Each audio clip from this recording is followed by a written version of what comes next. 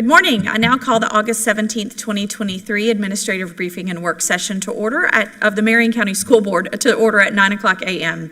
Please silence your electronic devices to avoid disturbing others. Mirroring and modeling the way our students begin each of their school days, I ask that you now join us for a brief moment of silence. Please join me.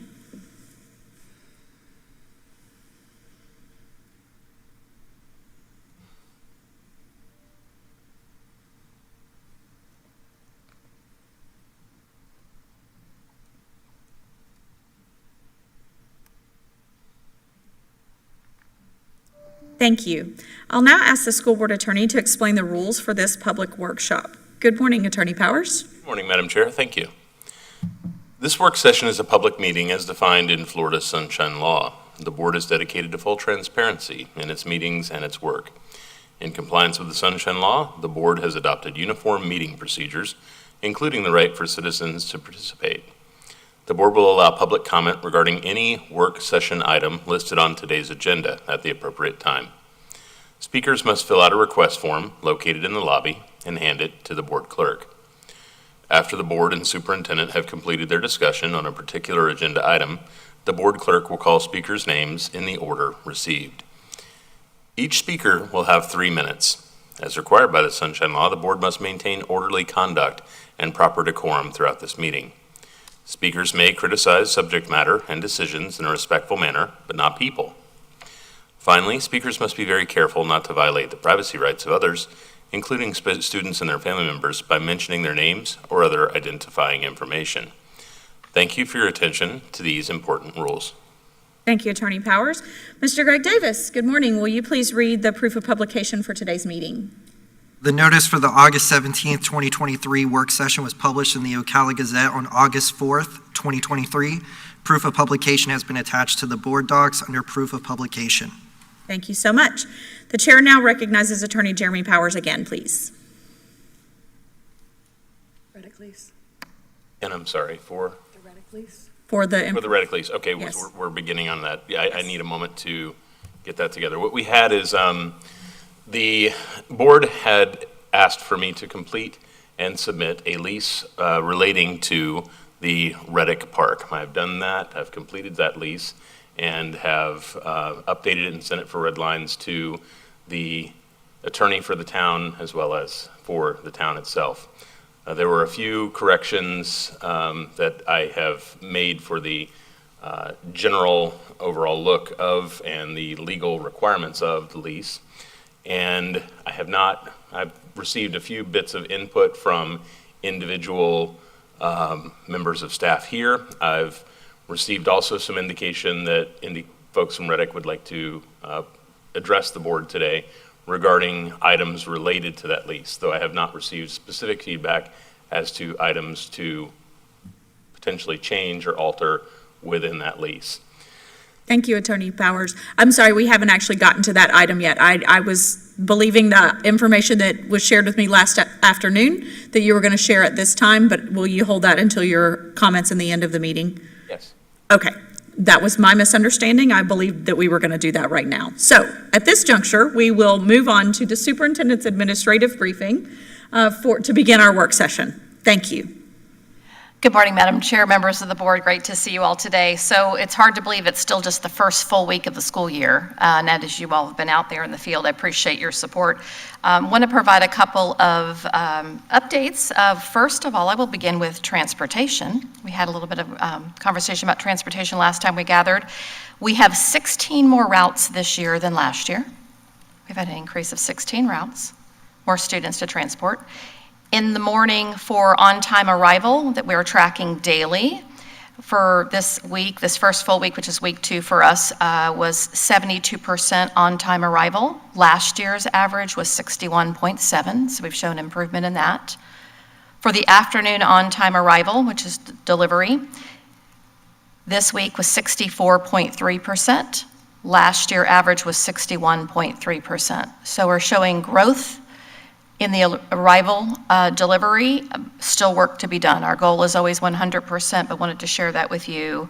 And we still have, at this point, 32 driver vacancies. And so again, as a reminder, we have other staff that are able to drive, and we are filling the needs from some of our folks that are out on medical leave. So they are doing double routes. We still have 23 double routes at this point, so they're making that work. So we appreciate everyone's patience with the buses, and they are working really hard to hire and fill those positions. And so with that said, I'll move into human resources with a brief update.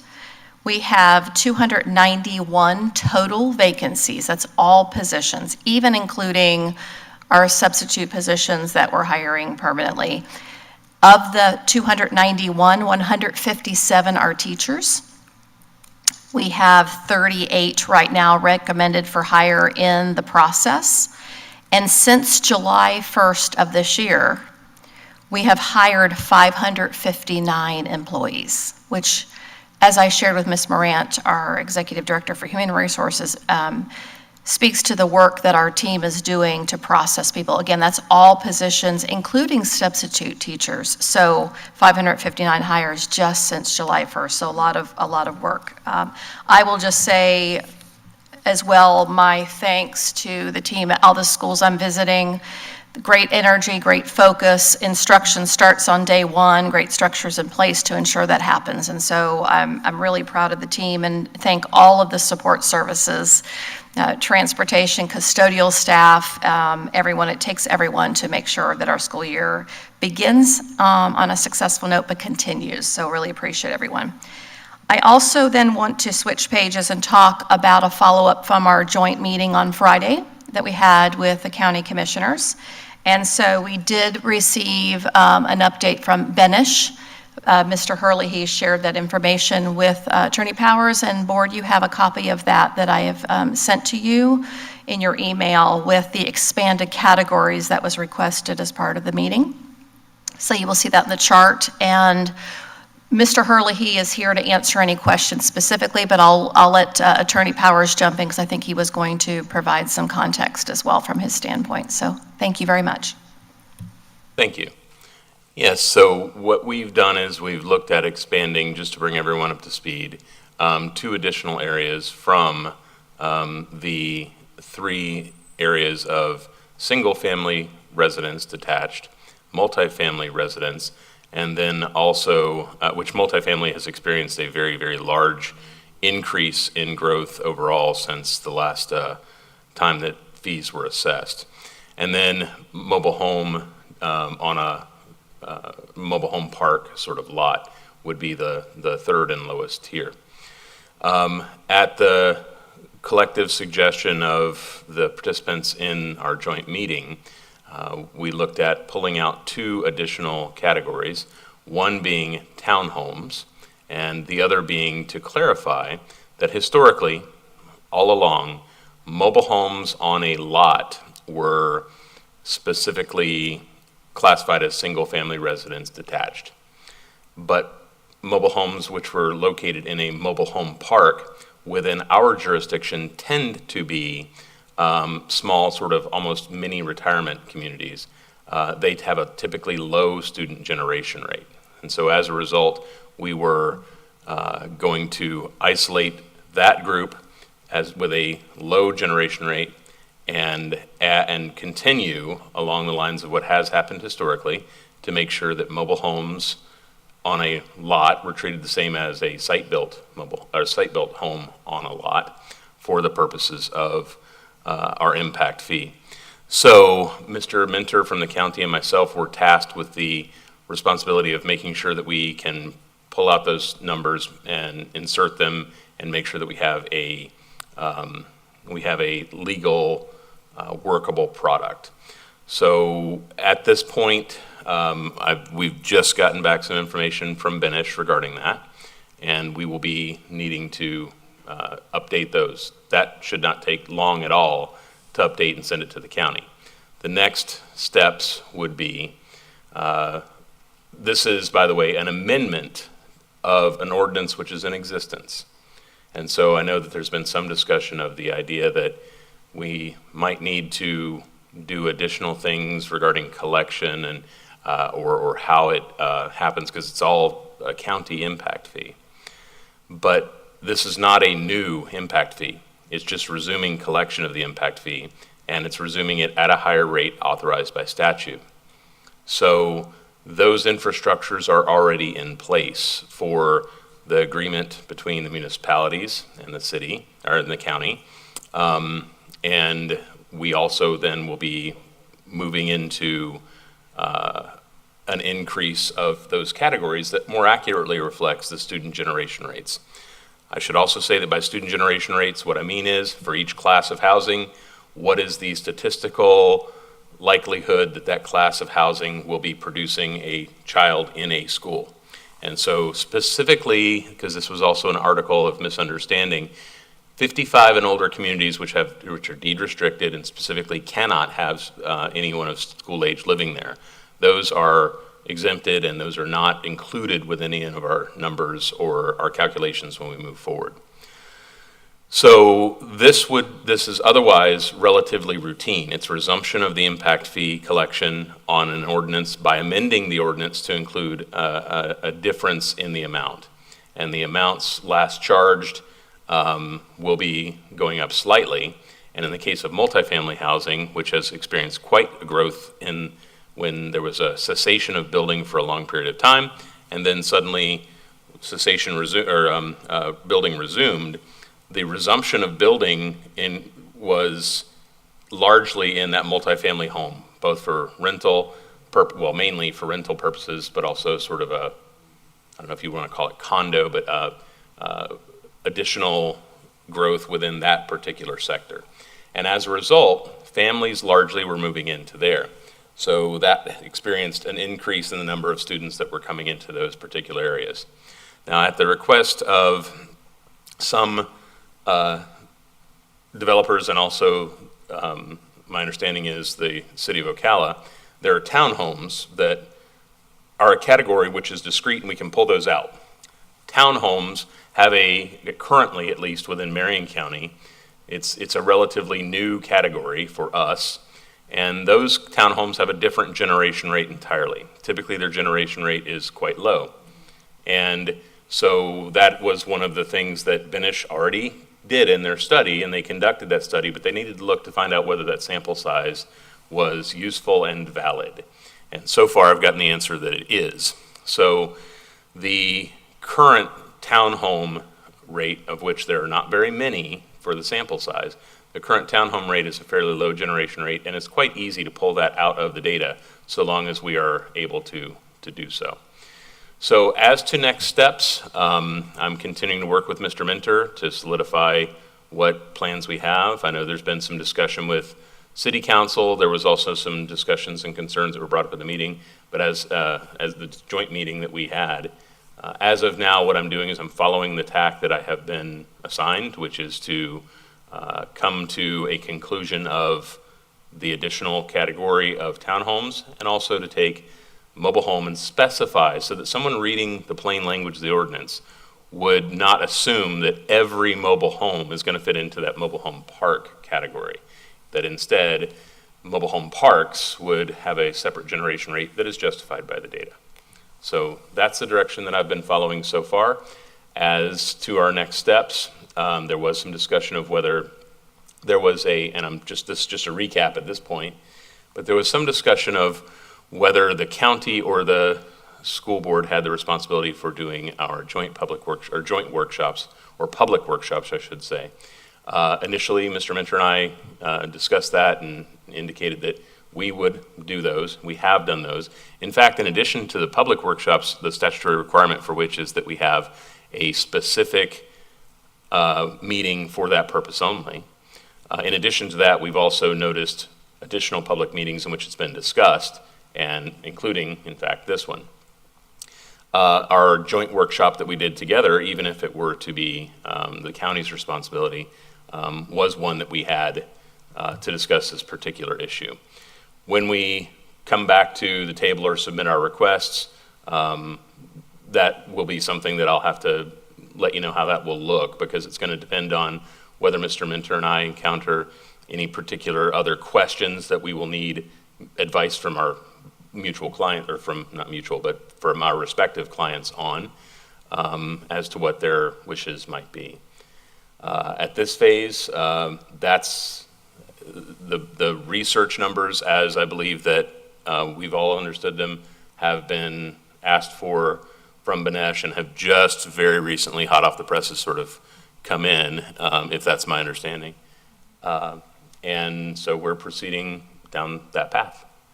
Thank you, Attorney Power. So since the board literally just got them 5 minutes ago, my question is going to be about the multifamily apartment number, because as we see from Benish, the number is calculated at higher than 50% of what it was previously. So with that consideration, would it be your legal opinion that we are going to meet extraordinary circumstances and would need to have 4 county commissioners to sign on? It is, yes. And I believe that if that generation rate, the generation rate that we detected from multifamily housing does indicate that although, and this is where percentages can get confusing, because the recommendation that we got from the study consultant was a fixed number for each category. For example, for one of the categories, it was slightly over $10,000, and previously what had been collected was just under under $4,000.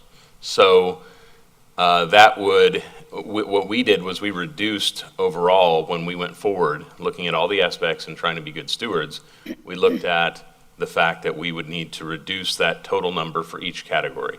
And so we reduced the total by 60% for each category.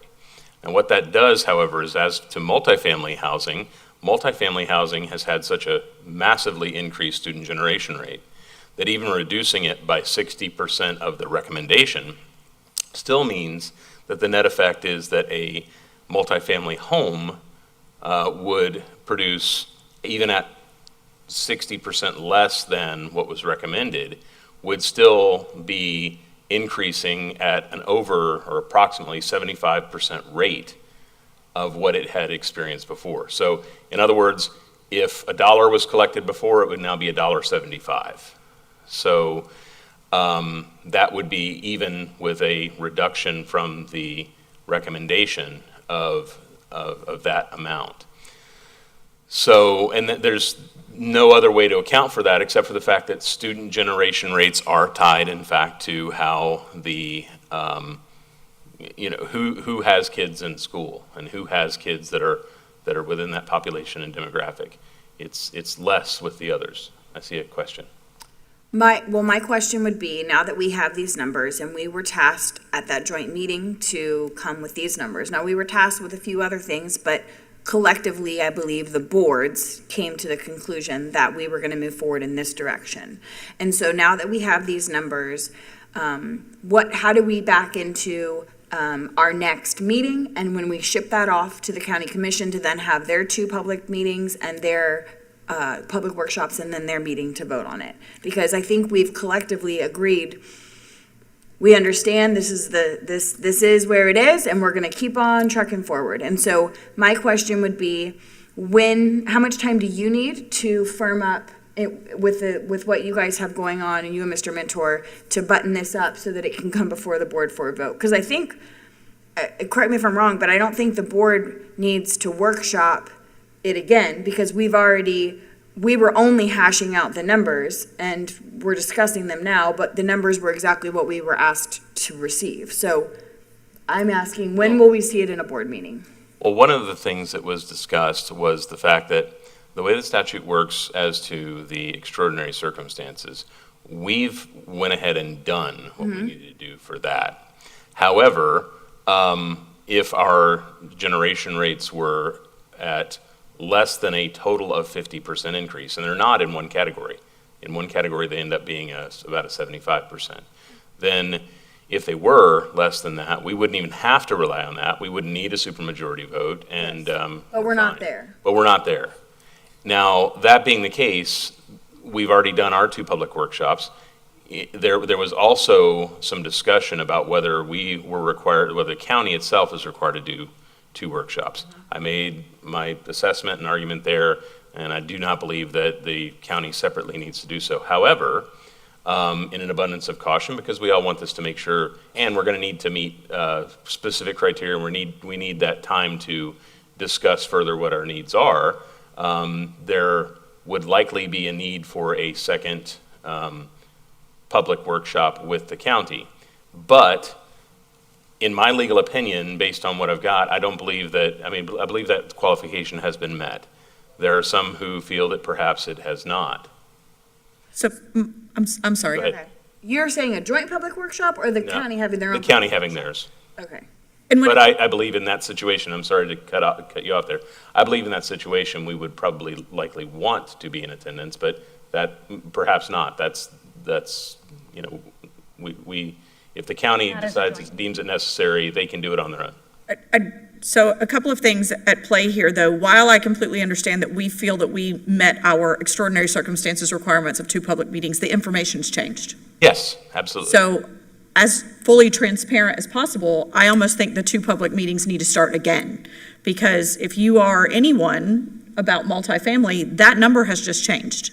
That information has just changed, and now we are talking extraordinary circumstances for that on what our recommendation is. That's just a thought. I would be of the mindset that, and this is just Allison Campbell speaking, that we send this off to Mr. Mentor as the email back and forth yesterday occurred. And this, Dr. Gullett, if you're fine with that, that this goes, because this is all that we were tasked with doing. The rest of the interlocal agreement, the municipalities are going to have to come to some agreement on that as well, but the county is one of those pieces. And at this juncture, if we don't get 4 county commissioners at least to agree on that one line item, we're dead in the water.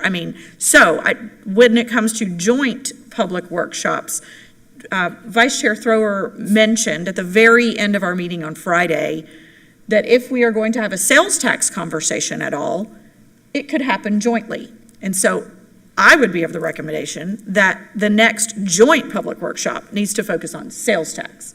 But we need to get the county moving forward with our recommendation and whatever we need to do, that this is going to be where we land. If we need to put it on our next board meeting, if we need to put it, whatever that's going to be, if the board is in consensus that we're moving forward with this. And I will say that I believe that based on my conversations and ongoing work with Mr. Mentor, who's great to work with, I believe that he would likely be more comfortable, as would the county commission, with doing another public workshop, not necessarily joint, but that's something that they would do. And certainly, I can't disparage that, because I believe that in an abundance of caution, if people, there's always an opportunity for challenge on a number of points. And if I close the deal on one and say this is not an opportunity for challenge anymore, then it quells any potential problem. So if I might, I would like to, so I'll go back to my original question. When can we see this in a board meeting before this board to vote on our proposal, or whatever the word is, to button this up and send it on to the next municipality to vote on? I don't know if the board needs to vote. What we've done is. The ordinance, the ordinance yes, itself, the we need to ordinance. vote on it. So So- if this is the information that this board would like to see moved into that ordinance, if the board so sees fit, as chair, I can request that item be added to our agenda on Tuesday. Beautiful. But I need to ensure that Dr. Gullett is okay with it. It is her agenda. So if we can get the language all tied together in a nice little package, we could have that added to Tuesday evening's agenda, and this school board will be handing it off to the county. I'm in complete agreement. Attorney Powers. I believe we can. I need to work with Mr. Mentor on that, and tomorrow, most of the day, I'm doing truancy cases, so. Understood. But yes, I will have that Can together. you explain what, I guess I may be naive, but what else is there to clear up with Mr. Mentor? Can you explain that? Simply that we have to come to terms within the proposed ordinance that he and I have already worked on and completed. The language is all there with the exception of those 2 things. We need to insert the townhome data, and he needs to be able to lay eyes on it and ensure that he believes that that's where it needs to go within a document. The second would be as to the definition that we are proposing to clarify what was an error in the past, not a recent error. The fact that it said mobile home, but everyone treated mobile home on a lot as a as a single-family residence. Commissioner Zalak identified that that was something that needed to be more plain language. And so I will submit those definitions to him, and I don't believe that is likely to be a problem. So then, presuming those two things can get buttoned up, we would see it on Tuesday, and I just want to understand then going forward, if the county will be the ultimate decider, and if they're going to have two public workshops to hear on the impact fee for extraordinary circumstance, that will be the county's decision to make. Is that correct? It would. I will tell you that our joint public workshop could count as one. Okay. Because that was specific. One of the requirements is that it has to be specifically dedicated to that topic of exceptional circumstances of the need, and it was, as opposed to a line item on an agenda that's buried among them. Ultimately, though, that is their decision to make. It is. Okay, so whether they do one, they do none, they do two, and then they would put it on to their board meeting whenever in the hopeful near future to vote on yes or no. And we all understand we need 4 votes, but we are going to put that and task that into their hands. So then my other question is, the county can vote yes. Say we get all 4 commissioners to vote yes. We then have a variety of local municipalities who have to agree. Do they have to agree in a board meeting, or they are simply agreeing to enact it? No, well, this is an issue I'm working on to try to find out what the even perception is. But I can tell you, this is not a new ordinance. This is an ordinance that exists with already a collection mechanism, and the municipalities are already on the ordinance. It's just that we have suspended collection. Okay. So that ordinance is already in place. This is an amendment to that ordinance. So it's not a matter of creating something out of whole cloth. So are you saying that a municipality that previously accepted impact fees would then have to resume collecting them if the county votes yes? Yes, but I think that they should, of course, and that was part of the discussion of the interlocal agreement, is that they should be a partner within that process of discussion. But that was also why we indicated within our interlocal agreement that we would specifically be seeking a study for an increase in impact fees. So once that happens and the study shows the justification for the increase, and then the increase is reduced by 40%, the only real question is, do they want the increase to be something less than 40%? Or, I mean, the same considerations that we would have, but they can watch the county commission meetings and our meetings just like we do. And of course, their discussions can be that they would like to provide input, and they certainly may. Vice Chair Thrower. And hence the reason for our 2 public hearings dedicated to this topic. Right. I would think. I continue to be of the mind that we want to ensure that and anticipate any needed I's dotted and T's crossed are done, so as not to further delay, let alone derail this process. I do have a specific question about mobile home parks, and it's just a clarification. It was mentioned that many mobile home parks are 55 and up. So the mobile home park designation I see here is with the 55s taken out. Right, that's okay. correct. Okay. Now, I will also, and I should state this, the primary change, because we keep having to go back to the touchstone here of what's the main point. The primary alteration we're making, there's one that we're altering some language to make it more clear. That's easy, the mobile home stuff. Then when it comes to the only other significant change to the structure that's been done ever since impact fees were first collected, there were 3 categories. We're now adding a 4th. Let me be clear. The 4th edition of townhomes will actually benefit the city of Ocala. It will benefit the townhome residents within those areas will pay a lesser impact fee because there is a low generation rate. Now, if suddenly 5 years from now, many people start moving into townhomes with 4 kids, then that affects the numbers at that point, but that's not where we are. And that would require a new study. That would require a new study and everything else. So it benefits the city of Ocala, the city of Ocala residents and people who might be developers or potential new townhome buyers or renters. As to the other municipalities, townhomes are not not really a factor within other municipalities. Currently, at least, the municipality of Reddick has 0 structures that would be classified as townhomes. I'm not aware that Bellevue has any either. So there may be some, or maybe some planned for the future. But at this point, that's a relatively new housing block, and that's why we're pulling it out separately. And at any rate, if those do become online for any of the municipalities, those are going to be assessed at one of the lowest generation rates, and therefore the lowest impact fee rate of any housing, until numbers show that the student generation data would be different. Okay. Do you have something else, Vice Chair? Thanks. Thank you for all of these clarifications, because clearly we are in a completely new era now than we were 11 years ago. And it requires not just the conversations that we've been having, but the continued and ongoing conversations, the continued intergovernmental meetings, the updated interlocal agreement that we worked so hard to get done, all to lay the framework for the future planning in a very different landscape than what we were experiencing 11 years ago. So I really like where we're going with this. I just want to get there. Sure.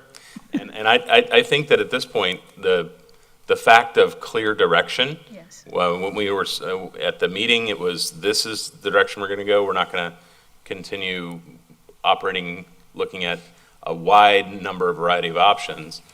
This was what this is with clear direction. This allows us to be able to move forward. And I will say that the participation of the people who did speak on topics, even though they might be uncomfortable topics like affordable housing, topics like whether we want to look at a different structure for the tiering effects and all those things, it was useful information to take in, know, learn, and try to understand how we were proceeding. So, thank you. Well, thank you for your work on this, Attorney Powers. I believe we have consensus and also approval from Dr. Gullett that a draft ordinance can be placed on our board meeting agenda for Tuesday evening. I'm certain you'll have communication with Mr. Mentor between now and then, and we will have this conversation. Go ahead and add that to discussion on Tuesday evening. We only had one other item in discussion anyway for Tuesday evening's board meeting, so we'll add it to discussion in case there's any late breaking news that comes forth that we do need to have. Otherwise, we will hopefully put our portion and our stamp. The board will have the vote at that point, and if we put our stamp of approval on it, it will move forward to the county for them to do with it as they see fit. Okay, terrific. Dr. Gullett, anything additional in your administrative briefing? No, Madam Chair, that concludes my briefing. Thank you. Okay. Thank you. Moving on to item 4.1, I know Attorney Powers did give us some update on the Reddick Neighborhood Park collaboration. Do we have additional people who will be speaking to this item, Dr. Gullett? Madam Chair, I do not believe that we do, but certainly we could open it up for public input. Nothing from the operations team. Okay. And I will start off, if you don't mind, by indicating that there are a couple of late minor modifications that I would also further make, and they are literally down to the point of, a couple of what they call scrivener's error corrections. But I'll send those along. I don't think those are anything that changes substantively anything about the lease. A couple of words, the placement was, one should be after the other, things like that. And so that would be we've provided that proposed lease agreement, and I understand there might be some discussion regarding items that were offered within that lease that perhaps others wish to have discussion about modification. Okay, thank you. Dr. James. So the one piece to this that I'd like to get clarification on our approach and what this looks like for future planning is the requiring them to drill their own well and septic. So can you talk through why that's included in this lease? But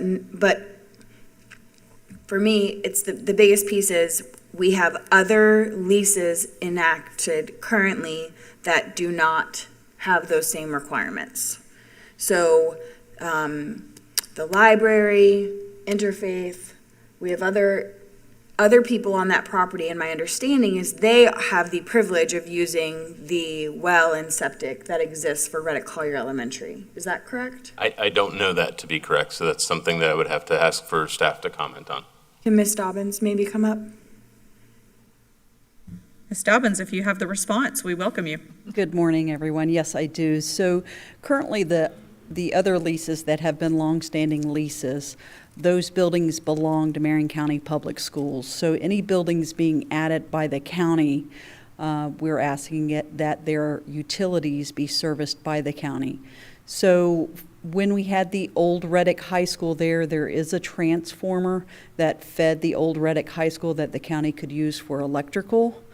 Our concerns with the sewer is that the wastewater plant is 31 years old, and we would need to do an engineer study to determine whether it can even handle any additional usage to that facility.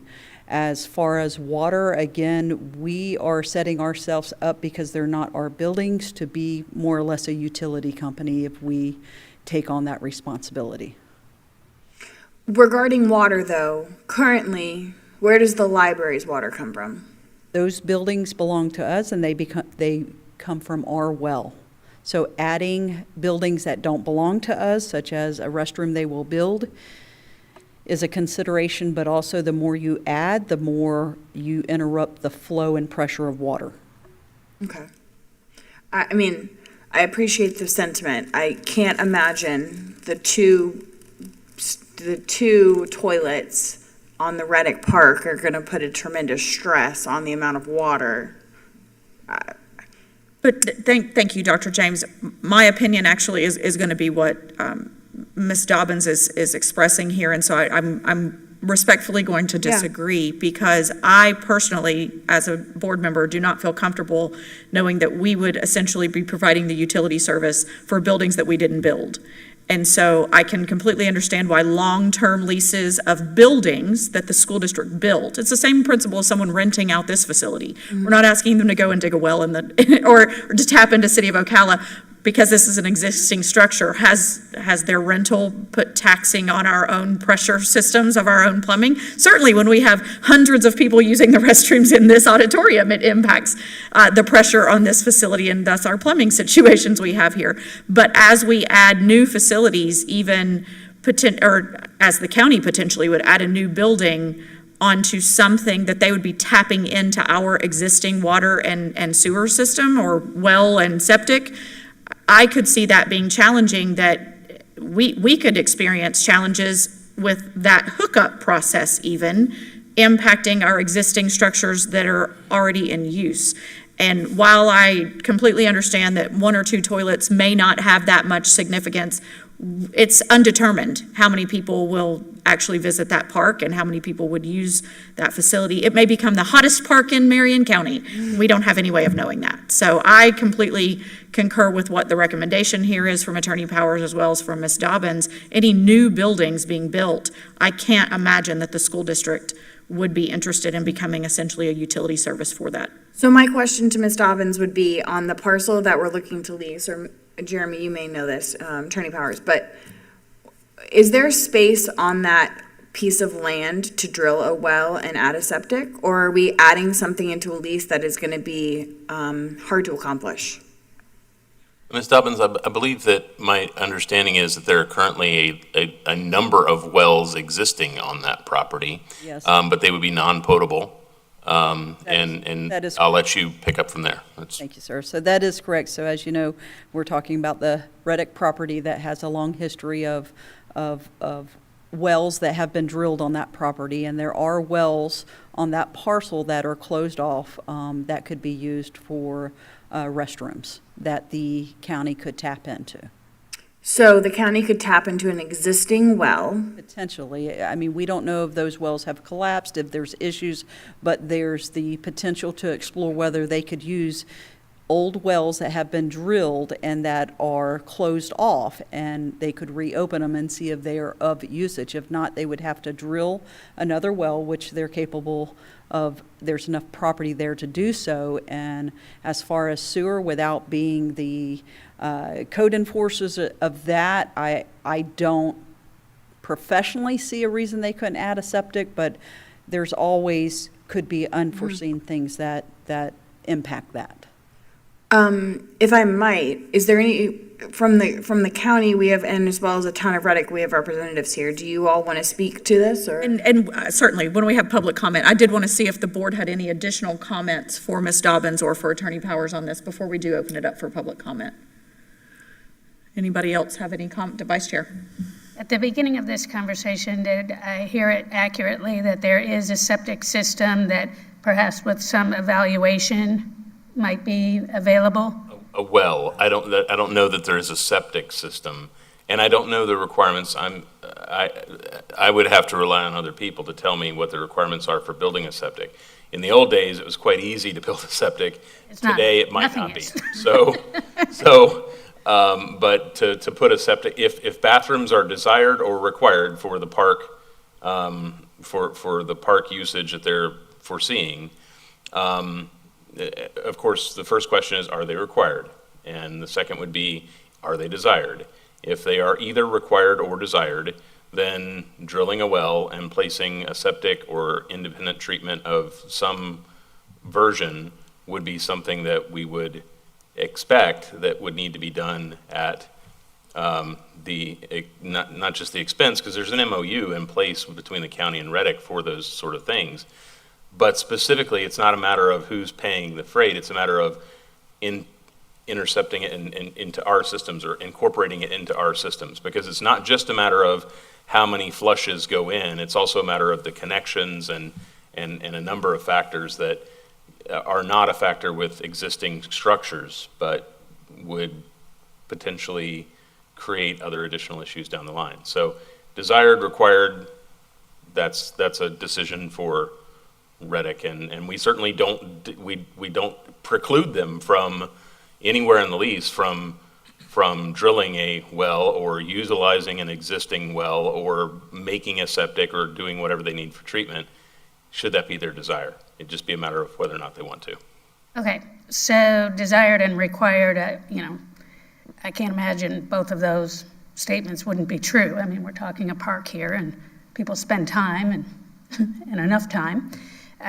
But I'll go on to say that when it comes to the bathrooms, there's a lot of parks now that have all kinds of innovative bathrooms, composting toilets and things like that. So, I would encourage more conversation on this. I certainly want to see this park happen. And if there are wells there that are already there that may or may not be functional, that we can provide access to or grant access to see if that'll work, then I would be in support of that. It sounds like that's within the realm of the recommendation. So I see no reason why the county couldn't explore the closed-off wells, but the ask is not that they tap into the well that currently serves Reddick Elementary Schools and those ancillary buildings.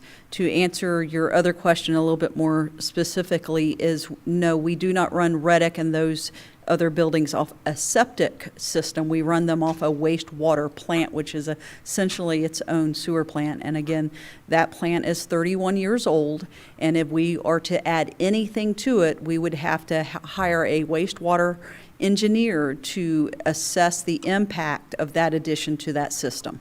Which still doesn't cover our base on, becoming a utility de facto in some ways. However, I would like to think through a little bit further in terms of trying to save some money to get this park going, if that's something that the town and the county would pay for, to see if it's viable. And then if it's proven to be viable, then maybe that could be another conversation. But it doesn't cover that base as far as us not really wanting to get into the utility business, which I do understand. So, starting with wells that are already there, I can get behind that if that's something they want to explore. Reverend Cummings. Madam Chair, thank you, Ms. Dobbins, for that clarity on the wastewater system. I don't have an issue with them using the wells, that's old wells or whatever. My concern would have been the wastewater system, our system that's already probably being taxed right now with the school and those ancillary buildings. It would seem to me that what is this? Does the city of Reddick have a wastewater? Or town of Reddick have a wastewater plant that because I would think that would be an avenue for them versus tying into ours, which could create a heavy load for us that would require us to do a whole lot of different things. So, of course, I do not have the information on what the county or the town of Reddick has. So would that mean, I'm sorry. That's good. So if they put a part, when we say, and they're not connected to a wastewater system, that means they would have to put in a septic tank and all those things, correct? Correct. And that's it. Vice Chair. Thanks. And another point to keep in mind is that the enrollment at Reddick has been quite low for a while, but that doesn't mean it's not going to increase, and that will increase the load on a 31-year-old wastewater system. So we do have to keep those points in mind. But again, it looks like there's some opportunity here to at least not derail this and help you out so we can get this vision into reality. It's important. Anything else over here? Okay, if there's nothing else from the board, we'll go ahead and open it up for public comment. Is there anyone here that wishes to speak on this particular item, the Reddick Neighborhood Park? Please state your name. Steve Rogers, representing the town of Reddick and the town council. Thank you. Thank you, board. Thank you for your assistance on the lease. Thank you, sir. The hard work. This has gone through the town attorney with Mr. Klein. Everything is acceptable except, to cut to the chase, the septic and the wells requirement. We're talking about $30,000 to dig a well and put a septic system. Again, that cost would have to be accepted by the town of Reddick on property that we don't own. It's still school board property. Yes, we have a lease, but we're being requested to put a well and a septic system to build this respective playground. Very honestly, unless we can figure out some way to do this, this would be a deal breaker for the town to be able to actually kill this project that we've been working on for, as Mr. Hurley said, over 7 years. We're talking about demand. Within 25 feet of where the restrooms, a two-hole restroom would be built, there is a sewage and water hookup. Within 50 feet, you have the library. Within 70 feet, you have the old band building. I can't really see where a tot lot, if we were building a large playground, if you were talking something like a Jervy Gann or something, of course, that's completely different. We're talking a tot lot. We're talking for kids that we're targeting under 12, and actually your kids, because we can't utilize your facility. You've got a great playground, but because of legal problems, we can't utilize, the kids in the northwest part of the area cannot utilize the school board playground.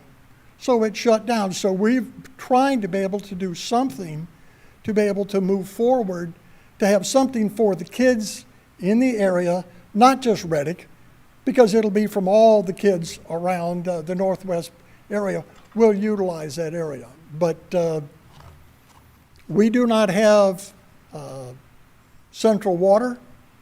or a wastewater. Everything in Reddick is operated by wells and septic systems, and that is on our land use plan, to answer the question that someone had. Thank you, Mr. Rogers. I appreciate that information. Understandably, that the school board would be asking for a well and/or septic tank placed on property that you do not own, but you would also be building buildings on property that you do not own. And so at some point, there has to be a give and take on that, and we understand that, at least from my perspective, and from what I'm kind of hearing from the rest of the board, I don't know if we have consensus on this necessarily, but we are kind of at a little bit of a standstill. So I'm not sure if there's any more information out of the county that they would be able to assist with that. I know they're trying to take people off septic right now, so I mean, I'm not sure what that looks like, but would there be any interest in the town of Reddick and potentially the county paying to assist us with getting a wastewater engineer to come in, because that would be additional cost on the school board for us to have a wastewater engineer to come check our system. And so there's a cost to that too. So we're starting to rack up costs on the school board side to try to certainly assist, but we don't really know what that would look like and what that cost would be either. If in fact the engineer would come in strictly to find out what impact the water usage and a two-hole restroom would apply to the system, if in fact, but to do an analysis of your entire wastewater system, we would not be. But the impact that we would have on it, absolutely.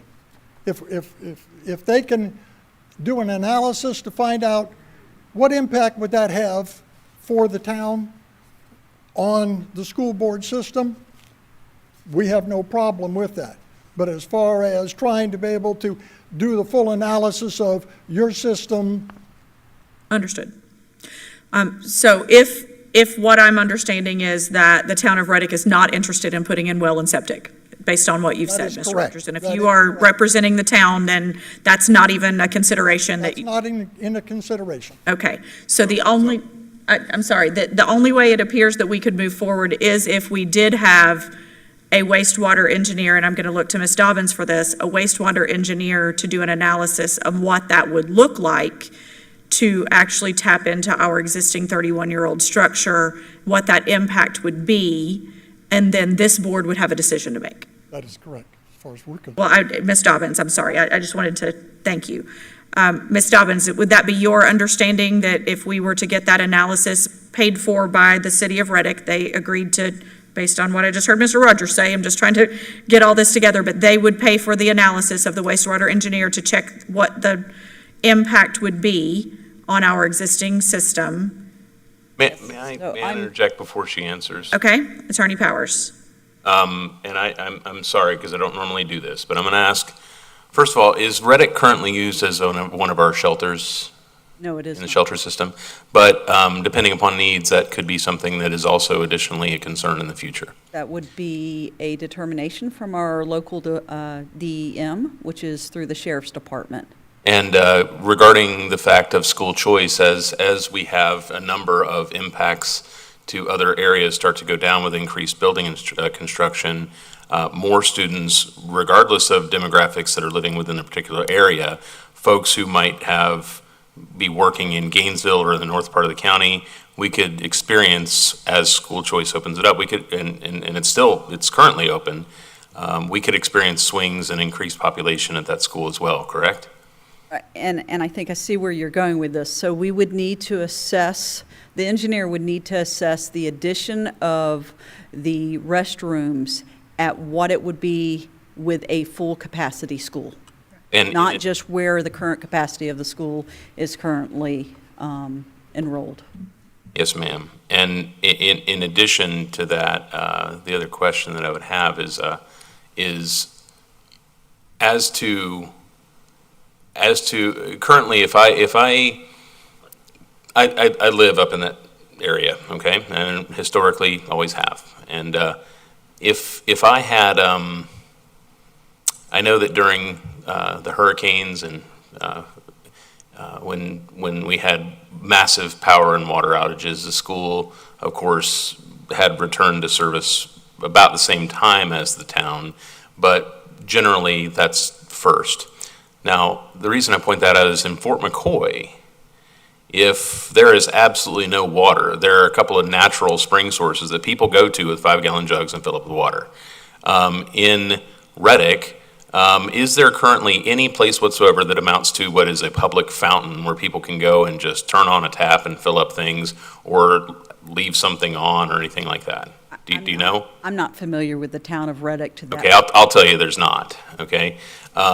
Now, the addition of even increasing with an existing well or then opening a well, those wells have been subject in the past to restrictions based on the fact that there could be potential for groundwater contamination from 1900s era cattle dips and things like that. And so at one point, we also were even having to bring in bottled water to one of our facilities. Is that correct?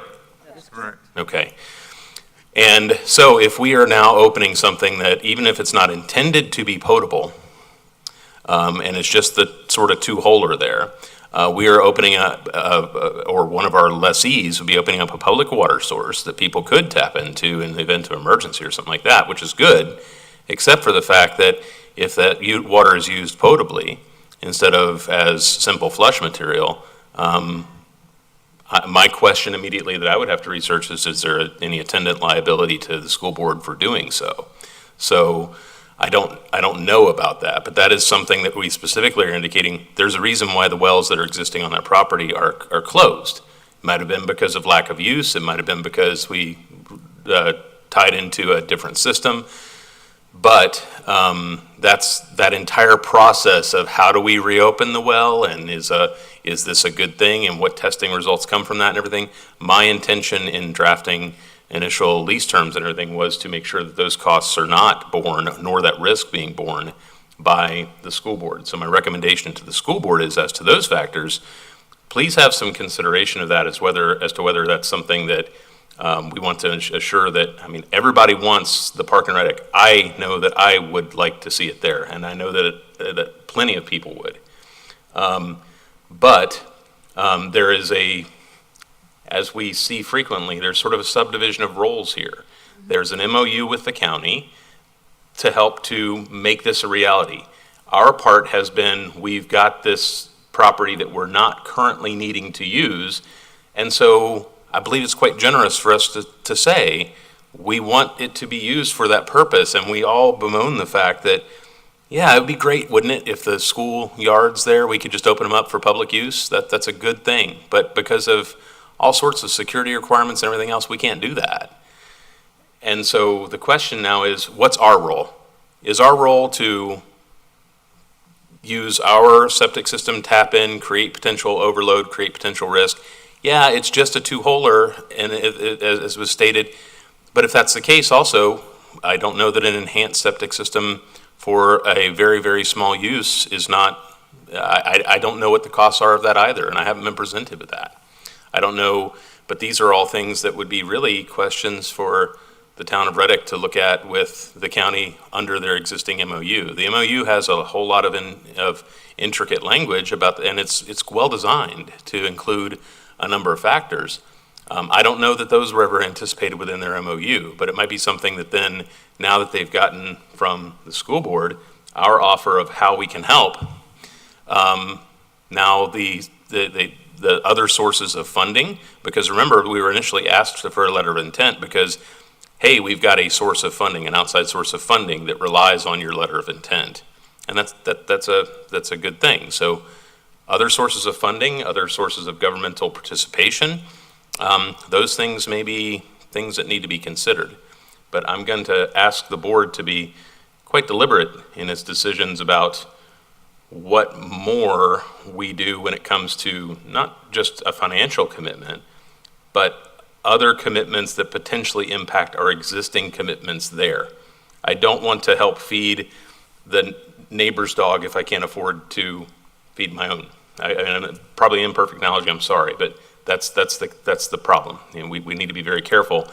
if doing one thing could potentially impact our existing. Madam Chair. Okay, go ahead, Reverend Cummings. Thank you. I'm listening to Attorney Powers, and he actually highlighted some of the things that I'm thinking of. Because of the fact that the existing wells, or whether they're closed off or tapped, that brings that liability to us, correct? Yeah, I'd have to look into that. But the fact is, one of the things that I've read in the past with some of these issues, and frankly, the Parks and Recreation Department, the parks folks from the county may be able, and I'm probably mixing agencies there, so my apologies, because I know that those folks do a lot of good work.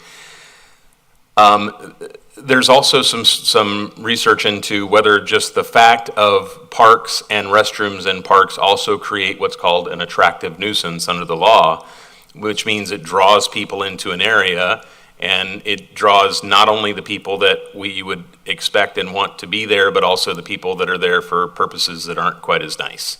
Right. And those factors and impacts increase with additional amenities and services that are provided within those areas.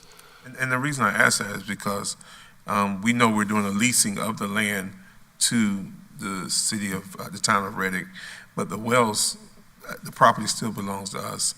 And so therefore the wells still belong to the property owner.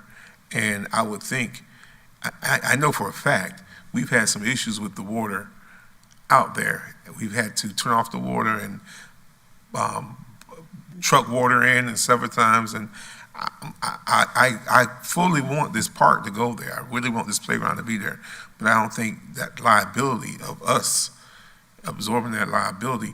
I heard the gentleman from the town of Reddick state about this could be a deal breaker. I will hope it's not a deal breaker, that we could figure out a way that there could be some collaboration with the county and the town of Reddick, that if they had to put a septic tank in there and they had to get a new well, that they would figure out a way that those costs could be absorbed to do that and it not be on us.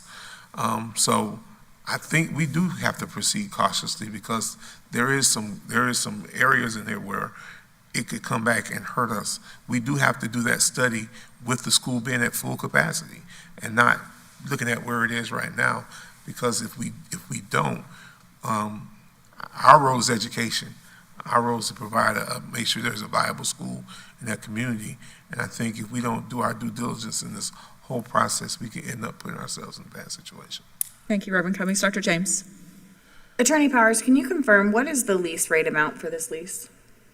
The How much are we charging for the lease? zero. $0. Okay, so I can appreciate the sentiments, I really can, but I can also appreciate the counsel of our attorney. And as a board member, I believe that this has been a great opportunity over the last 6 months for this board to show lots of grace to our community. And we have extended lots of hands.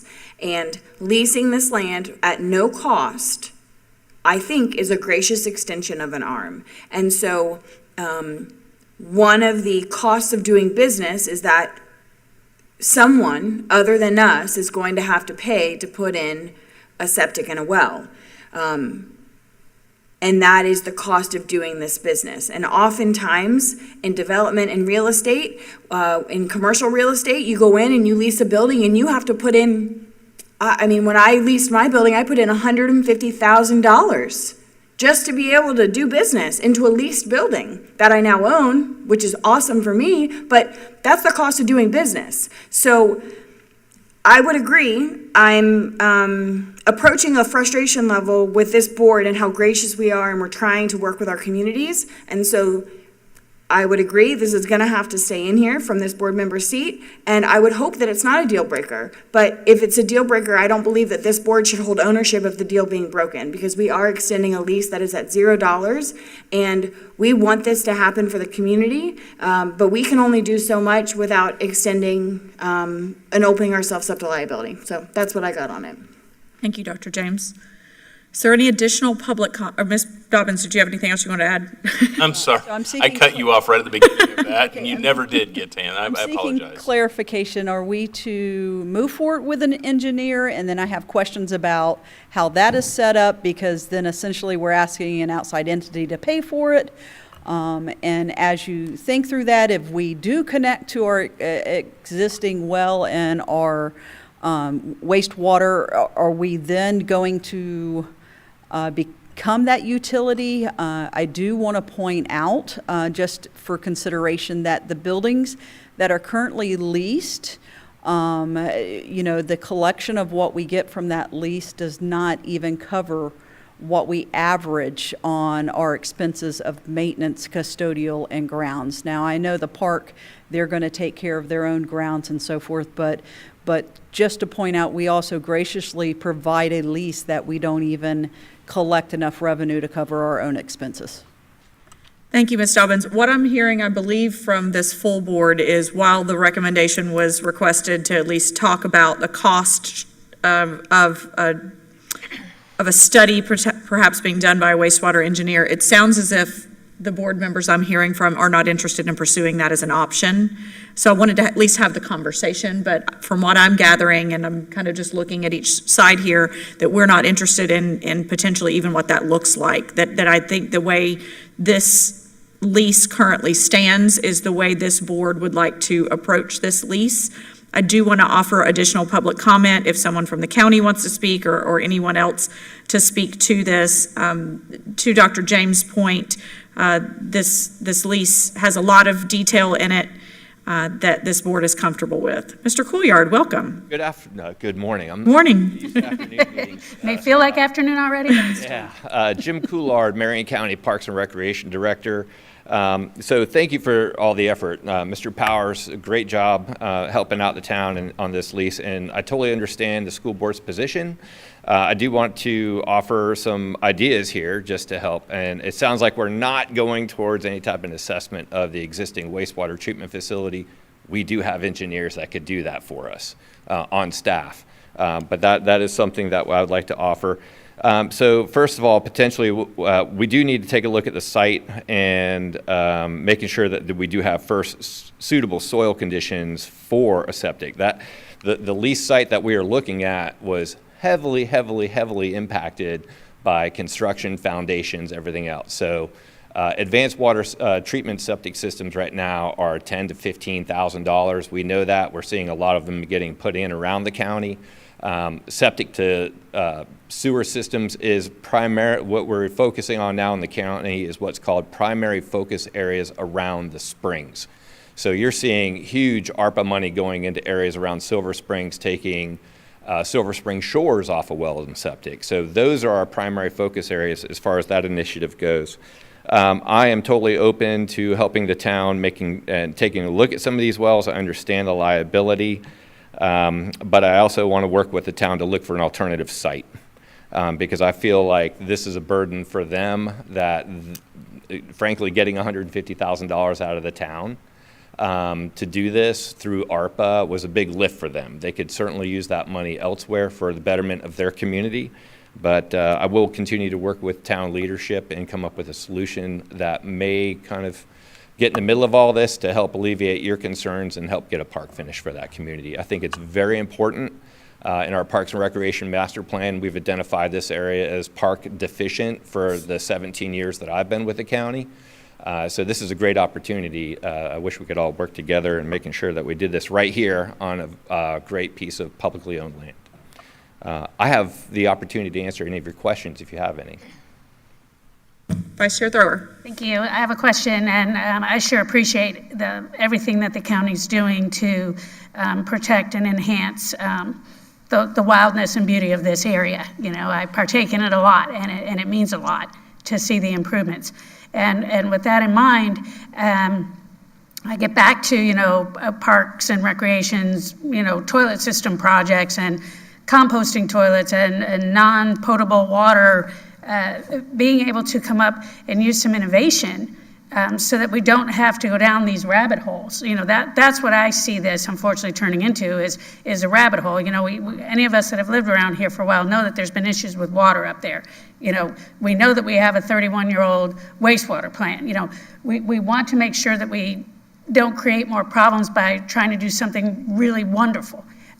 So I would love to see some innovative ideas so that this doesn't die and that are affordable, but don't get us into situations that we know are already potentially toxic. I appreciate that, Vice Chair. We do have compost toilets, but they're strictly used in natural settings where there's no water, no power, no ability to put in septic or well. Big trail communities on the Greenway, you'll see composting trail, that sort of toilets. In the Ocala National Forest, you see that sort of thing. But when you come into towns and municipalities, they're not the nicest thing for the public to use.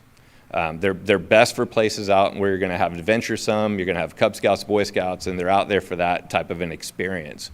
But in our park standards, having non-flushing toilets, we have 2 parks that have portalettes. They're getting flushing toilets this year, both of them, one in Dunellen and one up at Orange Lake. We are looking at using limited existing wells as limited potable water sources. That's a possibility here, but also considering the contaminants that you have, we're talking about a full FDEP well system with aeration tanks, inspections. It's a huge burden for anybody to take on, never mind a town with an area of 1 square mile and a very limited population to support it. So I don't think that a composting toilet or a portalette in a park like this would be something that I would personally want to experience or have my staff have to clean. It's just not one of those things. So out in the natural areas where they belong, that's a great solution. We can take a look at other ideas, but I can tell you right now, Madam Thrower, I've been through the bathroom gamut from portalette to Tajma bathrooms, and I can tell you what our staff are good at maintaining. Portalettes are not the answer, nor composting toilets in a quasi-urban setting. Understood, and thank you for your last statement about continuing to research innovative options, because I think all of us would love to see this happen, and it's disappointing to me personally that, you know, we've run into what sound like some pretty significant snags that, as a school board member, I have to temper my passion for kids with the financial responsibility of this position. So Understood. it's Totally this is a understood. tough one for me. Totally understood. Madam Chair, and I would offer this to our colleagues in Reddick. I heard him say this is a deal breaker. I'm praying that this not be a deal breaker, that we figure out a way to make this happen. I think all of us want to see this playground there. And I think as Vice Chair Thor said, there has to be some innovative ways of thinking about figuring out how we can get this done. I just can't see that this is not happening, this project not happening.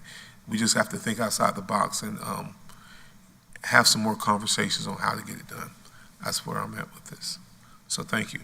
And I will note that there's not, I mean, with neither the MOU nor the lease, there's not any kind of immediate expiration date that says that we've got to make a decision on what has to happen. Of course, nobody wants to see delay, but if it takes some time to come up with innovative answers, we're not withdrawing, the current offer of the lease and its forms, or, we remain open to being able to, if there's some process by which we can, functionally make a legal concession that allows for something that you need that none of us in the room know about right now, we can certainly consider those items. But, I think you've heard where the board stands as to what the potential liabilities are. And I just want to say also, Mr. Couillard, it's been great working with you and everything I've done with you so far.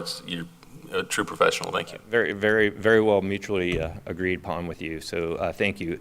Just remember, we're here today because last month we spoke about the need to move quickly on this because of the ARPA funds that the city has. So Right. there is an ultimate timeline for that. Right. But- It's just, my point was, we're not withdrawing anything. We're not, accept it today or you're out of luck or anything like that. Yeah, I agree. And then just one last statement. Just please remember that parks are for people, no matter who they are and where they're from. But these are for people, okay? Thank you. Thank you. Thank you, Mr. Clayard, for being here. Any additional public comment on this item? Seeing and hearing none. Board, is there any additional comment that we have here? Attorney Powers. No, that was a hand signal for, can we take a 5-minute recess? Okay, all right, terrific. But that's up to you. Okay. Sounds good. Ms. Stebick, are you speaking to this? Okay, all right, perfect. So with that, board will go ahead and close that item off right now and leave it where the conversation ended. And we will take a brief 5-minute recess at 10:15. We will reconvene about 10:20. Thank you.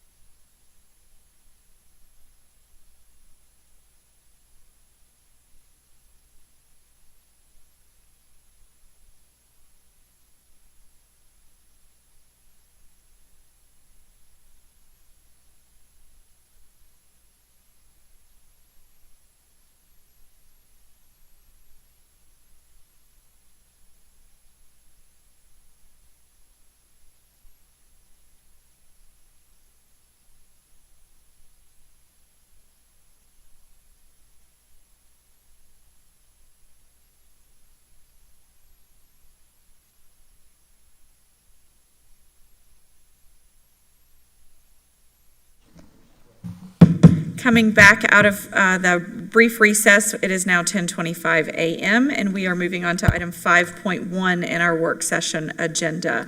Dr. Gullett, would you like to introduce this item, please? I would. Thank you, Madam Chair, members of the board. Speaking of costs that we had in our last conversation, we, as you know, have a duty and responsibility to be good stewards of public funds.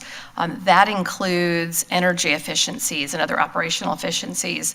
And so I was approached by a colleague about a program used in other districts around the country, I believe, but also specifically in the state of Florida. And so we have met with this group that Ms. Dobbins is going to introduce today with Synergistic and looking at energy management efficiencies, where we can, again, be good stewards of our funds and make sure that our dollars are going to the classrooms to support student success. So I'm going to introduce Ms. Dobbins, who's going to introduce some folks that are with us today to present an opportunity for a program for energy efficiency. Thank you. Thank you. Good morning. Good morning, Chair Dr. Campbell, board members, Superintendent Dr. Gullett. So Dr. Gullett took the words right out of my mouth on my intro, so I can shorten that. So we are looking at operational efficiencies and what we can do to cut cost in energy and also reduced waste.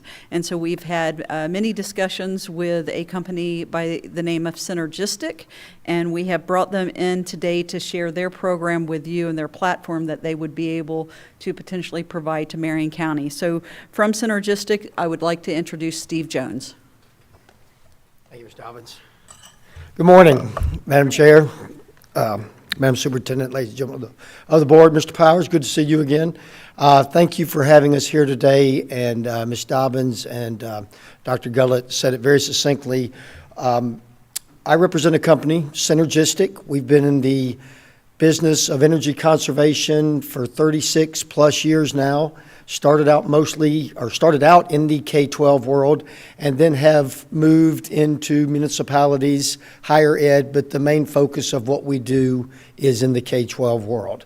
I'm going to talk a little bit. I know your time is valuable, and I'm going to respect that, but please, at any time as I move through here, if you have questions, feel free to stop me, and I'd love to respond to those. A little bit about the how, the why, and the what. 100% what we do is reduce the amount of energy that your district uses, period. It is all commodities, water, electric, gas, but as we did our due diligence, and we met in October, to Dr. Gullett's point, we've met in October, and I have met ad nauseum with Ms. Dobbins and her fantastic facility teams, Ms. Boston Ellis on the financial side, Mr. Powers. We have done our due diligence, as I know that you have with our company, and I am glad to be able to talk about what we are bringing to bear and what we feel like we can do in Marion County. So this is some numbers there in front of you. I'm not going to dig into this. One of the bullets that I feel is one of the most important that speaks to our credibility is on the right-hand side. We have been Energy Star Partner of the Year with the Department of Energy for 14 years in a row now. What that means is the Department we see Energy Star, we see stickers on our refrigerators at Lowe's, those kind of items on equipment. But what this means is that the Department of Energy for what we do in school districts in energy conservation, they have recognized us as being Partner of the Year, and that's something that we are very proud of. Energy Star certifications in schools are a big part of what we do. What that means is that you are in the top 25 percentile of all facilities across the country that are like in energy conservation and energy sustainability.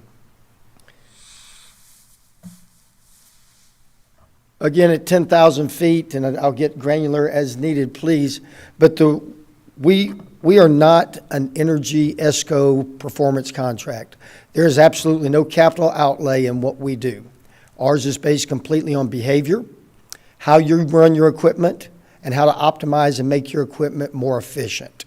We do that through a couple different tiers of avenues. Energy specialist is a big part of what we do. With a district of this size, 7 million plus square feet, we will hire two full-time energy specialists, and they are dedicated completely to the mission of Marion County Schools of reducing energy throughout the district. They don't work in other areas. We like to hire them locally. We train them, we educate them, and then we support them through a vast variety of engineers and technicians, but they are dedicated to this district, and that is all that they do. They don't get pulled in other directions. They're focused on the mission. Technology is a big part that we bring to bear with this, that the district has complete autonomous use for. What we'll do is we'll come in and build a model of every single one of your schools, every one of your buildings. And we will analyze those buildings, run metrics on those buildings on how the equipment is operating. And then we find ways to make it more efficient without, and this is one of the most important things I'll say this morning, degradation of the classroom and the learning environment is non-negotiable for us.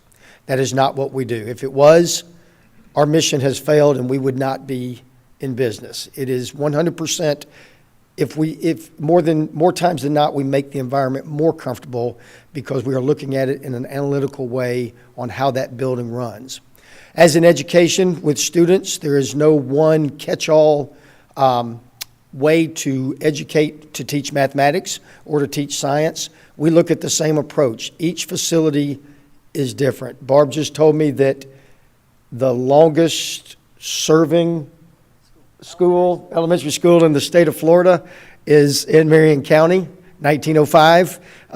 So we realize that a building of that age and maturity is not going to recover and not be able to run as a building that was built 10 years ago. So we don't have a boilerplate overarching one-fits-all plan. We analyze and we study them.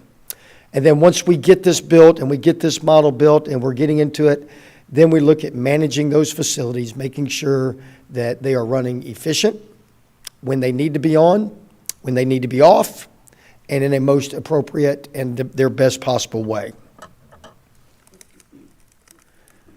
Don't want to dig too deep into this. We've gone over it with your team, but it's a very robust technology package.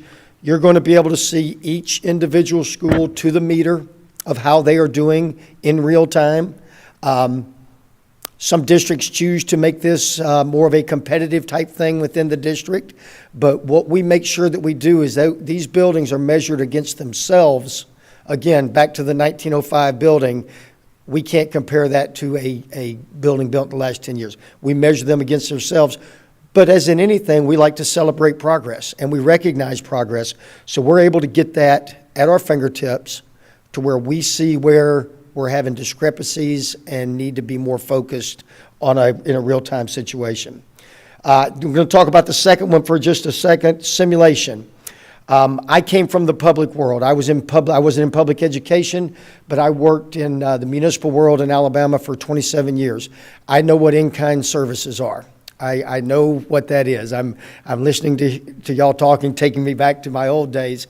But we are able, once we build a model of all of these facilities, which we will, we are then able to run mathematical simulations on your building to show, exactly what is it costing to run this facility. We know for a fact what it's costing us in utilities. B, if we want to look at this auditorium and replace the LED lighting or the T8s or T12s with LED lighting, we're able to simulate that model so that you can come, or we can come to you and say, this is the ROI over the next 5 years if you change your LED lights or put in LED lights. So we have a very, very, very good grasp once we build that model of what all your buildings are doing. Kind of an overarching view of what we do, energy specialists, the men and women that we hire, we're not looking for mechanics. We're not looking for HVAC technicians. Some of our best energy specialists are prior teachers. We were in Marion County in 2006 and had a fabulous program here, and one of our energy specialists was a former educator in the district. So we need people, and we find people. I wish I'd have known this with raising my two children, but we look at this as an education over dictation program. We want to educate people not only why we're doing it, but how we're doing it and what the benefits are, as opposed to just coming in and telling them that we're putting in a program. Energy experts for Barb and her team, being able to bring multiple specialty items. If you have boiler issues, if you have wastewater issues, if you have HVAC issues in your organization that you can't get a handle on, we are going to bring those people in to look at that equipment and help you as a partner to find out how to make those run more efficient, as opposed to you hiring somebody from the outside to come in. We'll talk a little bit about the funding in a minute, but it is a 100% guaranteed self-funding program, and we'll touch on that earlier. If we do not save, you do not pay us. We are in partnership. It is a 50-50 split of the savings. 50% goes directly to the district. 50% comes to Synergistic, which covers all the cost of every trip and everything that I've talked about on here of bringing in those experts and the energy specialists. I'm going to touch a little bit on community. This is one of my favorite parts that we bring to bear, that I have found we have really good success in, is getting the students involved with what we're doing. Letting the students know, educating them on what their efforts are doing throughout the district in energy conservation to enhance the district. From K-12 to your STEM and STEAM programs, we like to get them involved. I've got a slide here. That's Pinellas County. Dr. Mike Grego, who is retired now, was kind of the impetus to us launching this, where he said, I want to get my children involved and explain to them what their efforts are doing for not only the school district, but for the community. You can see I was a junior patrolman a long, long time ago and thought that was a neat thing to be able to wear my patrol outfit. We like to get little energy management teams in your elementary schools. Going in there and talking to them about what the fruits of their labor that they're doing and what that's bringing to the district. It becomes almost a culture at that point that we strive on. I've got these numbers from Florida Municipal Electric Association. There is no doubt, no ambiguity that electrical costs are rising, have been rising, and are going to continue to rise. Ocala is served by actually three. One, a very small REA that I couldn't find a lot of data about, but Ocala Electric, and then the lion's share is by Duke Energy. This is a comparison from 2021 to 2023 about your fuel cost, and we can see down there at the bottom that Duke Energy is up 39%, Ocala Electric is up 47%. I want to be real clear, we can do nothing about the rates that you're paying at all. We can do a lot about the amount of energy that you use, and that's what we do. Just kind of a small caveat on that, you can see that the base rates for electricity are not that large of an increase. And when we read that the increase is 4, 5, 6%, the lion's share of the change in the rise in energy cost is due to the massive fuel cost that you can see on that chart. And fuel is just a pass-through to the consumer. We want to get that commodity usage down and get your bill down. Before I go into some pricing models here, are there any questions, or would you, Superintendent, would you like for me to go into the financial aspect of this first? Continue. Please continue. Thank you. Yes, ma'am. So this is a matrix of what we put together, of what we feel like conservatively that we can do in Marion County over the next 5 years. This is a 2 energy specialist program where, again, we will hire 2 full-time people. They are dedicated completely to the district to find these savings as we move through. As you can see, it is a split savings to where the costs are split between Synergistic and the district. But again, if there is no savings, then there are no fees. You are not paying us an upfront capital fee, and we try to work back to that number. This is done, and we square up every year, shore up the dollars every year. But this is what we look like that we can do, and we're looking at somewhere over $7 million net to the district over the course of 5 years. John, is there anything you'd like to add? Okay.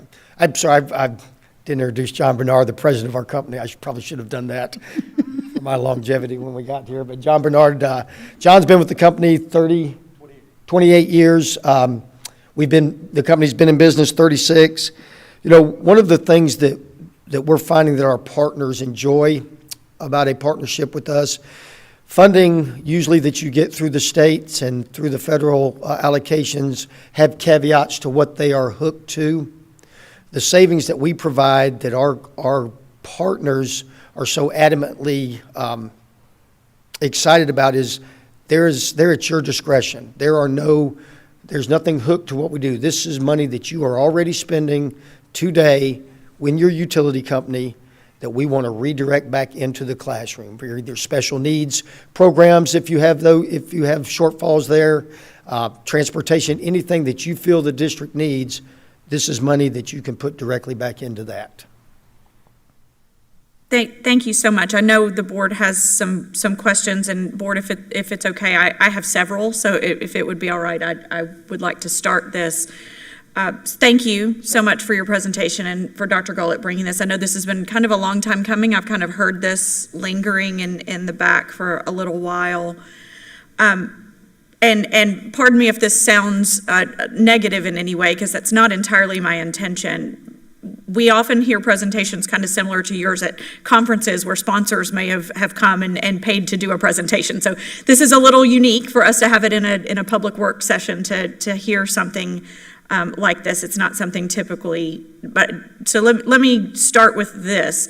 Based on what you just, with the slide you have up here, so based on what you just said, you essentially are paid at the end of the first year, and it's not a payment system all throughout, because I could see energy savings fluctuate, and it's not going to be consistent month to month, perhaps. And so could you explain how that payment system occurs, as far as, are we paying month to month, even though it's potentially an annual, or what you have written here, a 5-year contract? What does that look like? Yes, ma'am, and I don't think I said that as well as I should have. It is a monthly billing system to where we go month by month and look at the aggregate bill from a baseline. We will build a baseline, a good, solid 1-year baseline of Marion County School Board's utility use, and we measure off of that. So it is it is just a 1-year average and not looking over a 3-year average or something like that. You're just creating a baseline off of last year's numbers to this year's numbers. It would be a baseline of probably, we would go back and look for 3. We would try to find 3 good, of course, we'd throw COVID out. Sure. Yes, but we look at to where we have a baseline that we put together, and then we will get with Ms. Dobbins and Ms. Boston Ellis and their teams and make sure that everybody is in agreement on what the baseline is. Okay, and I have about 3 more questions. Sure. I think. So because significant savings that you're seeing in other districts, while there might be net savings on the actual cost of the bill coming from Ocala Electric, Duke, and I think we also have Clay and Seco, if I'm not mistaken, Ms. Dobbins, are Clay and Seco and Tico. So we have multiple agencies serving us, but I understand why Duke and Ocala Electric are the main ones that you were able to find data on. But would there be additional recommendations at a cost to the district that might actually assist us with that? So I'm going to use an example. Motion activated lights. That's going to be a cost to the district to potentially change something in our system that we're doing. So there is a capital cost there, but then we might actually get a net savings on the energy efficiency that we then would have to pay you 50% of, but there's also still additional cost built in there to the district. How often do you see that occur? Yes, ma'am. So I'll take Alachua County government, for example. They are a client of ours, Tommy Crosby, the assistant county manager over there. They did an upgrade in one of their judicial facilities where they came in and put LED lights in and took out T8s and T12s. We redid the baseline of that facility so that we got absolutely no credit of the upgrade and the energy reduction of the capital expenditure that they put in.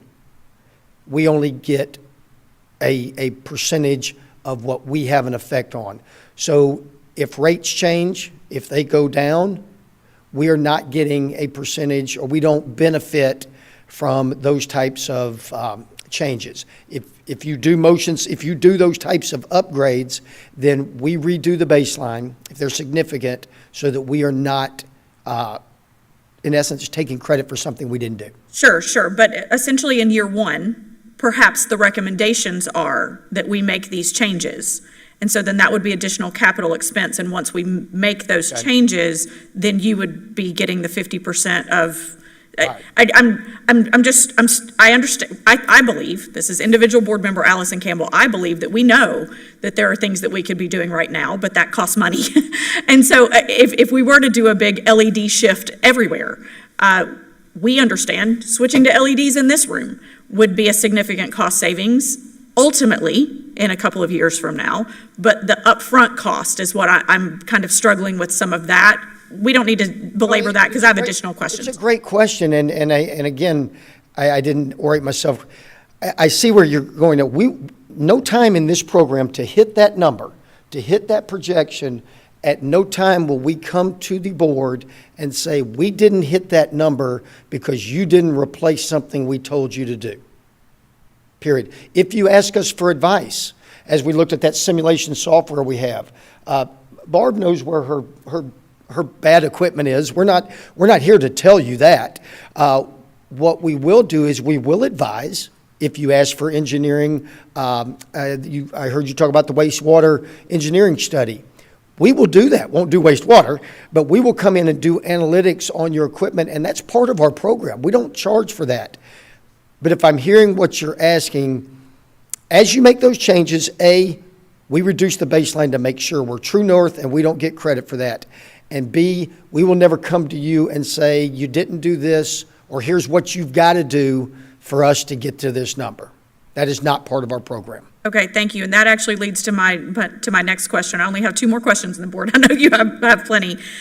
So what you were just saying is that you would never come in and say one thing or another necessarily, that mandating what. So my question actually is, so what kind of authority actually does your employee and or employees have within the school district? Like, what would that look like as a part of the contract agreement? So all of our contracts and all of our partners, 1,500 across the country, we require that the board codifies some guidelines and not guidelines. board policy. I'm sorry.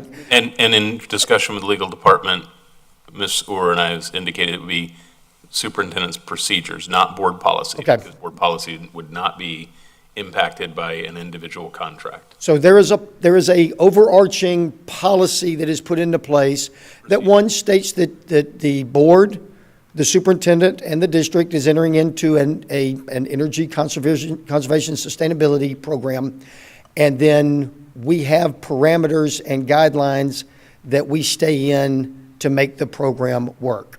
Now, the first thing that comes to people's mind is, well, what if you tell us to have the air on 80 to save energy? We stay within OSHA standards. We stay within ASHRAE standards, which are national air quality control and temperature regulated organizations. What we're trying to do and what we are doing is, if the district is serious about wanting to find the waste and put that waste back into the general fund, that there are going to be some changes that are going to be made. Not degradative changes, but there are some changes, and that the board is supportive of this program. Okay. Did that answer it? It does appear that it is, based on what the attorney said, it actually would be out of the superintendent's procedures. This would be an operation function. Granted, all that we're talking about today essentially is entering into a contract with the school board. So I understand the contract itself essentially becomes policy in a way, but how that runs in the district would become procedures and operation within the superintendent's purview. And yes, sir, you may absolutely respond to that question. I do have one final question whenever we're done. Thank you very much, Madam Chair and members of the board. John Bernard again, and thank you for the opportunity to respond to questions. I just wanted to clarify a couple of things on your questions that Steve said that may not be perfectly clear. So on this topic, our authority is an extension certainly of the board and senior administration saying in some way that's appropriate to your procedures, hey, this is important to us. This is a commitment we're making as a school board. So we do need that. That gives us empowerment. But more importantly, the administration will promulgate guidelines. We'll work with them on that, but your administration owns those guidelines. And those are more the rules of the road for buildings. what are occupancy periods in these schools, and what are unoccupied periods when students and teachers are not here? What do set points need to look like when buildings are occupied, when they're not? Those kinds of standards you ultimately will approve, and that becomes our boundaries. So that's our authority. Those energy specialists, they manage to the guidelines that the administration agreed on, and then manage exceptions. The one thing that we're going to ask for, most of the savings that we generate for our clients is not during the school day. It's nights, weekends, holidays, spring break, summer. It's all those other periods of time. And so that's where the savings is going to come from. And so all we need is the authority for those energy specialists when they are in a school on Friday night and they're seeing systems running and nobody's there, everybody's gone home.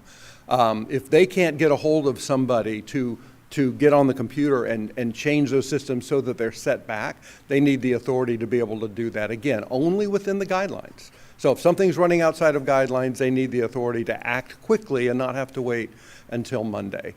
Back to the billing question, I just wanted to say one thing. We will prepare invoices every month. Let's say we started in October of this year, and that was month 1.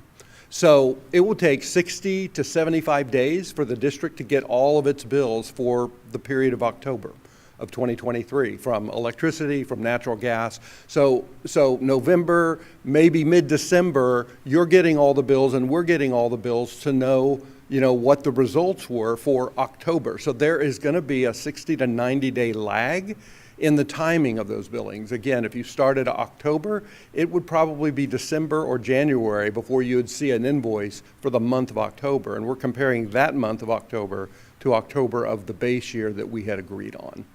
Does that make sense? It does. So thank you. It does, while some of the things that you said does cause me additional caution and concern, I believe some of that could be worked the nights and the weekends and having keys to buildings and all the things that would be up to the superintendent on how she's comfortable with that. Personally, as a board member, I'm not, but that's not my purview.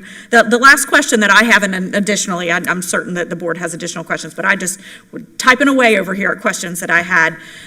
So again, and maybe I'm not sure which one of you wants to answer this, but seeing this potentially, would the contract, this maybe is a two-part question, would the contract be required to be at a 5-year period, or based on this, it looks like it is over 5 years? If we were to enter into a contract like that, potentially over a 5-year period, but yet at the district level, we were either seeing in year 1, we'll talk in year 1 hypothetically, that we were either seeing that the recommendations coming forth were going to be at such a significant cost to the district. We're struggling with capital dollars, and we know that. That's not a surprise to anyone in this room. But if we saw that the recommendations are at such an extreme capital expense that we frankly just cannot complete in the next 3 to 5 years and not a part of our 5-year facilities work plan, et cetera, what does a termination clause of a 5-year contract look like? And so that's, again, going into a contract with the board, I do have some concerns about if this is a 5-year contract, what that looks like. And again, if we are like, okay, we appreciate all the recommendations, guys. We understand all of these things that you've recommended would be wonderful if we had capital outlay dollars to be able to use them, but we don't. And so what does like a termination clause look like in a contract? Yeah, let me respond to that as well. But to do that, first I have to kind of reinforce something that I don't think we're articulating very clearly. We will not make any recommendations that require you to spend money. We will not ask you to replace, repair, or upgrade anything, not lighting, not control systems, not HVAC, nothing. What we do have is engineers and simulation models so that when Barbara and her team say, hey, we've got some bond money or we have some one-time money we want to use, could you help us figure out how to prioritize that? Where can we get the most bang for the buck? We can help in that way. We can say, if you want to do infrastructure upgrades or replacements, we've got a deep experience in that, and we can tell you, exactly how that would benefit you from an energy standpoint. But we're not going to ask you to do anything that costs money. So that scenario simply can't happen. All the recommendations we're making is just to manage consistently to the guidelines that you've set. Because every day there are little examples all over the district of things running that are not adding value to your mission. lighting left on in the middle of the night, sprinkler systems running when it's raining, and on and on and on. But there are too many of them, and they're too granular for a small team of M&O to be everywhere at once. We have the technology and the boots on the ground to kind of be everywhere at once. So we don't do this with some big retrofit. We save nickels and dimes thousands of times, as one of our energy specialists used to say. It's the little tiny things that are done consistently 180 school days a year and all the other days as well. But all of that said, our agreements with all of our Florida clients, we've worked with 20 or 21 school districts, we've worked with 5 or so higher ed institutions in Florida, we work with 2 local government, 1 city, 1 county. So we've had 20-plus year, 25-year history in the state. We're very proud of that. All of those have been 5-year contracts. In this particular case, we are structuring this as a 3-year initial term with the option to renew for 2 additional 1-year periods. So you can get to the 5 years, but it's going to start as a 3-year initial term because it's my understanding that complies with board policy and maybe state law as well. I'm not an attorney, so I can't speak to that, but I know Attorney Powers has helped educate us on that. If you want to terminate for convenience, if we're not doing our job, by the way, if we're not fulfilling our obligations, if we don't hire those energy specialists, we don't train them well, we're not sending engineers and other experts in often enough, and we're simply not doing the things that the contract says we have to do to make this program work, there's no cost to getting out. We would like an opportunity to cure something if we're in breach of any of our material obligations. So all we would ask for is 30 days to cure that. If we can't or won't, then the board can say, well, then we're done with this and walk away. There is no additional financial obligation. That said, what we do is very front-end loaded. So in the first year of a typical 5-year relationship, we put in about 40% of our total work effort over the entire 5 years. It's all put in year 1. And I could give you a bunch of examples of the things we'll be building, but that's perhaps not relevant.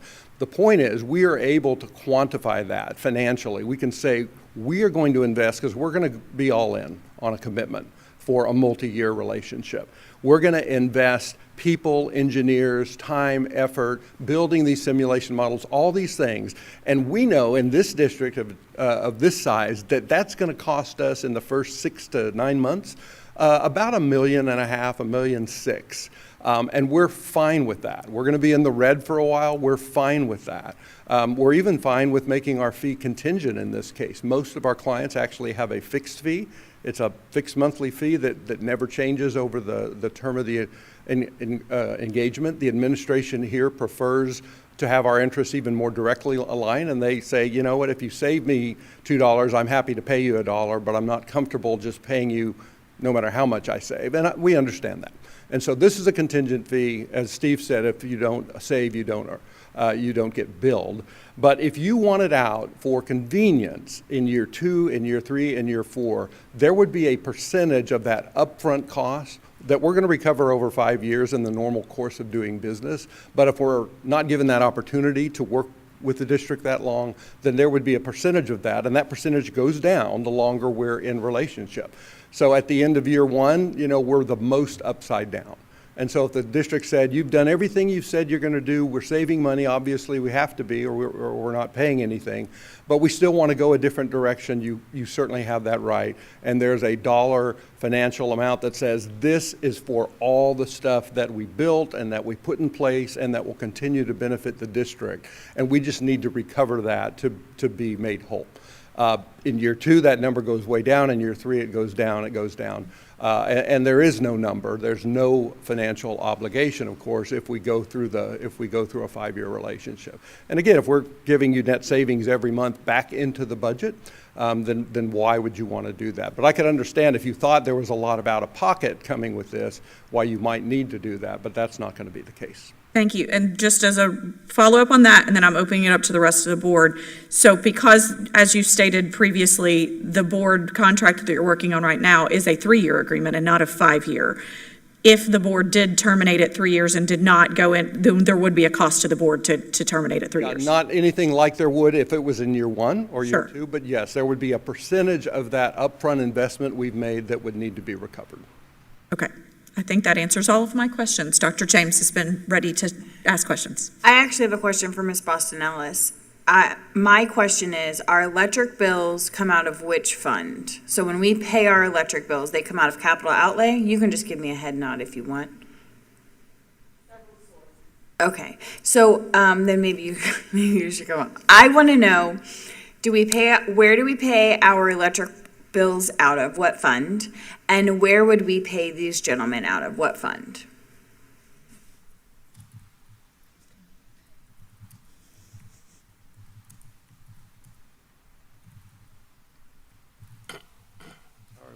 Your way there.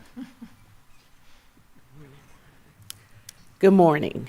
Morning. The bulk of our general fund is, bulk of our utilities are paid out of the general fund operating, but we do allocate some costs to food service. As you can imagine, that a lot of that cost, or not a lot, but a portion of that cost is driven by what happens in the cafeteria. With regard to these gentlemen, what fund would they be paid out of? General fund operating, Okay, so the same budget. yes. Okay, thank you for the clarification. That's all I had for you. So, from a board member perspective, my question, gentlemen, I appreciate the presentation and the superintendent for bringing this forward. I can appreciate that we only pay if we save money. However, I would just ask the board, could we, you said we can be everywhere all at once with 2 specialists.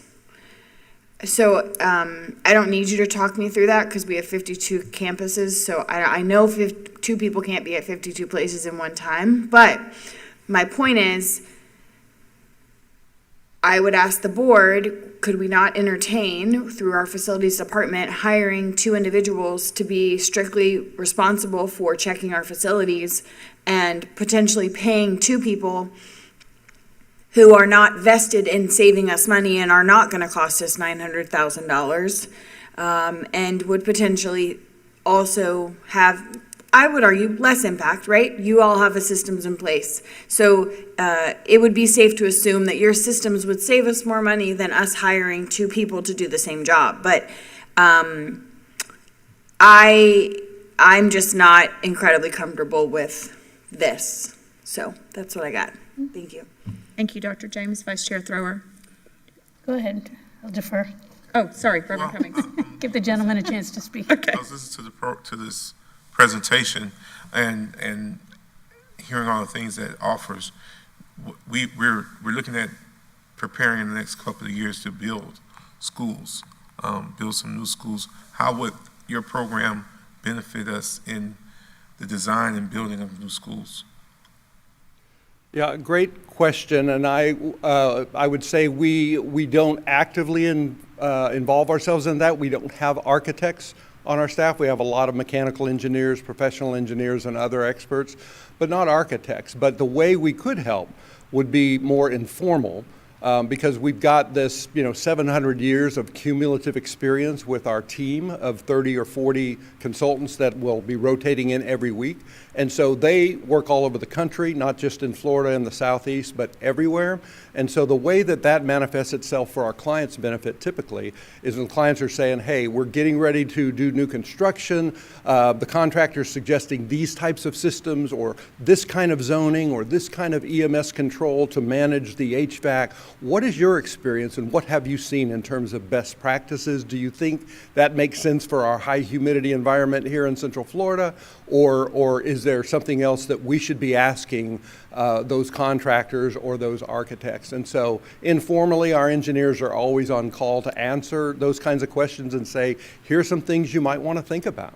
And so we do provide advice, but we don't sit in on the meetings. We don't represent the district in any way. We're not an agent for you in terms of new construction, but we have literally hundreds of years of experience where we can kind of help you know, in terms of design, the kinds of things that you should be thinking about. Thank you. Vice Chair Thrower. Thank you, and thank you very much for this presentation, and I'm really glad to have this topic be brought forward again. These are old numbers, but back in 2021, Ms. Boston Ellis and I had a conversation about energy and waste, and interestingly, it was more along the line of horse manure, of which there's quite a bit of here in Marion County, and there are actually countries that have powered whole horse shows and the surrounding neighborhoods by using that kind of innovative technology. So I am all about innovation. I am all about finding the waste. I'm all about using technology for good purposes. And I'm interested to know that you were here in 2006. I also remember a gentleman by the name of James Newkirk. We had an energy guy for quite a few years, and it was pretty amazing back in those days as we were going towards computers on every desktop, and ways how that was pushing up our energy usage, and going from just sending emails to employees. You probably remember this, Board Member Conrad, to reminders to shut down our computers on the weekends, and then I think they got automatically shut down eventually as the technology evolved. So I am very interested in continuing this conversation, because as of my old numbers from June 1st, 2020 through May 31st, 2021, we had 10 different energy vendors, and we were spending upwards of $8 million during that time, $7,802,054.81, to be exact. So I would imagine from back in May of 2021, and now we're in August of 2023, with the increases that were presented to us, I'm sure those numbers are currently much higher. And I agree with Board Member James that I would like to see a comparative analysis for what it would cost us to have more or less, by what I felt like I heard you say, our own in-house experts, sort of the couple of James Newkirks back to do this work versus your company. But I will also say that a company such as yours has the up-to-the-minute innovative technology, and I'm a big fan of that. Technology gets disparaged a lot because it's used for really negative things. So whenever we can parlay that into a cost savings and doing great things, I'm all ears. So that's where I am with this. It's an interesting proposal. I know it's needed because I know we have waste, and I know that it can be found, and I'm also a huge fan of doing the simple things well and consistently. Oh, turn off the light. Thank you. Madam Chair, may I respond to that, or? Certainly. Well, so just a couple of things. First of all, we know and love James Newkirk. He is one of the energy specialists that we helped you hire. Back then, he was your employee. And that's the way our program worked back at that 2006 timeframe and prior. He was amazing, but it was the synergistic program that he was implementing. And back then, we didn't have the technology. And so putting a couple of energy specialists in place is absolutely better than doing nothing. Doing nothing right now, I'll just be honest, I'll put my CPA hat on, that's my background. We're really good at projecting the opportunity because we work in 25,000 buildings, and we've been working in them for almost 4 decades.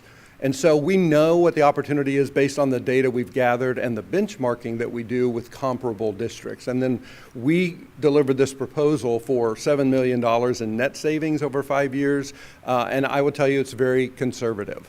What that means is that if we're right, and I think we're pretty good at it, we see about 85% of our clients exceed projections by the 2nd or 3rd year. So I think we're pretty good at it, at the risk of sounding immodest. But if we're right, the most expensive decision is to stay on that trajectory.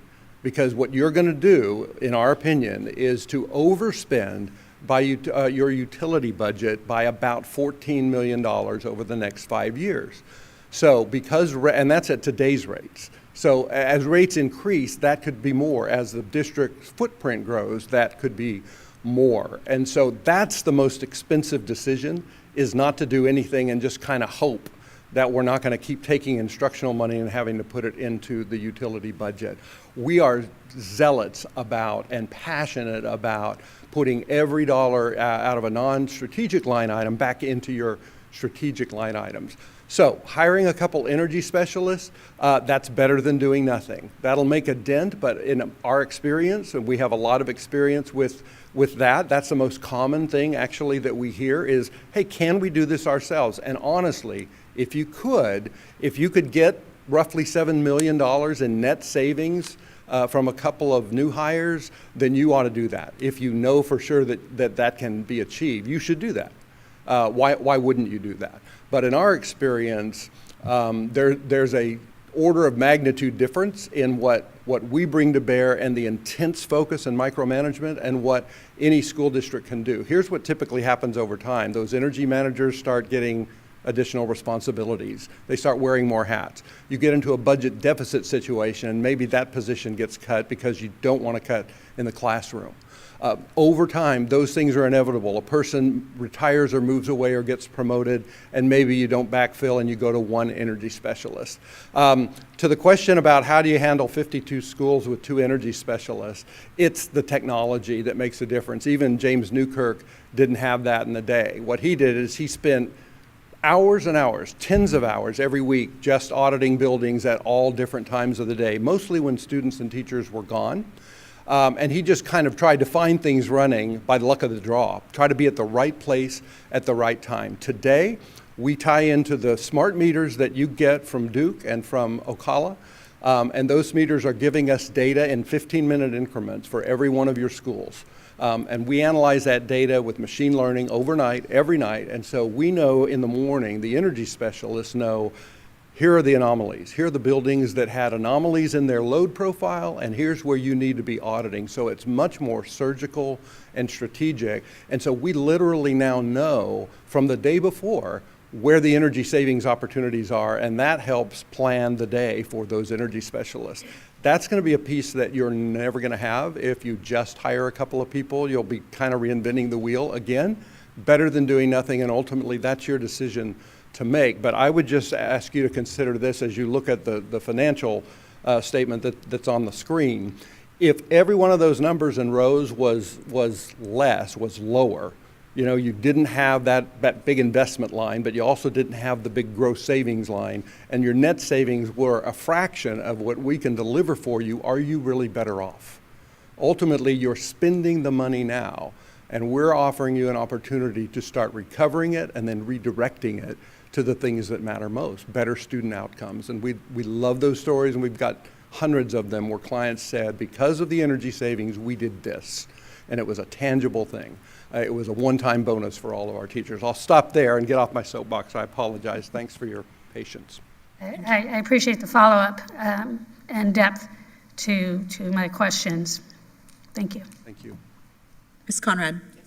Good morning. Thank you for your presentation. I just had a question, and it might be that I misunderstood, but when Chair Campbell asked you about the percentage, if we withdrew from the contract after a year, I didn't hear an exact number. So what would the fee be, and then each year after, what percentage rate does it go down? I would like a number. Yep. So the current version of the contract that we have offered, and we're in the process of merging 2 agreements. You have a standard agreement that you need to use. We have a standard agreement that our clients generally use, and we're trying to kind of merge them and find common ground on that. And again, I want to express my appreciation to Attorney Powers for the great work he's been doing with our general counsel. So in the current version, we quantified the impact of that 40% upfront that we're going to invest in the first 6 to 12 months, and the number is like 1.59 million. If in the first 12 months, right out of the gate, you said, you know, nope, we're done, we're going to cancel, then that's when we're the most upside down, and that would be the number. Anytime in year 2, month 13, month 24, it would go down to 1.27 million. Anytime in year 3, from month 25 on, it would be down to about $950,000 and some change. First month of year 4, it would drop again to about $636,000. In the fifth year, it would be the lesser of a remaining balance. Again, why would you want to terminate early in the fifth year? But if you did, I think it would be about $400,000. But again, if we hit the net savings numbers we can achieve, even that fee is going to be funded if you simply stay with it for a couple of years. You're going to actually have the funds, if you chose to pay that fee out of the savings. Okay. Thank you. That answered my question. Any additional questions from the board on this particular item? Okay, seeing and hearing none, we'll go ahead and open this item up for public comment if there is anyone here who would like to speak or say anything else. And also I can offer to Ms. Dobbins if there's anything else that you'd like to offer, or Dr. Gullett, either one. I don't believe we have any public comment specifically on this item. Nothing additional. Okay, nothing else from staff and from Dr. Gullett. Thank you, gentlemen, for coming. We appreciate answering all of our questions today. Thank you. And so should this contract come before the board, then we will have discussion at that time. So I think that's where we are. All right, moving on to item 6.1, prioritizing low density growth. Dr. Gullett, would you like to introduce this item? Certainly, Ms. Dobbins is available to provide some follow-up to previous conversations and answer any questions that you may have, Board. Thank you. Thank you. Good morning again. So the last thoughts of this is that we would bring this back after the impact fee conversation with the joint committee. So as it stands, I think we're well versed on where we are and what we're planning to do moving forward. We just have that funding source sitting out there. Okay. The number still stays at 1.1 billion, and we know that. I do want to, as an individual board member, just express I appreciate all the work that the team has done on this and knowing what's happening and what's coming. Since our last conversation specific to this, and I know that I believe I probably was one of the board members in particular that said, I don't want to have additional conversation about, I think we had a couple of board members that wanted to say, move these other things up sooner. And I said, not until we at least have some funding source that we believe is coming. And I believe we think we're going to get 40% on impact fees. I believe that vote hasn't happened yet, but we at least have some direction moving forward. I have since shifted gears a bit specifically on the replacement of Lake Weir Middle School, understanding the challenges and expenses that this board will continue to put in place on that campus without replacing it. For example, this board knows the focus that I have had on air conditionings in middle school gyms. Well, Lake Weir Middle's not getting that because we are going to have a replacement middle school at some point. So they essentially, after we have a new Osceola Middle School gymnasium, they will be the only middle school without air conditioning in their gym. So things like that are causing me to think that has been hanging out there. We've had the land for a long time. And as funding mechanisms are put in place, I personally would like to see that moved up on the timeline from what was previously discussed. Madam Chair. Reverend Cummings. That's a very good comment. I too had the issue with Lake Weir Middle School continuing to be pushed down the list. We knew several years ago, we talked about the property that we had purchased in anticipation of that, and it just seems like it just keeps moving further and further away. So that was one of my concerns as well.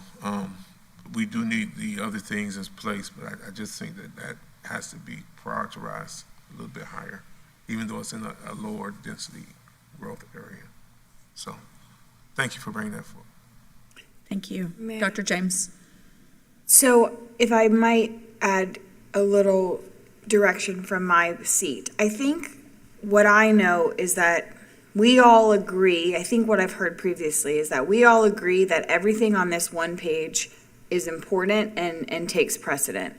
And it's about the hierarchy of when it gets done. I think we've all come to consensus on that before. And there are some things that we've already decided that we are absolutely doing, which include under the new construction high-density growth, the 2 first elementary schools, Liberty and Horizons wings are already funded we've agreed on a funding source, and we're already moving forward on those 4 items specifically. And I believe Osceola Middle's gym is coming up very quickly. So I think what I would ask is we're going to get the 5-year plan. We're getting briefed soon, and then we will see that September 7th. September 7th. So I think we all agree that everything on here is important, and creating the order of importance is going to come on September 7th in our individual briefings, and then together collaboratively on September 7th. Do I understand that process correctly? So, And if not, please correct me. so yes, so if I can just re-highlight a couple of things. So I think one of the important things is once we know the ordinance and it is approved, then Ms. Boston Ellis and her team will have to calculate that out on potential revenue streams that would come in.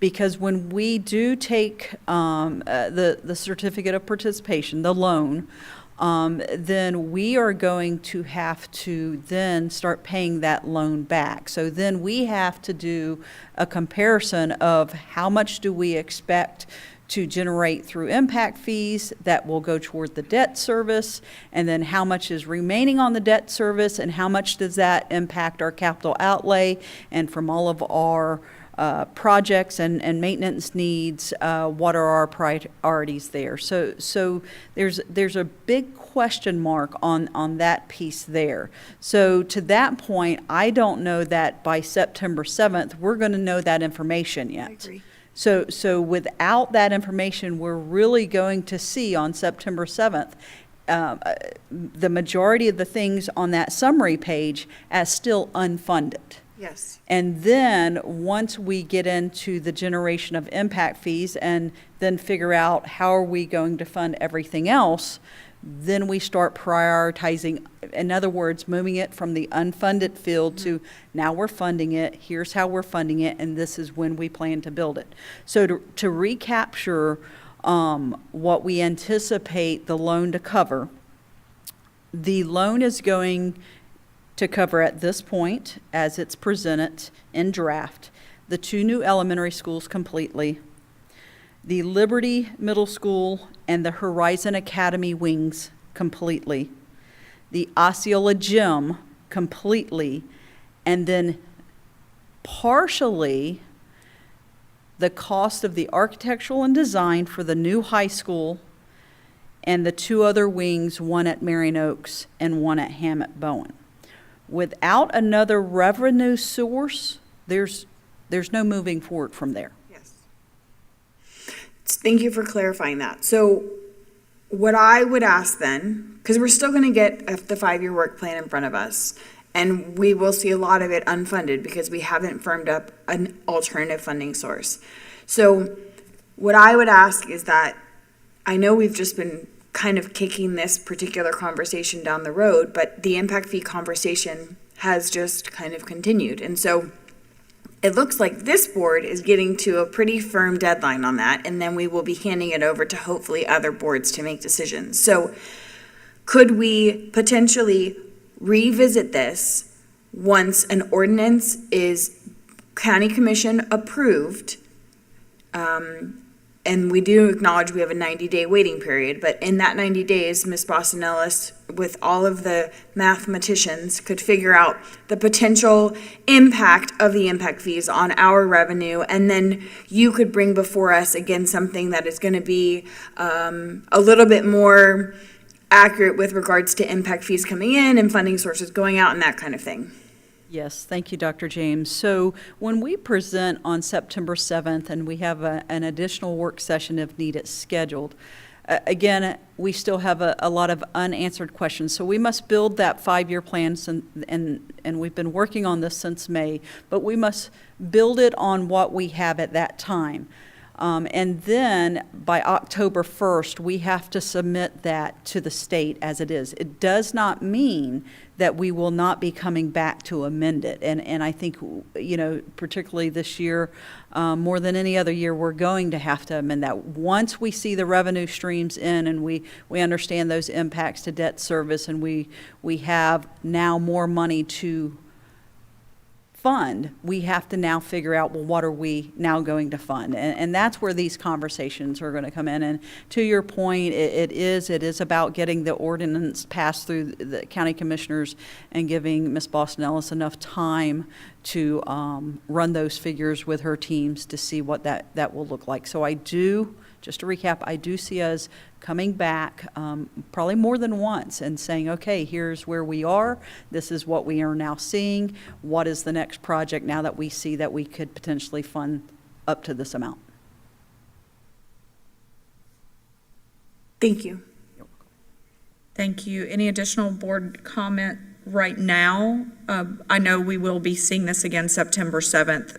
My point for bringing up the Lake Weir Middle School is just to say, as I know we haven't had our briefings yet to hear what the 5-year plan even looks like right now, this board member from this board seat would like to see that moved up on the priority list of the unfunded projects. We know all the unfunded. I mean, it's going to be unfunded. We understand that. But this board member would like to see that moved up on the unfunded priority list. So that was the point of me bringing that up. And perhaps we could go ahead and set an October date and or early November. I'm not sure about, surely by October, we should at least have something to know if this board approves that ordinance next week on August 22nd, and we hand it off to the county, the hope is that even if they're hitting their late September date, that they will at least have that conversation, and we will have an up or down vote, or they will amend, or they have the authority to amend our recommendation. So I do want to stress that. They do have the authority to amend it. But once that occurs, perhaps we could schedule our first work session in October, if that would give enough time. Maybe, I think there's probably 3 to 4 weeks between our first work session in October, or even second work session in October. But if we could go ahead and kind of pencil that in as an agenda item, that will bring this conversation back to the table. Sounds good to me. Okay. For me. All right, terrific. Thank you so much. Is there any public comment on this specific item? Seeing and hearing none. Moving on to legislative delegation hearing topics. So board, as you are aware, we have the upcoming our local delegation meeting on September 13th. And because of the timing of that and the timing of us to create our little priority handout and all the things, we need to at least start the conversation today. If we need to continue it on Tuesday evening during our comments, we certainly can. But I personally would like to see us have this firmed up ahead of our September 7th work session, because I want to ensure that Mr. Christian has the time to create our little flyer things and whatever else we might provide from a written and or handed out kind of perspective prior to September 13th.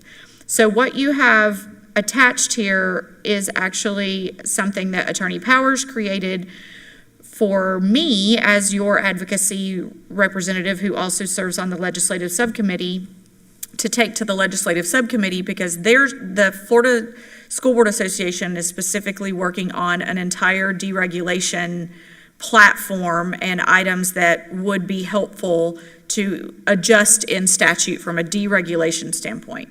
I think that that's a helpful starting point for us to have a conversation, but I think Dr. Gullett may also have additional information that we potentially would want to add as a legislative priority item. So Dr. Gullett, would you want to start with what you might have, and then we can talk through this document or whatever else the board might have recommendations of? Certainly. Thank you, Madam Chair, members of the board. A few items just to consider, and we can provide some additional information as we go forward, certainly.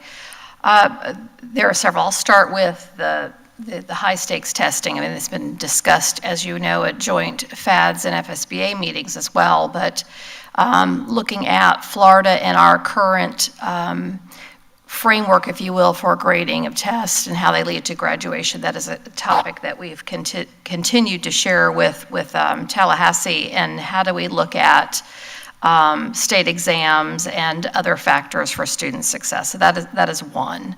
And another would be, and you want me to keep going and then we can come back? Okay.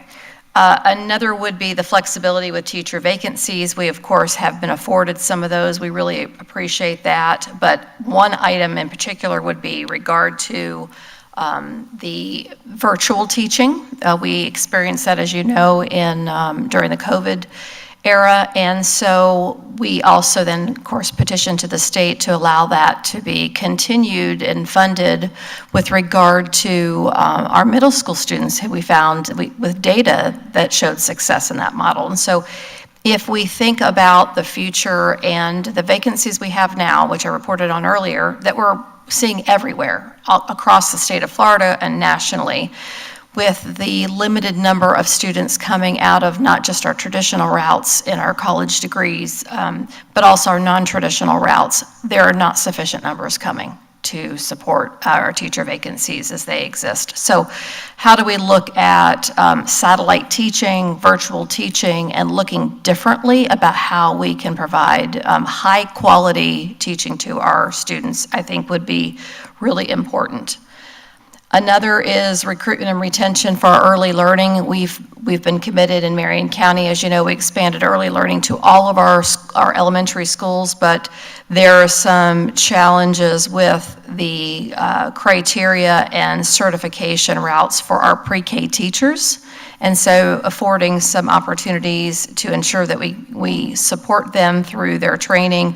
They have things, for example, the certain number of hours with coursework, endorsements that are a little bit different than our regular teachers through K through 12. And so we can again go into some of the details of that with our early learning experts, but how do we make sure that we can expedite their arrival into our classrooms and that we can keep them in our early learning programs. And then another is our industry certifications. You all know how committed we are to aligning our coursework with our workforce. And there are some challenges that we are currently facing with regard to K-12 in the CAPE certifications with the current statute and eligibility for weighted FTE dollars for some of the programs. And so to put it simply, there's a disconnect in some regard to some of the certifications that are currently funded from our state, and what the workforce recognizes as being certified into the workforce. A little bit of a disconnect between what we offer, what's funded, and what the workforce needs. And so I know the governor and I know the commissioners dedicated to workforce. I think it can come, but trying to elevate that for some shifts in K-12 funding, recognizing alignment of workforce certifications. There are others, those are some pieces. I mean, we've talked about teacher salaries, of course, and compression. I think we've had some success with that. And another item I do want to bring up that's come up more recently for consideration, we've had some conversation about this, the additional requirements with regard to safety and moving from threat assessment to threat management. As you all know, we've talked about how well our team already naturally worked together with our mental health allocation work teams with safety, and we've brought those together in terms of the organization as well. But to be able to comply with the quick turnaround in training and needs for this threat management, some of those directives coming from the state, having additional funding to support all of the training necessary, not just to our core team, but to all of the stakeholders that we have that are impacted would be really important. I know I have a long list, sorry. Another item that we've already talked about before that I would elevate is the fiber optics and the need for the infrastructure. We've worked really hard in investing in our technology, but if the infrastructure is not there to support that, including our fiber optics, then we are not going to reach our students in all areas of our county, especially our remote areas that we know really struggle with this. So access to learning, access for our teachers and resources. And I'll pause there. How about that? Because I know just going to keep going. Dr. Gullett, do we have a specific request out of Marion County Public Schools potentially this year that this board needs to put forth? I know last year we had great success with requesting a specific appropriation. Does your team recommend a similar appropriation of some sort that this board also should make a part of our platform recommendation? Yes, so an additional item, thank you, Madam Chair, is a proposal that is currently being finalized in draft form from our expansion of the Marion Technical College to provide, again, additional programs that align with our workforce needs. And we're very grateful to the state, our legislators, for supporting that $5.57 million this past year. So as we continue to offer the courses that our workforce demands, that will be coming as well. And we are in final stages of providing that. You should see that within a week. Okay, so that was going to be my question. Do you anticipate that we would have it in time for the September 13th local delegation meeting? Yes, I do. It's a draft form, but just not ready to be shared publicly. But within the week, we're doing final touches on that. Yes. Understood. Okay, she gave us a lot, and we have a lot here from Attorney Powers as well. So does any individual board member want to express other thoughts that maybe have come forth that you have individually other than what we've already heard? Vice Chair Thrower. I would just ask if Attorney Powers has legal things, that it would be important to hear those first, because we try to keep this as a wallet-sized card, and right. It's already an encyclopedia. I know. So we may have to go our top five and then. Right, 3 to 5, it's going to be right. 5 this year. Attorney Powers, in the items that you had submitted to me, the 10 different items, would you have, I know these aren't necessarily in your top 10 order list, so if you were prioritizing them, which ones would you see that would be most impactful for us as a district? Well, clearly, for the ability to use digital signatures, there is a technological piece here that is an amendment that is outlined in my page-and-a-half long one-pager.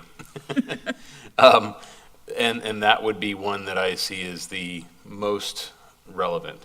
Additionally, also some of the issues regarding technical colleges and definitions that will help clarify some longstanding interpretations and difficulties that we've had within the district as well. So those are outlined within this page and can certainly be,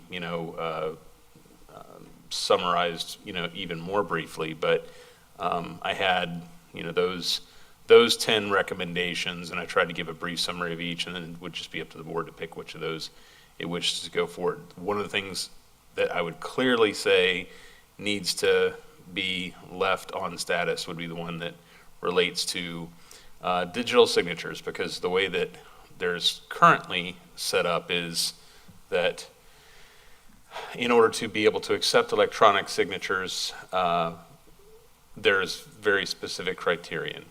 And it says that the district shall develop a plan that takes into account the specific security features and shall submit that plan for approval by Department of Management Services. We've done that multiple times over multiple years, and Department of Management Services does not respond. They simply say, contact your school board attorney, and they won't give any sort of approval. They won't give any kind of, so the statute requires that we coordinate and seek their approval. But ultimately, since that cannot happen, we cannot proceed. So removing that roadblock would be a very specific goal, which would allow us, we all knew that there were digital signatures over the last several years have become much more industry standard and certainly are used, widely. And we need to be able to have those options, because if we don't have a specific plan in place, what kinds of digital signatures do we accept? There's a large variety of those, all of which have varying levels of security. And for some people, electronic signature means something which is simply a cursive font above their signature, and that's not, I mean, digital tracking, a unique document ID, all of those factors are important, not just I would have problems with legal documents being signed without a sort of, doesn't have to be DocuSign brand, but specifically that kind of security level. Thank you, Attorney Powers. Additional board thoughts on where we move from here? Ms. Conrad. Just like to say, Dr. Gullett has a very thorough list. I did have a quick question. I don't know if you can share with the early learning certification. Are you talking about their certification in early childhood, or what specifically is a struggle?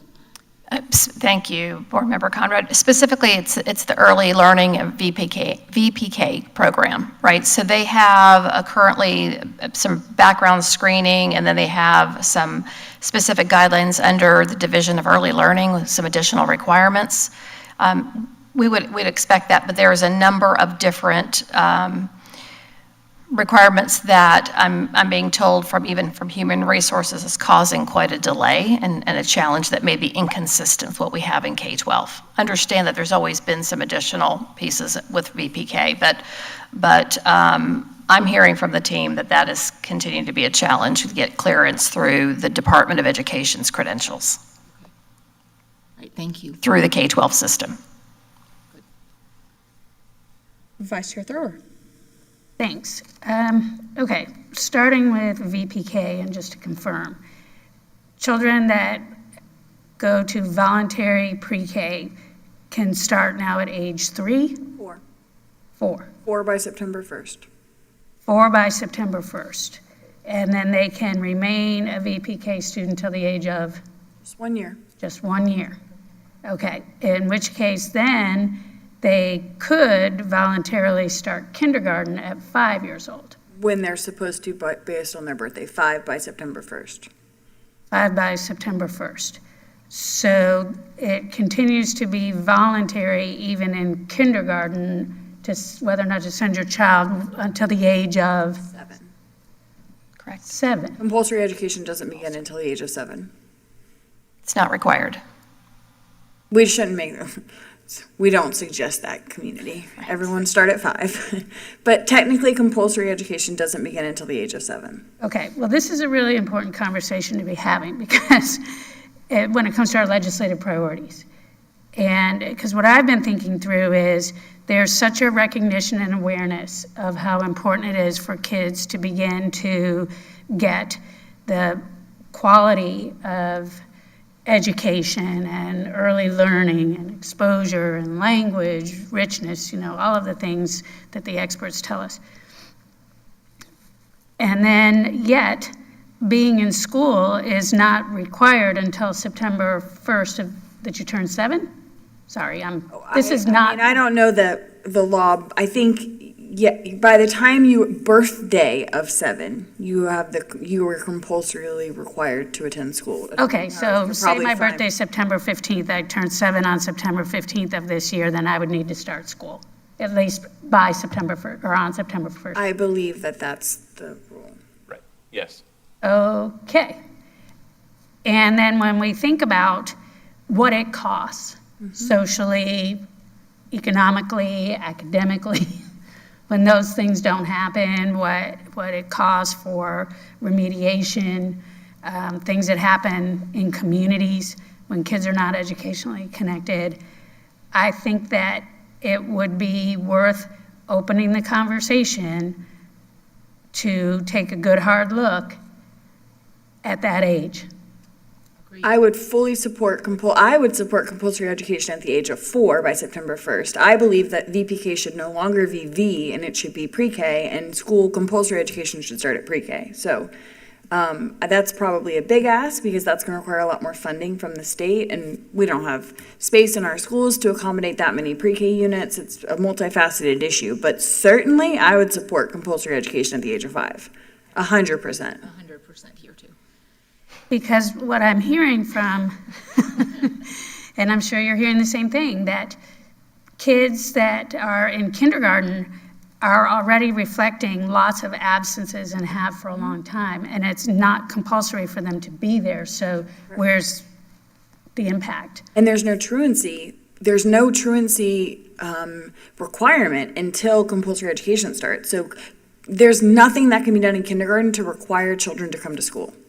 That's absolutely right, and while we're in this phase of economic prosperity, if there ever was a time to have this conversation, I believe it would be now. You know, and it also goes back into the taxes, which is my second part.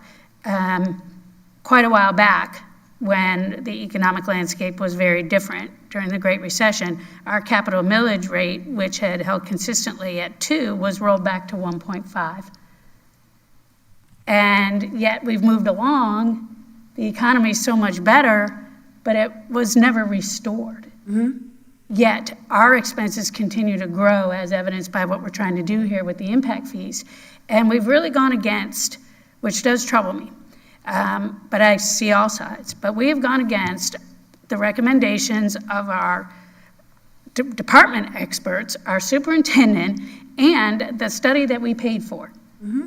So we're already trying to get the 40% across the finish line. And look at what we've had to go through. And I'm not saying that it hasn't been a good and important conversation, because we're all working to repair 11 years of not meeting and kind of inaction and moving into this new era of real collaborative government. But I feel like, you know, there's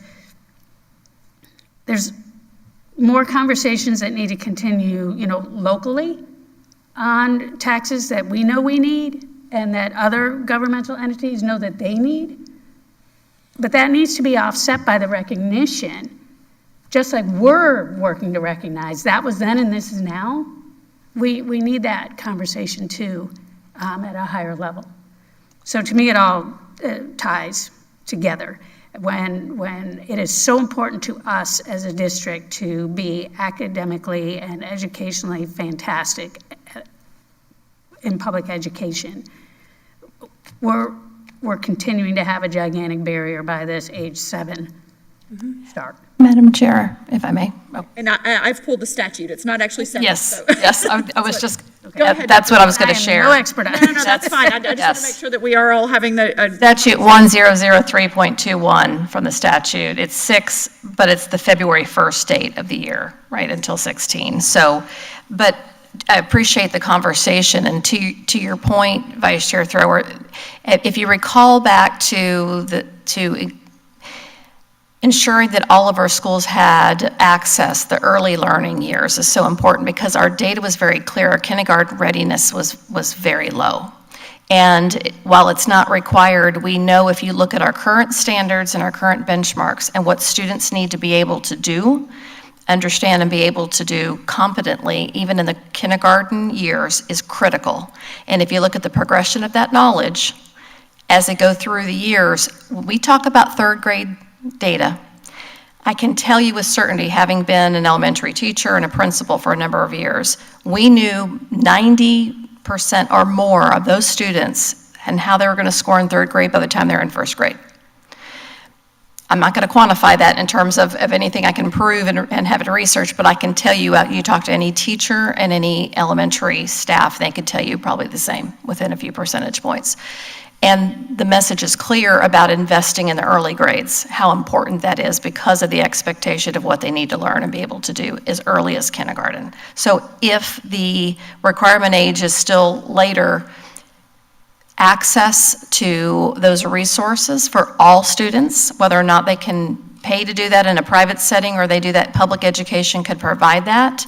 We are grateful is going to be important in the years to come for those standards, for them to master those standards and have access to those. So I appreciate that conversation, and I think that's something worth looking at that to me is a root issue. I'm not sure everyone will support that issue, right, of it being required, but we know that those who get early access to that learning are going to perform better, more than likely than not. I would say that anyone that really loves and cares about children would agree with it, because it is pretty devastating to a child to start school late and then be going down an academic path that is not successful, despite so many best efforts that could have been taken care of. As you stated, and I 100% agree, Dr. Galt, this is a root cause issue. So I don't know how to put that in a plain statement for our Wallace Heights thing, but the date I think would be important of when they turn 6, is it? It's 6, so that's what We want 5. Measured as 6 by February 1st. So I think what we would request. Halfway over. I understand. Well, I think potentially what the request would be, because the rest of the statute, again, we're referencing statute 1003.21. The rest of the statute reference 6 years on or before September 1st, and that's if you've completed kindergarten, et cetera, et cetera.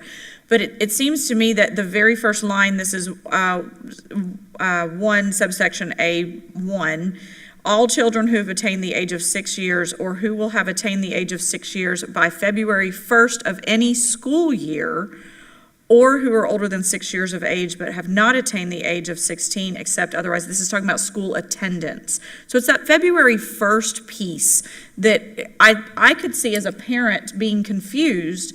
If you're having a child turn 6 by February 1st of a school year, are you talking about the school year you're presently in, that you're actually in month 6 of, versus the school year that's upcoming? I mean, regardless of the confusion that causes, I think the request would be that we would make it 6 as of September 1st.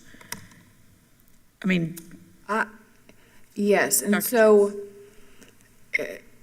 I personally would make it 5 by September 1st. I don't know why we afford the flexibility for people to keep their kids out who have summer birthdays. So for whatever reason, from an educational perspective, I have families in my own preschool who are like, well, we're gonna do a gap year basically, because they want their kid to grow or they want their kid to mature. And what I have always, and I will always forever until I'm blue in the face say, is let's let that child start kindergarten, and if they need a retention in kindergarten, then we provide them that in kindergarten. But to preemptively retain a student before they've had the opportunity to experience the learning is not backed in any education that I know of, any data, any research. So if we were going to propose a change, the proposition I would offer is that it's 5 by September 1st, because if that is the age you have to be to start school, then that should be the age you are when you start school. I don't think affording the flexibility to families to hold back their students is helping anyone, personally. I personally agree with you there. I think we've missed that opportunity by keeping it where it is. That 5 by September 1st is a much, much better day. We've had kids that have missed a whole year because of that. And then when they start, they automatically start behind, pretty much. So I like that September 1st date, 5. Yeah, I mean, I know multiple families who chose to keep their kids out of kindergarten this year who have usually boys who have summer birthdays. So their children will be 6 and months before they enter kindergarten, which is still by law appropriate. However, God forbid that child isn't where they need to be and they catch a retainment between K and 3rd or get caught at 3rd. That child essentially has 2 retainments under their belt, even though only 1 officially, because they were held out that first year. And so it is not beneficial, in my opinion. And so if we're going to do it, I would ask that it's 5 by September 1st, personally. But I am completely on board with that, as well as the $2 million, changing that back. Those are 2 agenda items I could get fully behind. Great. Okay. I'm just typing this up for Mr. Christian's benefit. So honestly, the first thing that I have is Attorney Powers' recommendation to amend section 1010.11 Florida statute to remove the last sentence, which is electronic transactions shall comply with the provisions of chapter 668. Now I'm putting amend section 1003.21 Florida statute to make school ages 5 through 16 and subsection, sorry, I was in the middle of typing, subsection 1A1 to be 5 years by September 1. Okay, perfect. And then the conversation about requesting that the capital millage rate be increased. Do we have consensus to add that? Of course, I mean, right now we have 2 items and we have like multiple other things that we had. So we're going to have to prioritize for sure. We usually have like a top 5. So Dr. Gullett, maybe you can help us prioritize too. Well, thank you, Madam Chair. I know I gave you a lot, but I did want to go back to something Attorney Powers shared with the digital signature that has a huge impact on us and the operations of the district. So, so much so that I've been talking with some community members and other partners in the field, and we are trying hard to offer what we can and what's allowable by law, but that is something that is having an impact, not just internally, but with our community partnerships and ability to do business. So thank you. If I may. Yes. And that one hopefully will be a low-hanging fruit because I don't know that it would generate cost. Right. It would essentially be zero cost, and it would release, I think, the Department of Management Services from doing something that they're already not doing anyway. Right. So, yeah, it just Yeah. means Hopefully that we that'll be need one to of our have easier compliance. ones, which is good to sprinkle in a couple easier ones. I would also, for wording, restore capital millage. Okay. That's great. And I think another bit of our justification is we could ask everyone in the audience to raise their hand that still has a landline. You know, we've just lost so much funding, and our capital projects, it's going to be a burden on everybody, so let's spread it out. Thank you, Vice Chair, for bringing that up. I actually have used that as a talking point from time to time, that is something that we, are forsaking at this point because we don't have the ability to request that. The other thing that I think will be helpful for the legislature is they now understand that we have to share a portion of that capital millage with the charter schools, and so it actually would fund charter schools at a higher rate than they're currently being funded through public funds, or through taxpayer dollars. So I'm just thinking of how this conversation will evolve, and that actually would then also give charter schools more funding, which has appeared to be a legislative priority in years past. And that is a great point, Chair Campbell, because just looking we're talking about looking out for our best interests as a Marion County Public Schools. We've been really blessed with good charter schools. Right. Good quality charter schools, and the ones that have struggled, we've supported them, and there's reasons why they've struggled, and we continue to support them. So I think that is a great talking point, and it does align with their current, line of thinking. Right. So we need to work together. So I'm not certain exactly the specific wording because is it the capital outlay? What I'm going to put here, Mr. Christian, is restore capital millage to 2.0 for public schools.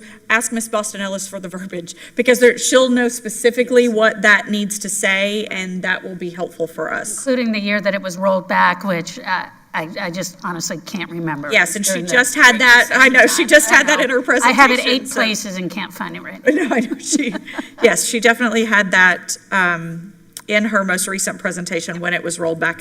I can't remember either. So, okay. So we have 3 items on our priority list at this juncture. I personally believe we need to hold a place for an appropriation for Marion Technical College, though we don't know what that looks like yet. And we may need to have, if we have it within the next couple of days, we might have continued conversation on Tuesday evening so we can find a little bit more about what that is. But at this point, while we're getting this ready, I think holding that, as if you all agree, doesn't hurt to ask. I'm so grateful that the legislature did approve the first ever appropriation, to my knowledge, for Marion County Public Schools last year. So it doesn't ever hurt to ask. Dr. James. One of the last things I think that we don't have represented here is we had some priorities in our last packet about teacher certification, extensions of timelines, flexibility for non-certified, transitioning to certified. And so of what we asked last time, what if maybe all of it is still lingering that could potentially be a continued focus for us about certifications? Because I think we're not representing that right now, and maybe that would be worthwhile. Thank you for that. Many of our priorities actually were addressed. There was certification adjustment, there was the retirement drop number change. So many of those kinds of things, and Dr. Gullett, you may know specifically of what we requested last year that hadn't yet been done, but for the most part, that part of it, I think was.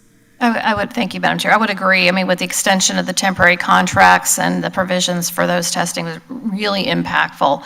And so from what I've received from Human Resources, those two items, again, that linger would be now looking at the early learning, and I mean, I can share some of the additional items that were shared about the, background screening and some of those other provisions, but the other was that satellite teaching. That was the other, again, thinking differently about how, and I know that's really more of a new conversation, but how do we provide flexibility for those teacher vacancies, and how do we think more out of the box in terms of providing provisions to do that? I don't know if that will make our top list. I do think moving forward, we're going to have to continue to look at options. So and thank you for that, and I'll come right back to you, Dr. James. So do we have the specific statute that would need to be adjusted, or specific language? Is it DOE language? Is it Florida statute? Do we know what needs to be adjusted? No, we don't have specific statute language. It's going to ask for some provisions from the Department of Education in terms of, and I call some of that broadcast teaching and how we allow for that to be done, high quality teaching coming into our classrooms, but we don't have any specific statutes at this point, something we're just going to have to work through. I think we're going to have to start with Department of Education, but certainly get support from legislature to do that as well. And Dr. James, to provide perspective with regard to certifications for the VPK teachers, I think the piece that HR is getting at is that we have the VPK teachers have to meet the guidelines of what the Early Learning Coalition requires, which comes from DOE, on top of the requirements for the K-12 setting. And and that is because the funding source comes through the Early Learning Coalition. It doesn't come directly as an FTE dollar from the state. It is a different funding source. And so I could foresee that not being incredibly successful, because it is a regulation for private providers to ensure that the qualification for the educator is there. So the only thing I could see happening is them potentially removing a provision requirement for VPK in the K-12 setting, but I don't see them changing the qualifications for VPK globally, because right now those provisions are set to protect the quality of education in a private daycare setting, where there is potentially not a certified teacher teaching school year VPK. So I think if that we were to move forward, we would ask for the exemption of a K-12 VPK educator from the requirements for the Early Learning Coalition. That would be a way that I think we could phrase that. So seeing as that K-12 setting VPK teacher is a certified educator, they are presumably meeting or exceeding the expectations of the educator for a VPK setting. There's just so many little nuances to being a certified VPK teacher through the Early Learning Coalition, and it's a headache. I understand the necessity, but it's a headache. And if you have a conversation with Vicki Nevels, she'll tell you, I mean, it is just exhausting, the amount of paperwork that's required to get the funding from the Early Learning Coalition. It is just so overwhelming. And then tasking all of these individual educators to get these courses done, and they have to take this course so they can administer this test, and it's a lot. So if there was a way to exempt K-12 setting VPK educators from those qualifications while still being able to get the VPK funds, I could see that being a potential workaround that we could ask for. Okay. I concur with Dr. James. I would say, yeah, if we could have it labeled such that as in serving in a K-12 public education setting, they would be under this umbrella, much like the additional and unique challenges to setting up an early learning classroom in a public education facility has its own set of additional requirements that it doesn't occur for, as you know, for kindergarten. So yes, reclassification under an umbrella such as K-12, and that is, that would work if we could get that to exist. And this is something that is not unique to Marion County. This is a statewide issue with the number of early learning classrooms in our public education setting across the state. I would think that that would be helpful to a number of other districts as well. And so perhaps that would be amenable to the legislators to take a look at as we increase our numbers of students that we want to be successful in our earliest grades. So trying to sum this up, and I may not have this, so please help me. Reclassification of early learning certifications for pre-K teachers serving in public education? No, yes? In public education settings? Reclassification of early learning certifications. That may not be right. I would say exemption, like, and I'll be honest, I don't know how well this will go over. I just think, because then you have the inequity of, well, you require these educators to have it in a private setting, but in the public setting, that's not required. So I'm not sure how well it will go over. But I would say exemption of K-12 certified educators from requirements, early learning requirements, VPK, and they're requirements specific to educators servicing a VPK classroom. So I would say exemption from, specifically the VPK educator requirements for VPK teachers in a K-12 setting. Okay, I'm typing while you're talking. I'm just trying to make sure.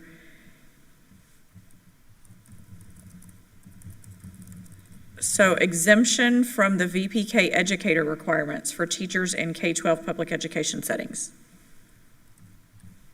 And is it because it's a double coverage? I think there needs to be a qualify there, because anytime you, exempt is a great word, but it's a strong word. Well, because they're already certified educators. They're already certified. You're doing both. Okay, so exemption from additional certification? Is that from duplicate certification? Well, it's not duplicate because it's different. They're different requirements. They're unique to the VPK classroom setting. So duplicate wouldn't be the right word. I would additional, I just would say exemption from additional VPK educator requirements due to K-12, for certified K-12 educators. We're already certified K-12. Yes. It's like, okay, they already have it, so they And have what they need. the reason there is, like, you could be a so I have a degree in English. I took the K-6 test. I passed the K-6 test. I didn't know anything about teaching phonics. I taught myself how to teach phonics when I became a kindergarten teacher. But you're teaching phonics in a pre-K setting. And so the argument is that if you're teaching in a VPK setting, you need to take this additional certification class on teaching phonics and phonemic awareness, because you're delivering the instruction. But it's a headache. And generally, the people who teach in a VPK setting know a thing or two about those kinds of instructional delivery models. So, I'm sorry. go ahead, Vice Chair. Because also too, if you're a K-12 teacher, you're going to be teaching phonics in K, because a lot of the kids haven't been in school till just then.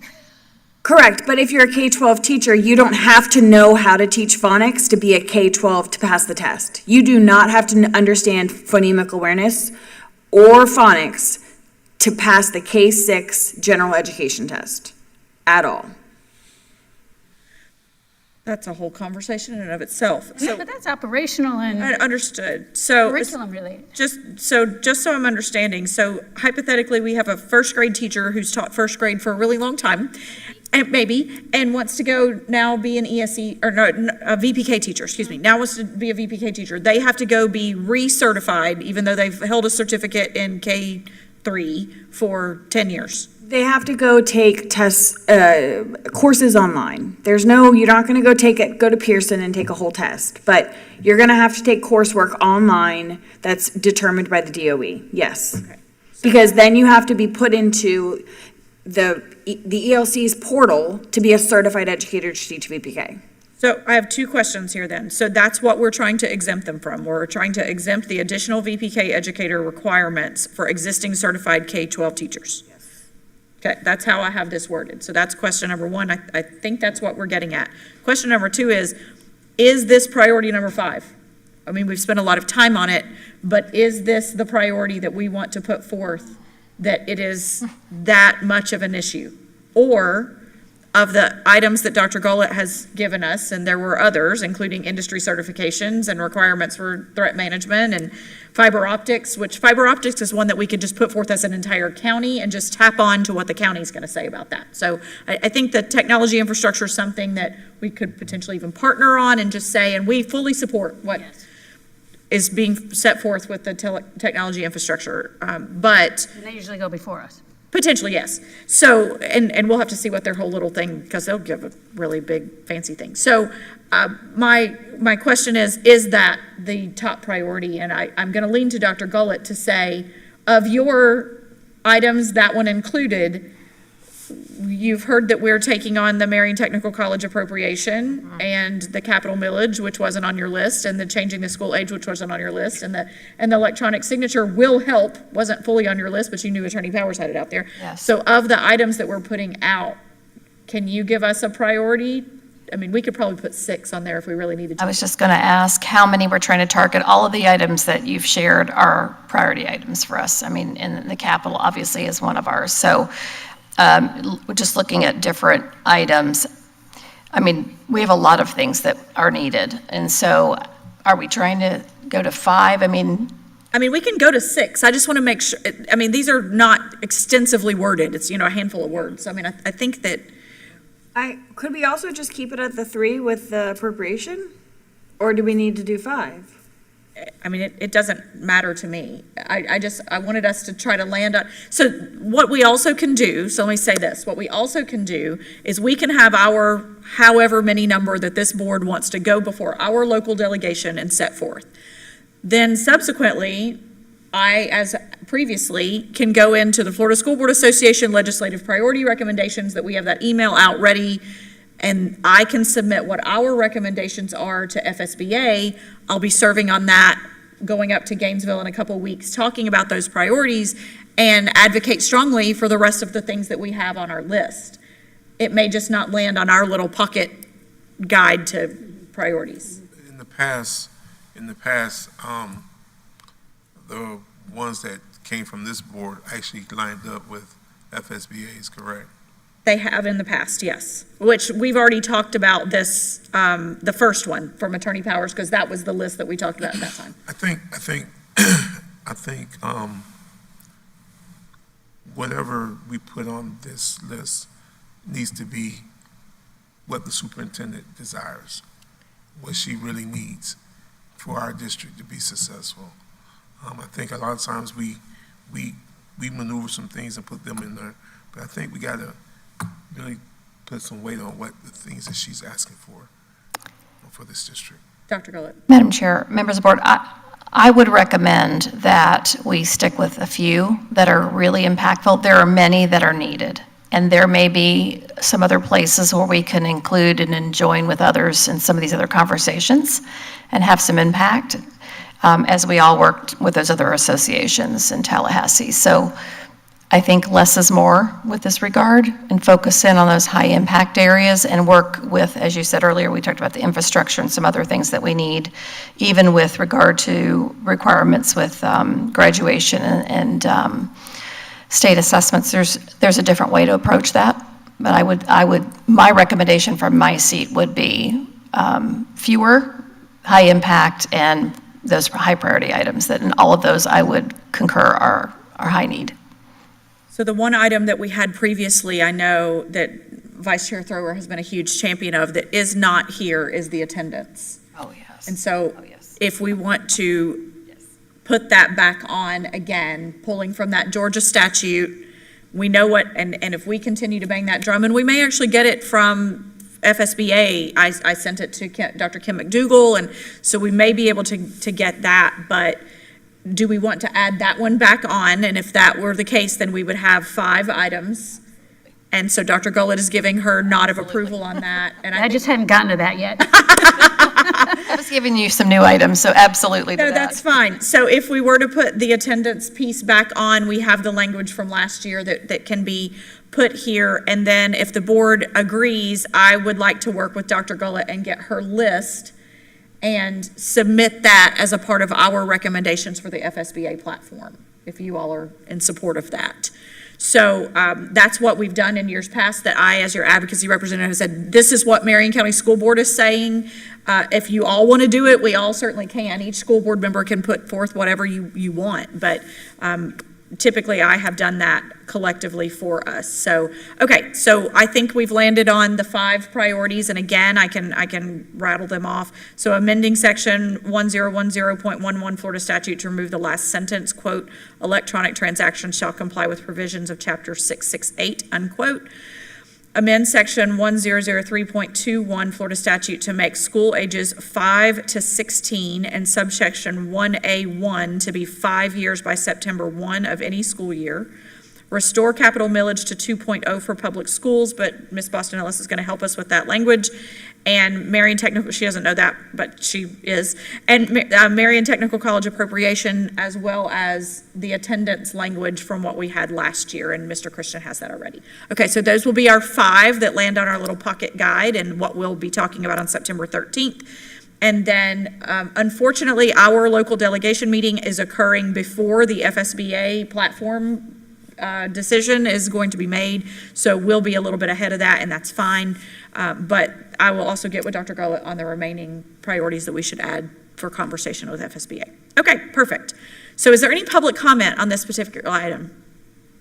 I do have one question. Okay, Dr. James. I know I had said that I was really not available that day, and when we kind of, a few of us mentioned maybe our availability, and so we said we would maybe talk about it when we came back and had this conversation, so I just didn't want to move. Sure.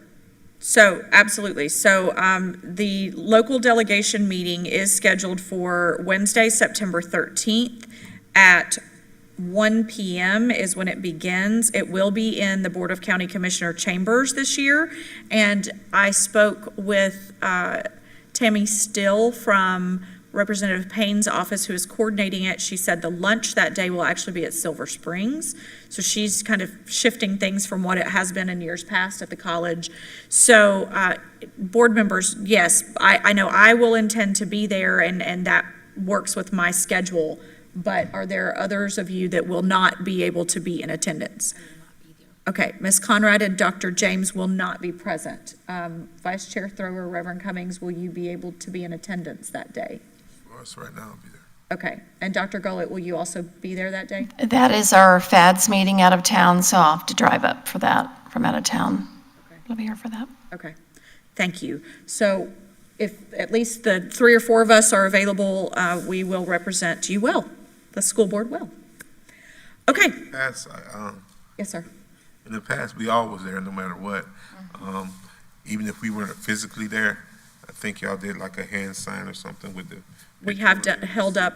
We had heads. Yes, we have had the. Yeah, the heads. So. The heads. So, 'Cause it Mr. is Christian, unique. maybe you can help us with that as well. That'd be great, yes, you. because it was unique. It continues to be unique for all of us to stand up together, and it's made a good visual impact over the years. And the ones that haven't been available, we literally had your head. And it has been helpful because I didn't finish that. well, and it has been helpful because, as you recall, last year we did get questions, which doesn't ever happen. So because our platform ideas were so significant, they actually asked questions and we were able to respond. So that is helpful. And good things happen, and it puts us in a great position to be able to thank them for Absolutely. the delivery of We were our priorities. above everybody else last time. We were? Y'all missed that. Oh, no, I got it. Head and shoulders. Okay, perfect. So there was no public comment on that item. Moving on to our last item on our agenda, which is the ICROC proposed bylaws draft. So board, this also is something that Attorney Powers has been working on as well as myself. So I wanted to first explain where we are with this. So as you are aware, the referendum has graciously been approved for a third time with the community, and so we're heading into a new year of that, which means new individuals that new and or returning at the request of board members will need to be added. But this past year, we had an unfortunate change because unfortunately Dr. Gonzalez passed away, and he had been a longstanding chair of ICROC. And so that started thinking, okay, maybe as the bylaws come back around, this is a wonderful time, starting with a new referendum cycle, for us to take a look at these bylaws and see what they said before. And frankly, the previous ones didn't even outline the role of chair and vice chair and secretary, to say even that the vice chair served in place of the chair. I mean, it wasn't even clear. While it was understood, it wasn't clear. And so there are just a few changes here that Attorney Powers and I both have collaborated to recommend to this board. It will need to be voted upon in a board meeting because the bylaws, this is a board committee. And then once we approve the bylaws, then as the new ICROC committee is set forth, then they will have to elect their new chair and vice chair based on the bylaws this board has approved.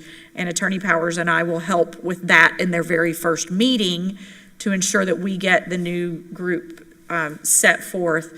A couple of changes that you will note, and Attorney Powers may want to chime in at any time. Obviously, the dates are going to be specific with the 2023, 2020, 2022 cycle and all of that. So all of those dates are just going to explain there with July 2023 through June 30th, 2027. The other thing that we have also adjusted, I believe it made it here. It'd be helpful if you're looking at the red line version. There's two documents up on our. I was going to say, the first one is pretty outdated. Right. And so the red line version there has the proposed edits. Yes, so the red line version is the one to take a look at because it does have all the proposed edits.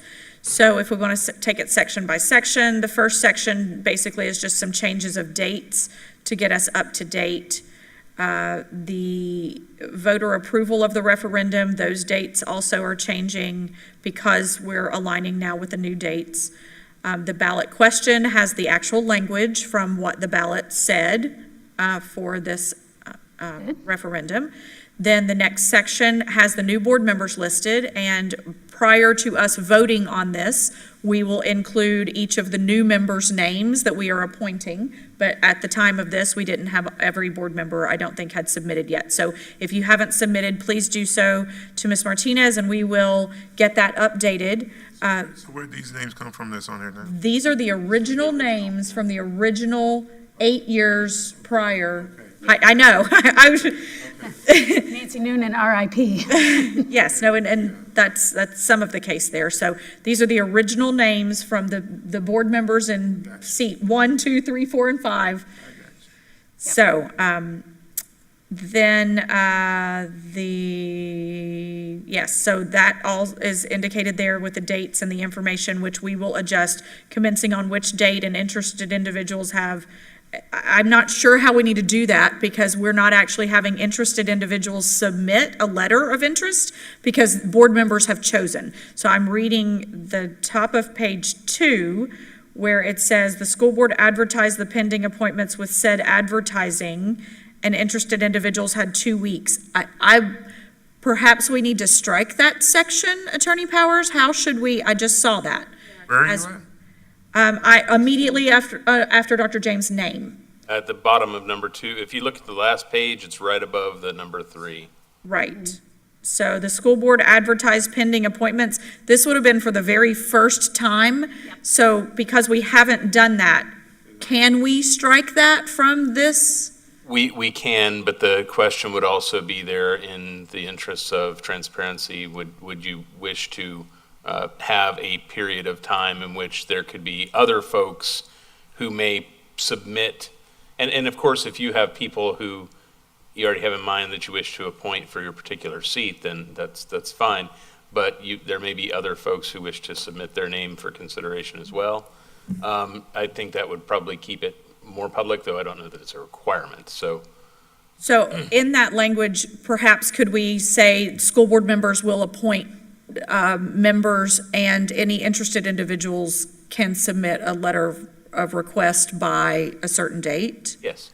Okay, so if we can work on that language. The point would be that there's not just a single seat that each needs to fill, there's also second seat and alternate seat, those sort of things. So my impression is that you will likely want to have, a pool of folks that would potentially fill roles that are otherwise left empty if you don't have alternates as well.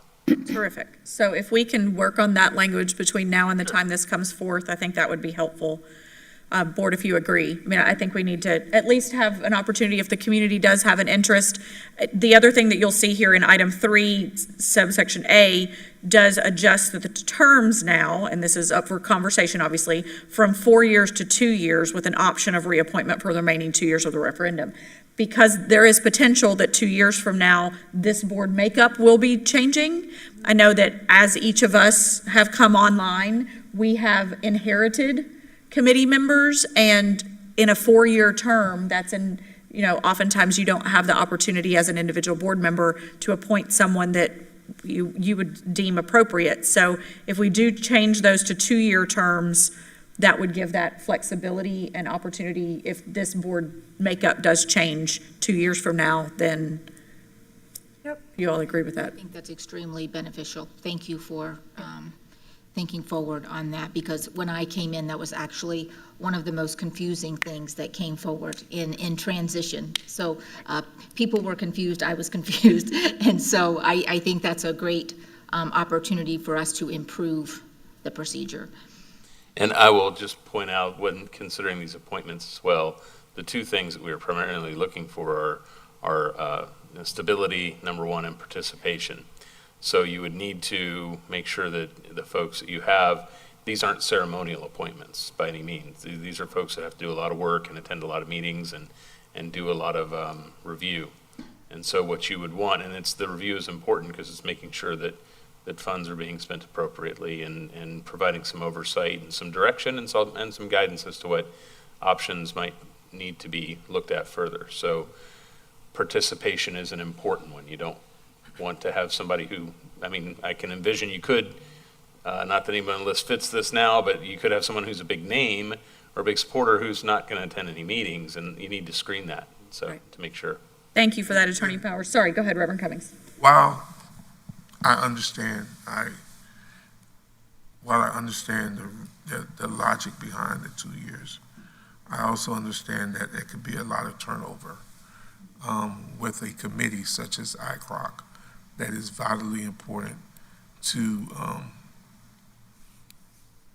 education in Marion County. I wouldn't want to see the turnover of that board be so non-conducive to the community. We've experienced boards where people got put on the board and their sole purpose was to disrupt and tear up and undo. So that's why I have some hesitancy with this term of membership, because as we change, this personality of the people that get placed on those boards could also be the personality that is more disruptive and don't believe in the referendum.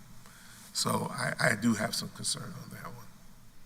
And I appreciate those, Reverend Cummings. I completely understand the concern. The good news is, if there was one disruptive, potentially 1 to 2 people, this is a committee made up of 10. And so I understand the trepidation. I do. I understand, Chair. Not to cut you off, but we were a board of 5, and 1 can make a difference. Understood, but the business of the committee could still move forward regardless of potential disruptors. But I think potentially your case actually is stronger for a 2-year term.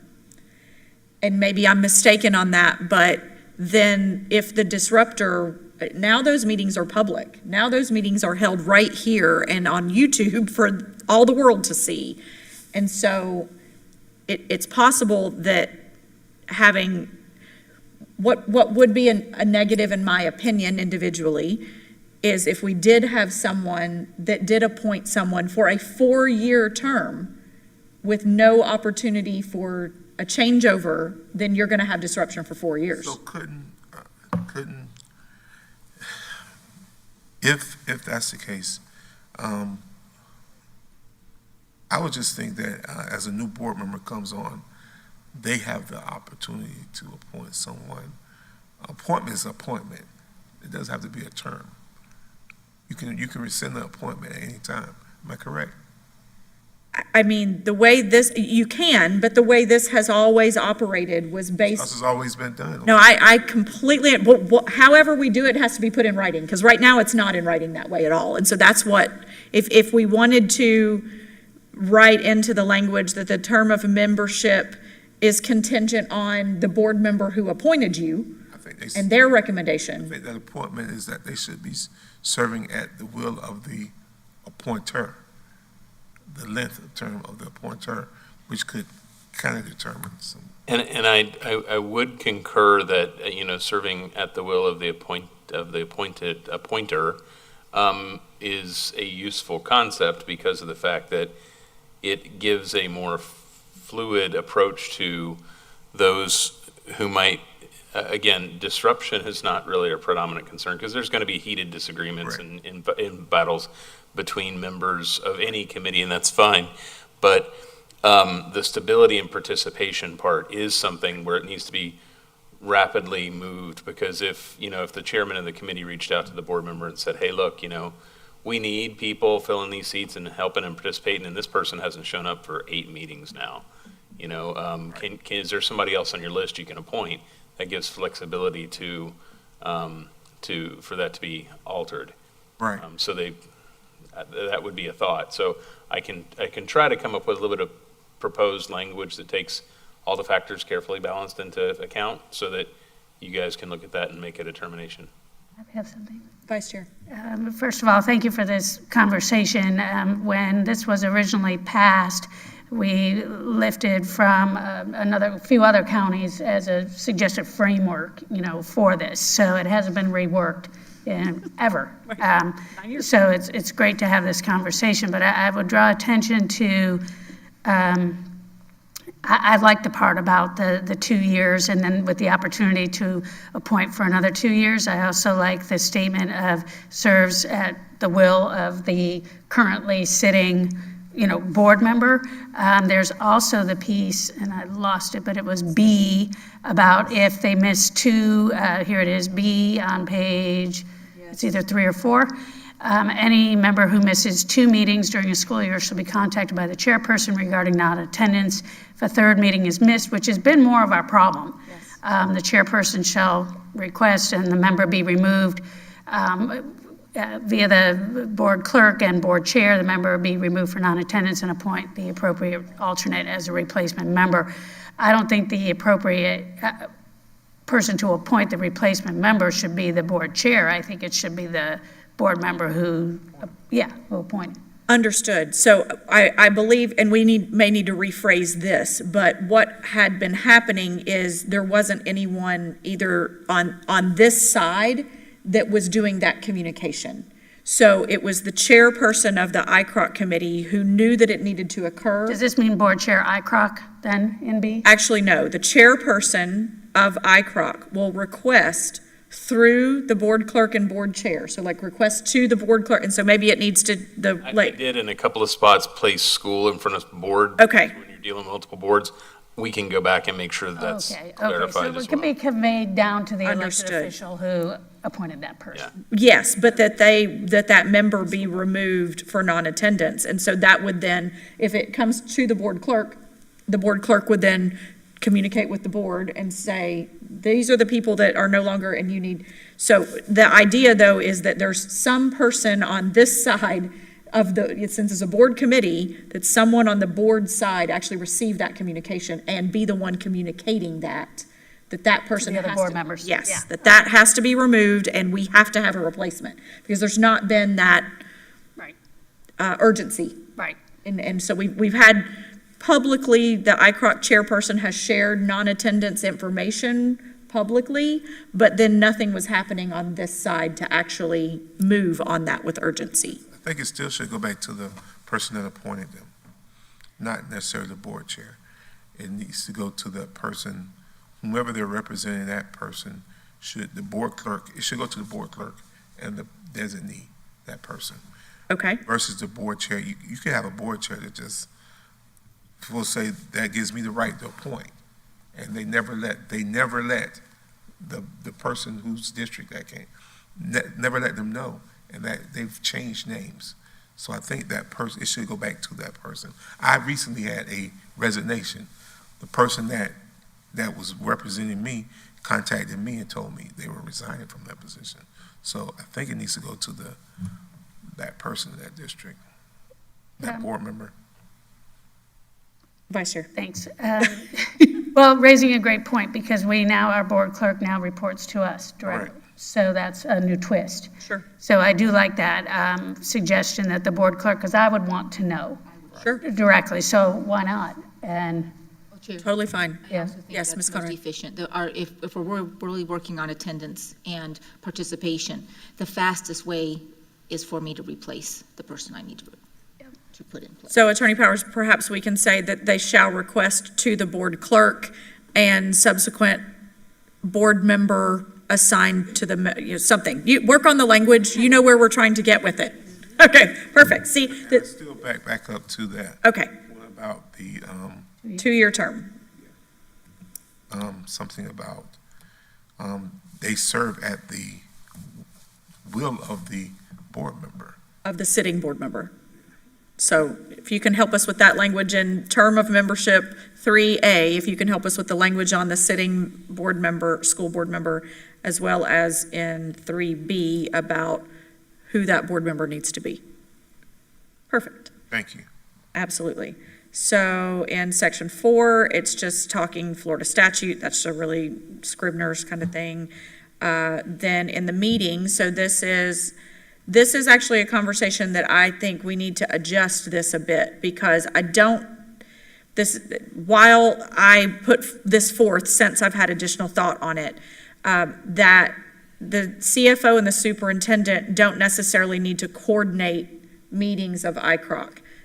Essentially, it's a board committee, and so I think that the school board attorney and school board chair need to work with ICROC along the way to get them up and running, because everything that occurs in ICROC meetings is oversight of what operations is doing. So asking operations to coordinate their meetings isn't going to work. So I've rethought this, but now that the board clerk reports to the board entirely and is our employee, as well as the board attorney, our employee, I think that we can rephrase that somehow, that school board attorney, school board chair, school board clerk, something, coordinate initial organization of ICROC. Right, as to the initial organization, that's kind of Yes. what we're doing here. Right.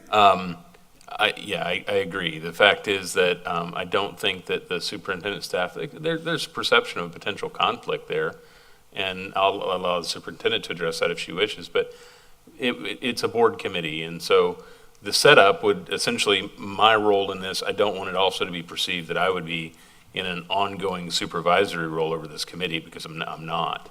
But as far as setting up bylaws and getting everything prepared, that would be what my role would be. As to the board clerk, the predominant role would be to report back to the board for items of issue for ICROC. And then also, ICROC would do its advertising through, the board clerk, so. Right. as to each public meeting. Dr. Garland? If I may, thank you. I know I've shared this previously, but I do have concerns about the perception here. This is a conversation I actually had with an ICROC member previously, not long after coming to Marion County, and said I do think there's a perceived conflict of interest, and so I'm not comfortable, nor am I comfortable for any of my team members presiding over something that is electing leadership with oversight over to our spending.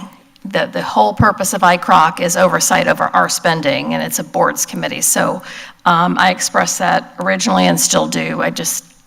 Not that anything would be wrong or illegal, but I just think the perception is not a good one, and I would ask that we are taken out of that piece in 5. And I agree, and I would modify to include that I can assist with the setup as we have here with setting up bylaws and everything so they don't have to reinvent the wheel. And then apart from that, their real contact with the board needs to go, and it should be relatively limited. I mean, they come up with a recommendation, but the interaction with the clerk would just be to report progress and then also to deal with if they need a replacement member or something of that nature, and advertisement. Okay, so we can work on that language to, oh, I'm sorry, Reverend Cummings. So does this even need to be there? Because this, and I'm looking at 5A, this was for the initial, very first organizational meeting. The committee is already formed now. And so I think they did that in the beginning because there was no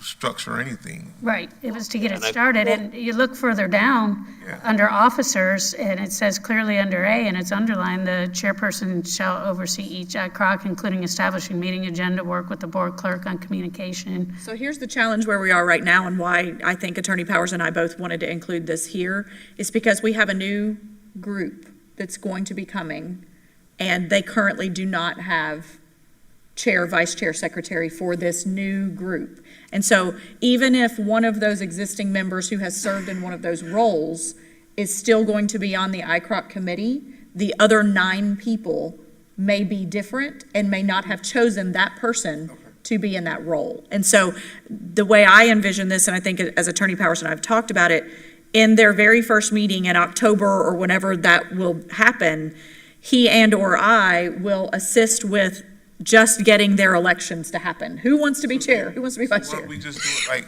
we do with the board? When we change chairs and stuff, that the board clerk sets up the organizational meeting. And Dr. Gullett is actually the one that does all that. So this would be laying out if it's the school board attorney. I'm sorry, you're not the one who does it. You're the one who makes the or has for the motion. She has the gavel. She has the gavel. It's not one of us. Right, it's not one of us. And it's not the board clerk.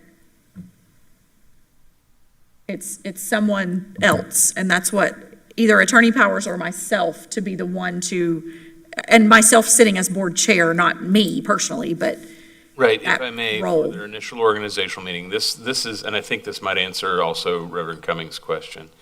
The reason I think for that piece to be in there is that this is also a historical document of the formation of the committee initially.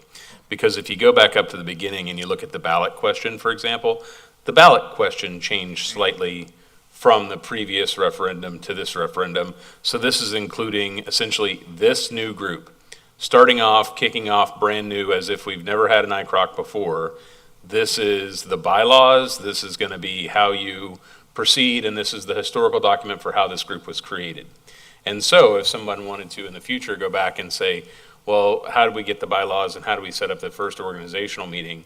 What we're saying is we're going to assist with the initial organizational meeting to get you guys proposed bylaws, to get you started, and then back off and leave you alone from there, except for the fact when you need someone replaced, you can let us know and we can make the reappointments, and you need it advertised, come to us.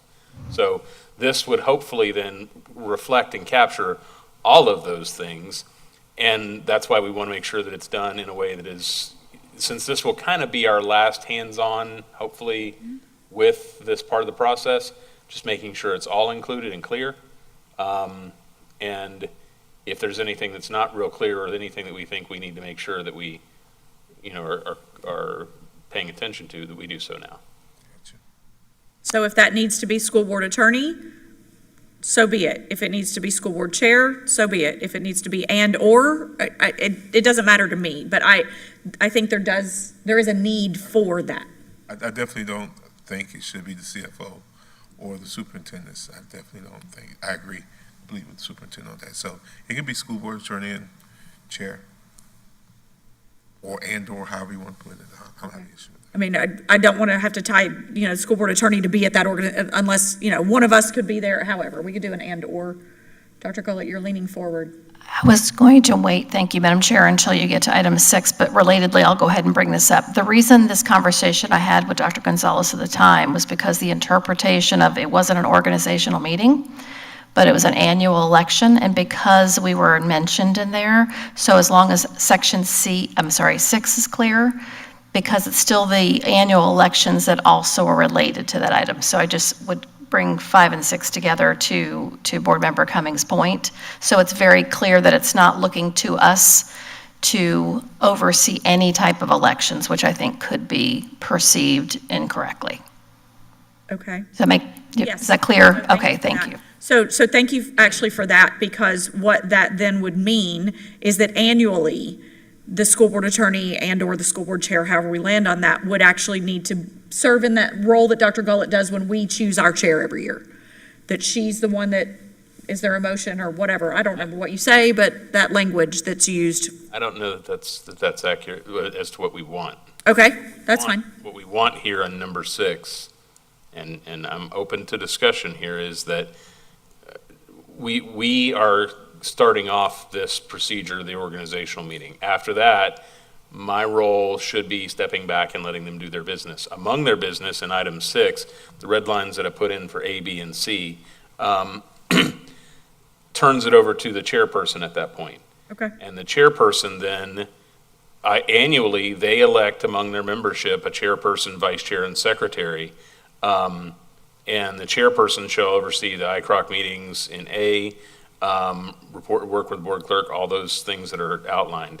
And under B, the vice chair's duties as well, and under C, secretary takes attendance. Now, at that point, the sitting chairperson would be the person who is still operating at their annual election. So unless someone sees a problem with that and there's a need for, just someone to be there simply to assist with the passing of the gavel sort of part, I'm happy to do that.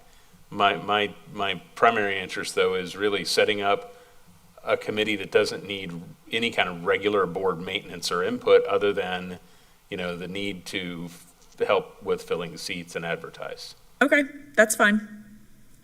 If anybody sees that differently, I can try to figure out a way to. So I love that. So the chair would be responsible for. The chairperson of ICROC? Of the ICROC committee would be responsible for the organizational meeting and the election, correct? Yeah, I would. After they're a chair. After they, right, because right now we don't have a chairperson. That's where we do the passing of the gavel portion here. So at that point, then, that would turn over from there and they'd run their operations. If I find that there's any, legal problem with doing it that way, I don't think there is. There's nothing I've found anywhere that says that we would need, me to step in annually to do that sort of thing. Then I'll certainly make the modification and pass it along. But I think that the intent is under 6 that the organizational meeting assistance is kind of a one-time thing. Okay. Certainly happy to do it annually, but I don't think it would be necessary. Sure. Dr. Gullett. Thank you, Madam Chair. And that is what I shared, my belief and understanding was at the time. My question is that clear in here for future chairs of ICROC so that is a responsibility of theirs? Because my recommendation and my opinion as the superintendent at the time was, you're the chair, this is for you to lead. I'm not comfortable, and on behalf of my staff, I'm not comfortable leading annual elections. But there was some conversation about clarity in the original bylaw, which is, of course, why it's here today for your consideration, and it's your committee, but I would just say from experience, I would ask that that be clear. So for whoever is serving in that role, whoever you all appoint and who gets to serve in that role, it's clear to them that they are responsible for doing that. Because I certainly don't want to be perceived that we're not supporting them, but I don't want to step into that role or have my team be expected to step in that May I role. ask, did you encounter the belief that they felt it would somehow be easier or more neutral if there was somebody other than the chairperson who was actually running the election? Because it's not like a campaign in election. This is just among their Correct. membership, they're simply selecting who's going to be chair, vice chair, and secretary from among the membership. So that's, if there's additional clarity to that they need, or if this is something the board wants for once a year at the time that they're going to pick their elections, I go over there and sit and at some semi-ceremonial capacity and simply say, hey, this is how you do elections, but I'd like for that to be included in the document so that they know. And essentially, my role there would be at its most fundamental phase to say, okay, those of you that are here, choose amongst yourselves, Right. pick a chairperson, pick a vice chairperson. Have a nomination for. There you go. I thank you. I would just say, they're volunteers. They're very committed and to this work, and we appreciate our volunteers. And so I just think it was unclear, in trying to help assist any way we can. But I'll put some items in there to help clarify. And then if there's assistance that's needed at any step along the way, I'll be there to provide it. Okay, perfect. That's great. All right, moving on to the officer duties, the chairperson, vice chairperson, and the secretary. Some of that had not been spelled out, so who took attendance and minutes and who, all the things. So I think that that's important to have some of that there. Also, that the chairperson does provide an annual report to the school board that I think is occurring right now, but we certainly don't have like a public report that they come and give it to the school board, I don't think. But regardless, I think that part is important. Should we determine that the chairperson needs to oversee that election of officers, that needs to be added to their duties if that's what we want to do, unless we want to say annually shall elect a chairperson and the school board attorney will oversee the annual election. So either one of those things, board, do you have an opinion one way or the other? Do you want the attorney to oversee the first election, or do you want the chairperson to oversee those annual elections? Vice Chair. Oh, He said it. oh, Reverend Cummings. Sorry, I saw your I finger. think the chairperson should be responsible for the scheduling of the election and overseeing of the election. That chair of that committee, they should make that scheduling. They should be the ones that announce it. That should be part of their duties, I think. Chair. Yes, Ms. Conrad. Just my opinion, I would feel more comfortable if Attorney Powers was leading that first meeting, but that's just Correct. my personal. Yeah, but every year, so potentially you're having a changeover every Year. 2 years, or even, whenever the board members change, and you may have some changeover, and I want to hear from other board members. It's an independent committee, correct? It is an independent committee, absolutely, but there are strong people on that committee that have strong And the opinions. reason I keep wanting to give this committee their authority is because they are an independent committee. They're going to be bringing back things to us. They're going to be bringing back things to the superintendent. We need to kind of stay out of it as much as we can, giving just the organizational part of the bylaws and kind of let them set it up. But they need to have that committee needs to deal with it. Vice Chair. Thank you. And it's reading here under 6, ICROC shall annually elect a chairperson, vice chair, and secretary. So that needs to be occurring annually. I think that it has merit to have our school board attorney oversee this to make sure that it is that it goes according to procedure. That would be my only thing. It adds a bit of formality to it. I don't think it should be the school board chair, because we know how elections can be. And the school board chair doesn't need to be overseeing an independent was supposed to be an independent election. I just think that there's a potential there for influence, negative or positive. So I would say keep it, someone should be there from the school side to monitor that, and there you go. And I would agree with that, just making it, and the school board attorney shall assist every year, however you want to put that language in there. Have we contemplated, or do we want to, or allow them to make the decision as to when the election should occur? Because one of the things that we run into, for example, we know that in November, by that third week of November every year, I can tell what's on everyone's calendars here, because we have an organizational meeting that we have to conduct. And I don't know if we want to give a month and say that by such and such month of each year. I don't want to be overly pressuring it, but we would want to make sure that it doesn't miss, that it doesn't get lost in. Sure, so perhaps it is by November of each year, because the initial meeting is going to occur by November 2023. So perhaps it's in November that they do the changeover too. That's when we do our changeover. And we just say by November, so we're not holding them accountable to that. They only meet 4 times a year. So I don't want to say that they have to come for just one meeting so if we say by November, they've had their election for the annual term. You guys okay with that? By November? I would say by December. Okay, we can say by December. Elections happen in November. Okay, that's fine. Oh, true, because we may have a changeover of who the board member is. So Yes. let's say by December. I'd like that better. January 1st, do I hear that? January 1, sure. January 1. But yes, let's We just have put, Thanksgiving, we have Christmas. right, let's put a timetable to it, though, to your point, Attorney Powers. I think that is a good idea. Thank you. Okay, perfect. So compensation, or if we're ready to move on, compensation, they're not being compensated, and we have that there. Quorum, meeting space, those things are the same. Responsibilities of ICROC, I think that is roughly, that's the same, because it's the ballot language. So it's not the same as before, but it's the same as the ballot language. So we're in 10B. So rather than saying ICROC will meet quarterly, I had conversation with Ms. Boston Ellis a bit about this as well. I think if we put in that they meet 4 times a year as opposed to quarterly, we've had significant challenges with having ICROC meetings in June and July. Those have been, in the last 2 years for sure, that those have been really low attendance meetings.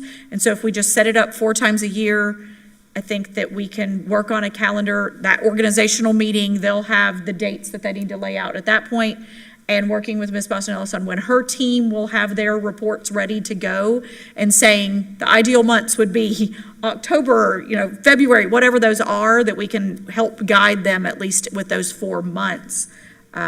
Anyway, so that's that. The report will be kept on file with the school board clerk's office. I don't think that was there. Also, that it would be online on the school district's website. That was not there. But they do have their own page on our website, so we can certainly add that. And then parliamentary authority was not included previously. I'm trying to see if anything else that's where Attorney Powers just added in school instead of just saying board. So the school board is the rest of the changes there. So any additional comments on this? I know Attorney Powers is going to do some legal work with it and get it to a better place for us. We will need to vote on this board, so if we can put this on a September board meeting, I would recommend that. So maybe our first meeting in September, once Attorney Powers has all the stuff together. If you have any additional things that you want to see, we could add it to September 7th work session just to take a look at it briefly. Hopefully, we will not take the time on it at that point, but just to see what it looks like and maybe in your comments or something, or September 7th. And then that first September board meeting, we can approve it. And then hopefully that new committee can meet for the first time in October, or a date that can be determined. Okay. Anything else from the board on this? Any public comment on this? Seeing and hearing none. Moving on to board comments and concerns. I will now recognize School Board Attorney Jeremy Powers. Board members, I'm notifying you that Attorney Suzanne Green, or designee of the Bicycle Law Firm, has informed me that advice is needing regarding the following cases: Ovidia Jarquin versus the School Board of Marion County, our file number J8670808; James Sullivan and Candy Sullivan versus the School Board of Marion County, file number J86-70783. Dawn Owen and Marilyn Gomez versus the School Board of Marion County, file number J86-70804. Pursuant to Section 286.011 of Florida statutes, known as the Government in the Sunshine Act, on behalf of Attorney Green, I'm requesting to hold 3 attorney-client sessions with the board for the purpose of discussing the evaluation and/or compromise of said claims. I've asked the board's clerk to cause reasonable public notice of the time and date of these attorney-client sessions and the names of the persons attending each to be published. It is suggested that attorney-client sessions be held at 9:00 a.m. during a recess of the September 7th, 2023 administrative briefing and work session as soon thereafter as may be heard. As required by this statute, only the following individuals will be present: Allison Campbell, Board Chair; Nancy Thrower, Vice Chair; Eric Cummings, School Board Member; Lori Conrad, School Board Member; Sarah James, School Board Member; Superintendent Diane Gullett; Jeremy Powers, School Board Attorney; Suzanne Green, or designee of the Bicycle Law Firm. I've asked a court reporter to record the sessions, also as required by statute. Her notes will be fully transcribed and filed with the clerk of the school board. Upon the conclusion of any litigation and/or settlement of all claims arising out of the incidents, the transcripts will be made public record. Thank you. I recommend, I'm sorry, go ahead. No, thank you, Attorney Powers. Are you making the recommendation No, or sir. mine? No, ma'am. Thank you. So I recommend the board hold 3 attorney-client sessions pursuant to Section 286.011 Florida statutes to discuss the pending claims. Board, if there are no objections, we agree with that, then the attorney-client session should occur during a recess of the September 7th, 2023 administrative briefing and work session, starting at 9 a.m. or as soon thereafter as the matter may be heard. And just to make everyone aware, what that would then mean is that we would begin the work session immediately after beginning. We would retire to recess to that, to have those meetings and then come back on the record after. Okay, so be it. Board, we have consensus on moving forward with that. Terrific. Okay, moving on to additional comments. While I have you, Attorney Powers, you got anything else out of legal? I've said enough today. And you have enough on your plate right now? I do. Perfect. Okay. Mr. Davis, anything from the board clerk seat? No, ma'am. Thank you for serving with us today. Dr. James? Wanted to give an update on a few things. Mr. Chris, our resident at Fesden, we are still trugging along. Ms. Haynes has communicated with Mr. McFadden, and there were some forms that needed to be signed, and so they're going to get taken over to the Agency for Persons with Disabilities, and hopefully we'll be able to start looking for a formal residence once those papers have been submitted. So we're still trucking along. So much time. I want to, Dr. Gullett talked about bus delays this morning in her introductory comments, and I just wanted to make a remark to the public that we armband every sweet little child that gets on the bus the first few days of school in elementary, and that is incredibly time consuming. And yesterday I had the privilege of driving in the car with 3 principals as well as Ms. Dobbins and Mr. Knight, and so we're all just chattering and talking through ways we can expedite that next year. Ms. Dobbins, I think, has some great ideas, but I just want to share that I'm sure we're going to be at 90+% arrivals in the very near future, but there is significant delays attached to making sure children get to the right place every single day at the very beginning of the school year. So I just wanted to make that clear to the community. I want to make a request to Dr. Gullett. The attendance report that we get every day from one of the staff members. Ms. Sanchez? Yes, Ms. Sanchez. I would love if that report could also include the capacity at the school. Because I look at the numbers and the numbers only tell a part of the story. And when we're talking about, it's still how many heartbeats are showing up to school every day. But there's a lot of conversation in the community about overcapacity this or undercapacity that, and it would be great for me at my fingertips to be able to say, well, they are currently at this capacity. So if that is possible, and I know we talk about fish report capacity versus actual capacity, what I would ask is like all of the portables that are housing students be included in that capacity. I know we talk about funding sources and all the other pieces, but what I would want to know is what actual functional desks and seats do we have available in a school? So if that is a possibility to add, I know that would be a pretty fixed number. So once we got it added, it wouldn't have to change very much, but that would help me paint a picture when I'm having conversations with community members about capacity issues. So that would be cool.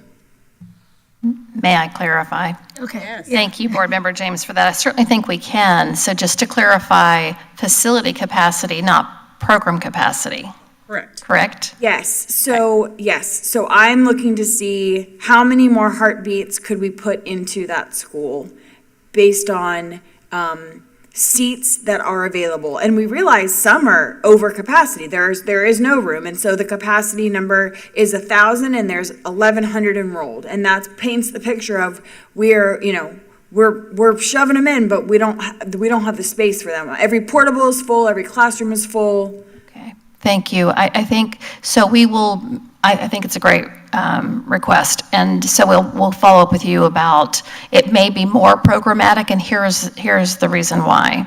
Let's take Hillcrest School, for example. You might say this is a classroom and you might allocate a certain number, but we know that there's a few students in that room because of all the other needs. That's more of a programmatic number, because in actuality, you would never fill that one room with 18 or 20 students. So we will provide that information and context and work to amend that, and just give us some time to create that. Yes. Just so you know, I just want, however you approach it is going to work for me. I'm just looking to have the understanding of whatever number you put on that spreadsheet defined. So when I talk to the community members, I can say, this is the capacity defined as XYZ. Yes. So, but that would be helpful. Wonderful. My last request is for the board. So we have had extensive time and conversation around hiring, interviewing to bring to the board architects and contractors for our new facilities. And in those conversations, the primary piece that has been of the utmost importance is the timeline. We are backed into a very tight timeline to build these schools and wings to get them open on the timelines we've set. My request to the board would be this. Would the board entertain having an 8:30 a.m. board meeting ahead of every work session scheduled from here until it is unneeded any longer, to house specifically items addressing facility needs? So we're going to have lots of contracts and items to come before the board about hiring, not just hiring contractors and the contract that we're going to have with them as well as the architects, but early bid packages, delayed bid packages. We have to order switches ahead of, the switch is 12 months out, right? And so this board is going to see a lot of contracts coming before us regarding these two new schools specifically. But also, when we talk about Osceola Gym, we're to the point we may not even be able to open Osceola's new gym by August of next year, because that's how long it takes. And so to be able to as quickly facilitate getting these things done, the facilities department needs more than 2 board meetings a month to get the timeline met. And so my request to the board, since we already come together on every other Thursday morning or 2 Thursday mornings a month, would you entertain the idea of adding an 8:30 board meeting for the formality of approving contracts mostly related to facilities? I'm sure the chair and Dr. Gullett could add things in other capacities if necessary, but the goal would be to focus it around just simply addressing the facility needs, which would then allow the facilities department to have weekly meetings where we would be able to approve contracts so that they could continue to move forward. Because at this point, it is too late to get things on the agenda for next Tuesday, except for board chair approval, which means then we have, I believe it's 3 weeks until our next board meeting because of the way the calendar falls. And if I'm just being transparent, we don't have 3 weeks to give on these timelines. We just do not. And so my request would be that we add it in as a standing 8:30. And I realize because of advertising reasons, we probably can't do this for, I don't know, we'll have to look at that. But when we can, with proper advertising, start this. And then if Ms. Dobbins communicates appropriately and says, hey, it's actually not necessary, we don't need it this week, we could cancel it, if that was fitting and appropriate. But I think that there is a dire need for us to meet deadlines in this period of time. And it won't be forever maybe, but I know right now we're backed against a very tight timeline. So that's my request of the board to entertain today. Thank you, Dr. James. I want to look to Attorney Powers first. Would those be classified as just special school board meetings, or are they just classified as a board meeting that we've set the They'd be date? classified as special school board meetings, but there's not any difference between a special school board meeting and a regular school board meeting, except that we're required to have at least two. However, that does also mean that all of the exact same criteria apply, which means it still has to go to an agenda review process. It still has to be on the agenda by an advertised time in advance, has to be advertised separately. So there's an increased cost to advertising, things like that, but it can be done. There's no shortcut to Absolutely. having multiple meetings is not a problem, but these meetings still require that we have opportunity for public input. And that public input, unlike at a work session that has to be specific to the agenda, could be someone coming to speak on any issue that they wish, while we're just working on the architectural and contract things as well. So. Yes, and I want to acknowledge, I see it opening up for expanding community input, because it's another opportunity to come talk. But I cannot stress that the facilities department can't go 3 weeks between getting contracts approved. We will never, we are already backed into a tight timeline. If we have to continue, and this is like the thing that, as I said, I'm like, can't we just do this? It's the bureaucracy of it all and the rules and the governing. And so I'm just trying to find a way to, within the rules, try and shorten lead times if possible with meetings. Vice Chair, sorry. Thank you. Thank you, Dr. James, for bringing this forward. Since I've been on the board, this board has always been willing to meet quickly, meet frequently, meet all the guidelines that are required to be able to do that. If the pandemic taught us anything, we certainly learned how to become very nimble because things move fast. We have a lot of priorities with this facilities and these initiatives.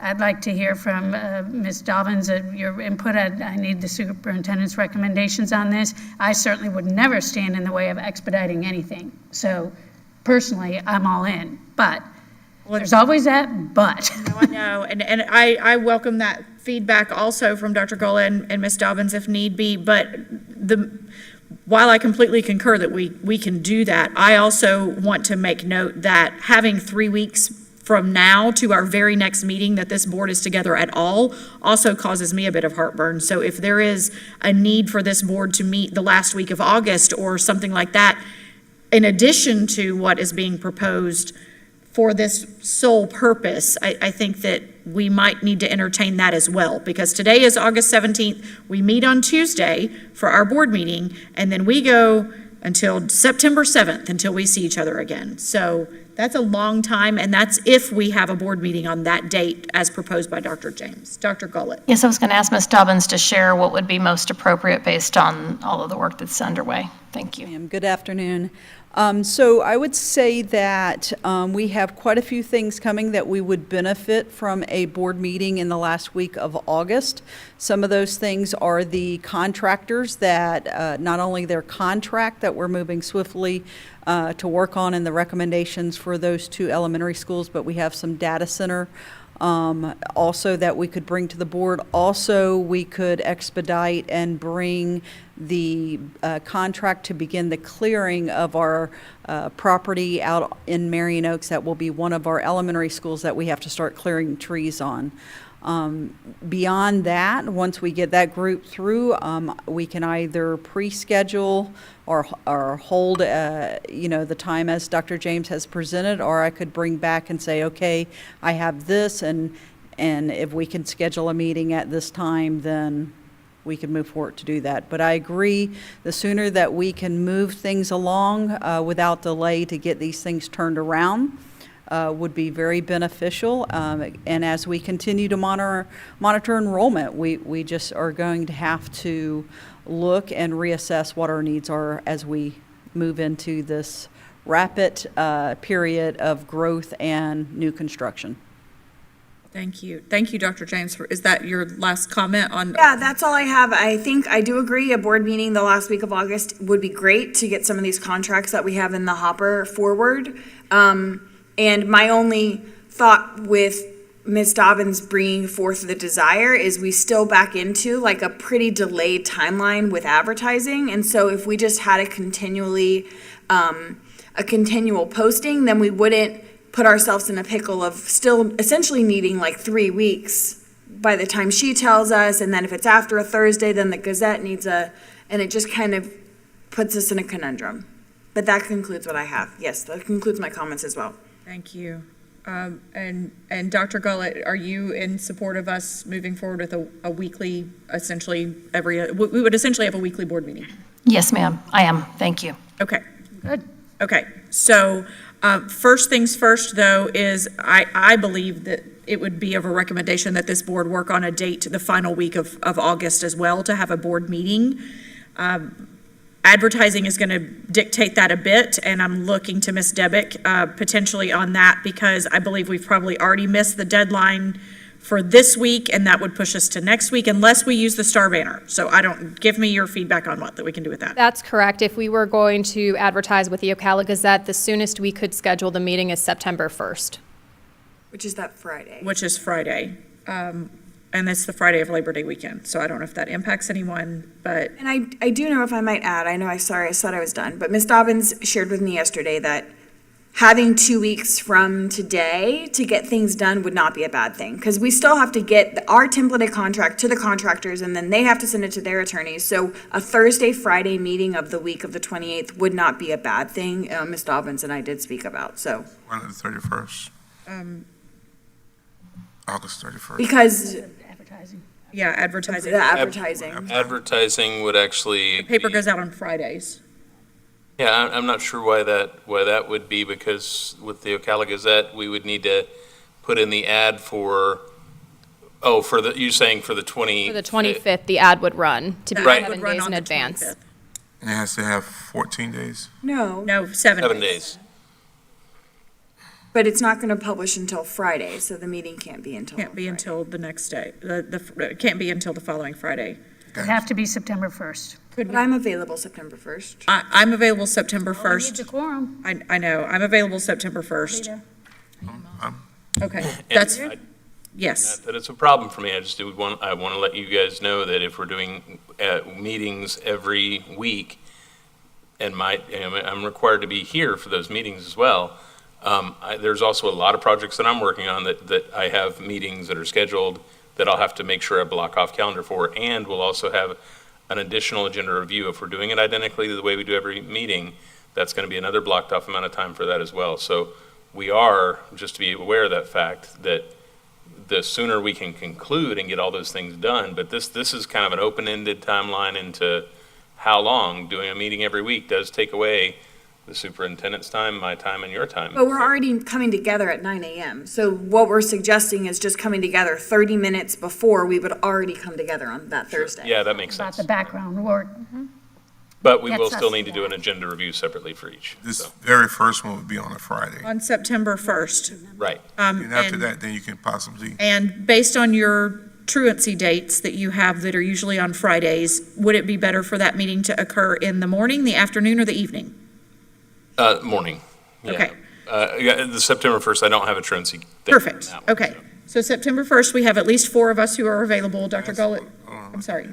Yes. yes, because I want to make sure that we're taking consideration everybody's schedule. That doesn't conflict with anybody's school schedule, dropping off kids, all those types of things. 8:30?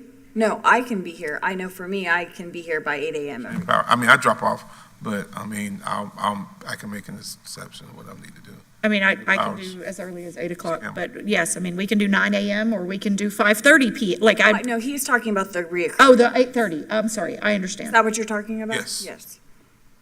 I just want to make sure that we all are on the same, Doing an 8:30, and being considerate of everyone's time understood, and responsibilities. right. Okay, if we all good, let's go. I think we probably could move forward with 8:30 Thank you. on those work session dates as well. But for now, September 1st, do we want to do a 9 a.m. special board meeting, or is it? 8:30. Okay. 8:30 special board meeting, September 1st? You can make that one with us, Attorney, or Reverend Cummings? Okay, so Friday, September 1st at 8:30 will be a special board meeting. Ms. Dobbins is shaking her head, so that's a really great suggestion, Dr. James, and thank you for bringing that up. And then the following week, we'll begin our 8:30 special board meeting on September 7th as well. So actually, what will happen that day is we will have a special board meeting from 8:30 to 9. 9 a.m. we will recess, go to our meetings with Vice Cole, and then come back and have the superintendent's administrative briefing and work session. Question. Yes, ma'am. And then at each of these special board meetings, do we then make the determination that we will need to meet the following week? Because if we do need to meet, then the advertising has to happen. If we don't need to meet, then people, We will have already had to have advertised it by that point, and then we it can will have already cancel. advertised, So we but could cancel if we can cancel. Yes, so that's my point. Do we make then, I think that would be, Ms. Dobbins should be able to provide us awareness as to the necessity for 1-2 weeks later. perfect. So at this point, we know we will have a special board meeting on September 1st at 8:30 a.m. Then we will have a special board meeting on September 7th at 8:30 a.m. We'll have a regularly scheduled board meeting September 12th at 5:30 p.m. And then we'll have a special board meeting at 8:30 a.m. on the 21st of September, if needed, most likely yes, and our regular scheduled board meeting on September 26th at 5:30. So that will put us in once a week, and I understand that's going to potentially alter how we do agenda review and what that looks like.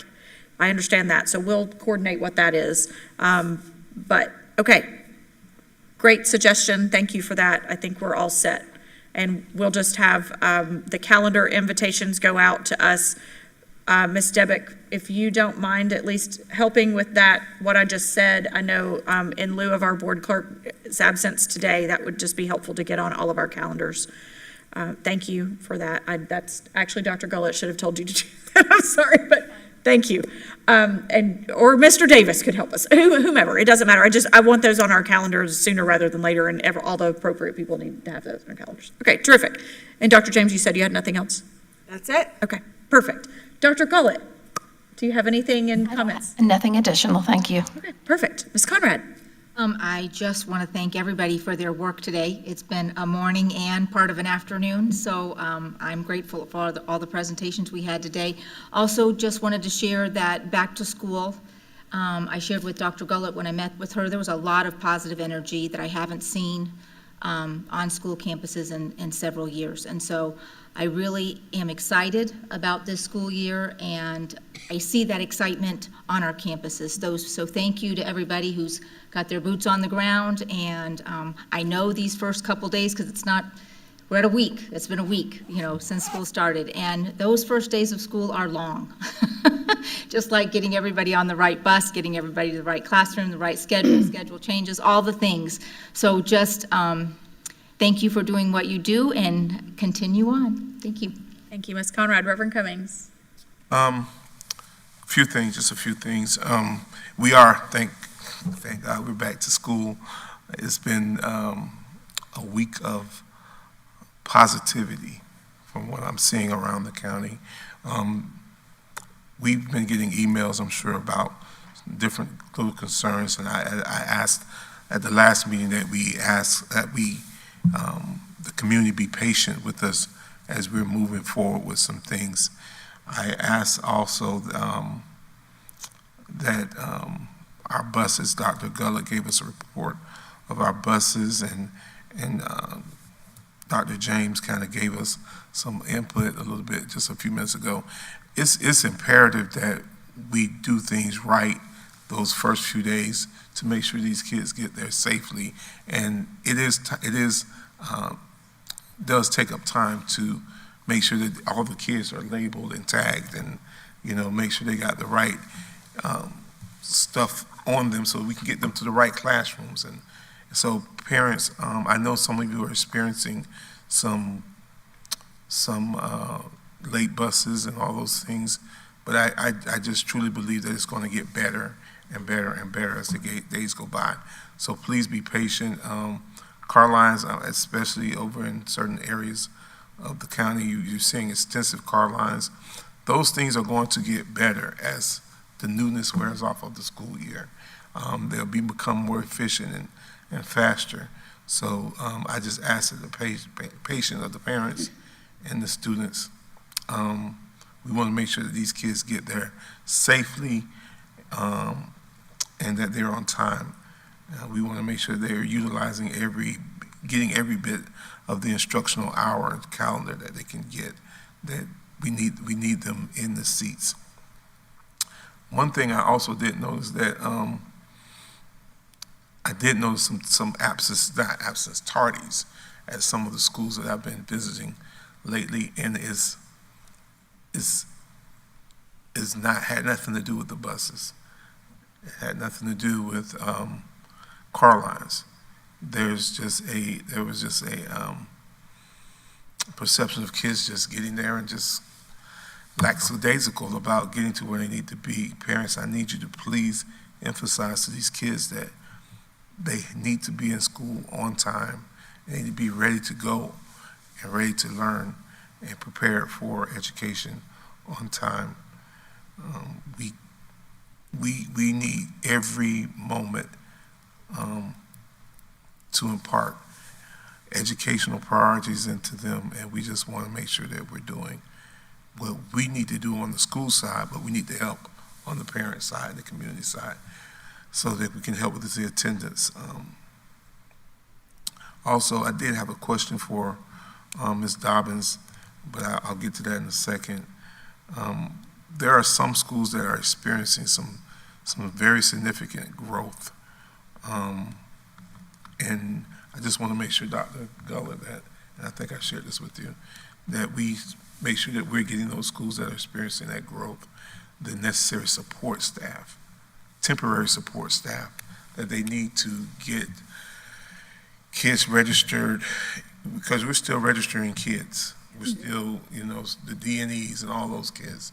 We're still doing all those things right now, and we're a week into school. We still have parents that are saying, hey, my kid hasn't started school yet.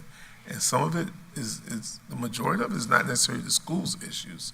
It's because there were certain things that did not get done prior to orientation and registration. And so it's creating like a backlog or whatever. So just want to make sure that if there's schools and principals, if you need some assistance, and I know you guys try to do it without asking for help, but if you need assistance with IPCs or whatever it is, please let your area superintendents know. Don't just drown needlessly. Let's get it done. Let's get the situation resolved and get things going in the right direction. Ms. Dobbins, my question to you, and I'll be through. And you can just nod your head. You don't have to get up. I know we're in the process of getting more portables at some classrooms, at some schools. Are we still on the same time frame that we talked about, or are we going to be a little delayed, or what? Because there are several schools in my district that I know are in need, and parents have started saying, well, why is my kid not in the classroom? Well, they're not in the classroom, they're in the library, or they're doing whatever they need to do to make sure these kids get the instruction. So we just kind of want to give an update on that, Ms. Dobbins. Thank you, and thank you for giving me the opportunity to say this publicly. So as of right now, I just checked on this morning, we are expecting Marion Oaks and Horizon to have their final inspections tomorrow, so we are on schedule with those. We are waiting for the company, so the company we lease from, to finish the hurricane strapping at Sunrise, and we still have concrete to lay. We will continue to work over the weekend to expedite that, but I worry that Sunrise might be slightly delayed from the original timeline that went out. We have the concrete and the pump scheduled for Monday, and then we should be ready for final inspections on Wednesday, and that's Sunrise. For Liberty and Hammett Bowen, we should be ready for final inspections by the end of next week, which was what was originally sent out on that schedule. So with the exception of Sunrise, due to weather and the company, we're slightly delayed on that one. And thank you for that, because I've been there and I've seen the crews that are working. And parents, I really want them to understand, we are working around the clock. I would dare even say some are probably working on the weekend to get these things in place so that our kids can be in classrooms and not be in the media center. But it is a process. It's going to happen. Again, I ask for your patience. And then I thank the students and the teachers for their patience in this whole situation. Growth is good, but sometimes growth happens so fast that we have to catch up to it versus the other way around. So we have a superintendent and a team that's able to make pivots real fast. And I thank you, Ms. Dobbins, and the team for what you're doing. So those are my comments. Thank you, Reverend Cummings. Madam Chair, may I address? Thank you. Board Member Cummings, you brought up several things I'd like to add on to what Ms. Dobbins shared. And that's where I spent my first day of the school year, was in our high growth areas and walking and seeing those portables, checking on them. I know they had a good plan in place, and so it's great to know that they're underway this week. We were expecting about a week, so they have handled that really well, and we appreciate the community's support and patience with us. The other item you mentioned was transportation, and something that I asked the team to do, again, as we band all of the students and make sure that they are arriving to school and leaving on the same bus, that I asked the team to look at the banding happening on campus rather than roadside. So if we could get them to campus, we do it there. And that will make sure that they're on campus sooner, we know who they are, and also the staff members that are taking them off the bus become familiar with what bus they're riding. So they're going to make that change. It's something that I'd always done, is do it campus, not in the field, plus it gets them off the road. So we're going to be making that change. We did do Here Comes the Bus from the beginning, and the reason we did that is so that, again, we can be transparent and knowing, if there are delays. So encouraging the parents to make sure to follow. It's not a perfect system, but it's another means of communication.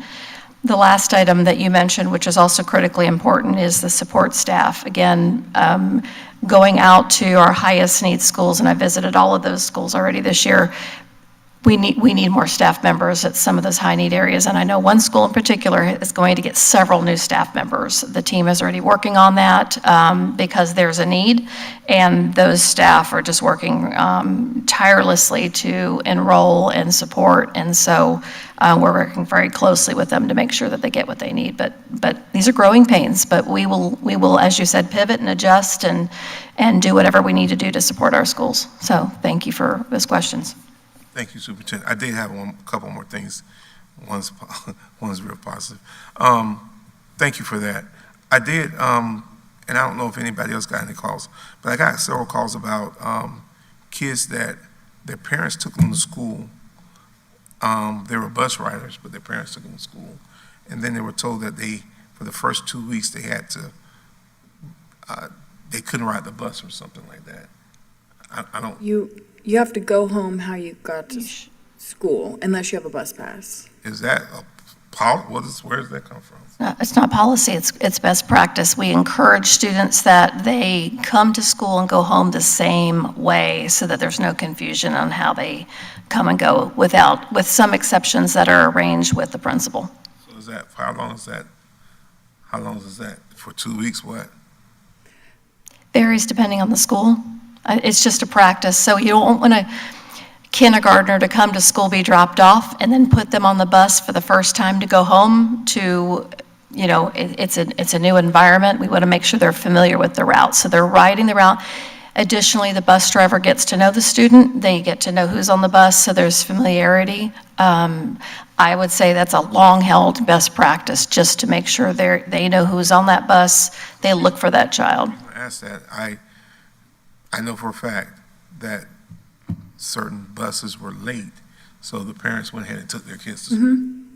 And then now they're penalized because of that. That's not, Yes, that's true. they just have to ask for a bus pass to be able to get on the bus to go home. Sure. You'll have to follow up with me, so I'm not aware of the situation with any, they shouldn't be ever penalized for late bus. That's on us. Now I have to readjust my work schedule to try to be able to take my kid to school now and pick them up when the bus, it was due to no fault of them, the bus was late. That shouldn't be the case. We'll follow up with that. Okay. Yes. And then I'll close with this. Yesterday, I got a beautiful email from one of our principals, Principal Suzette Parker over at Howard Middle School.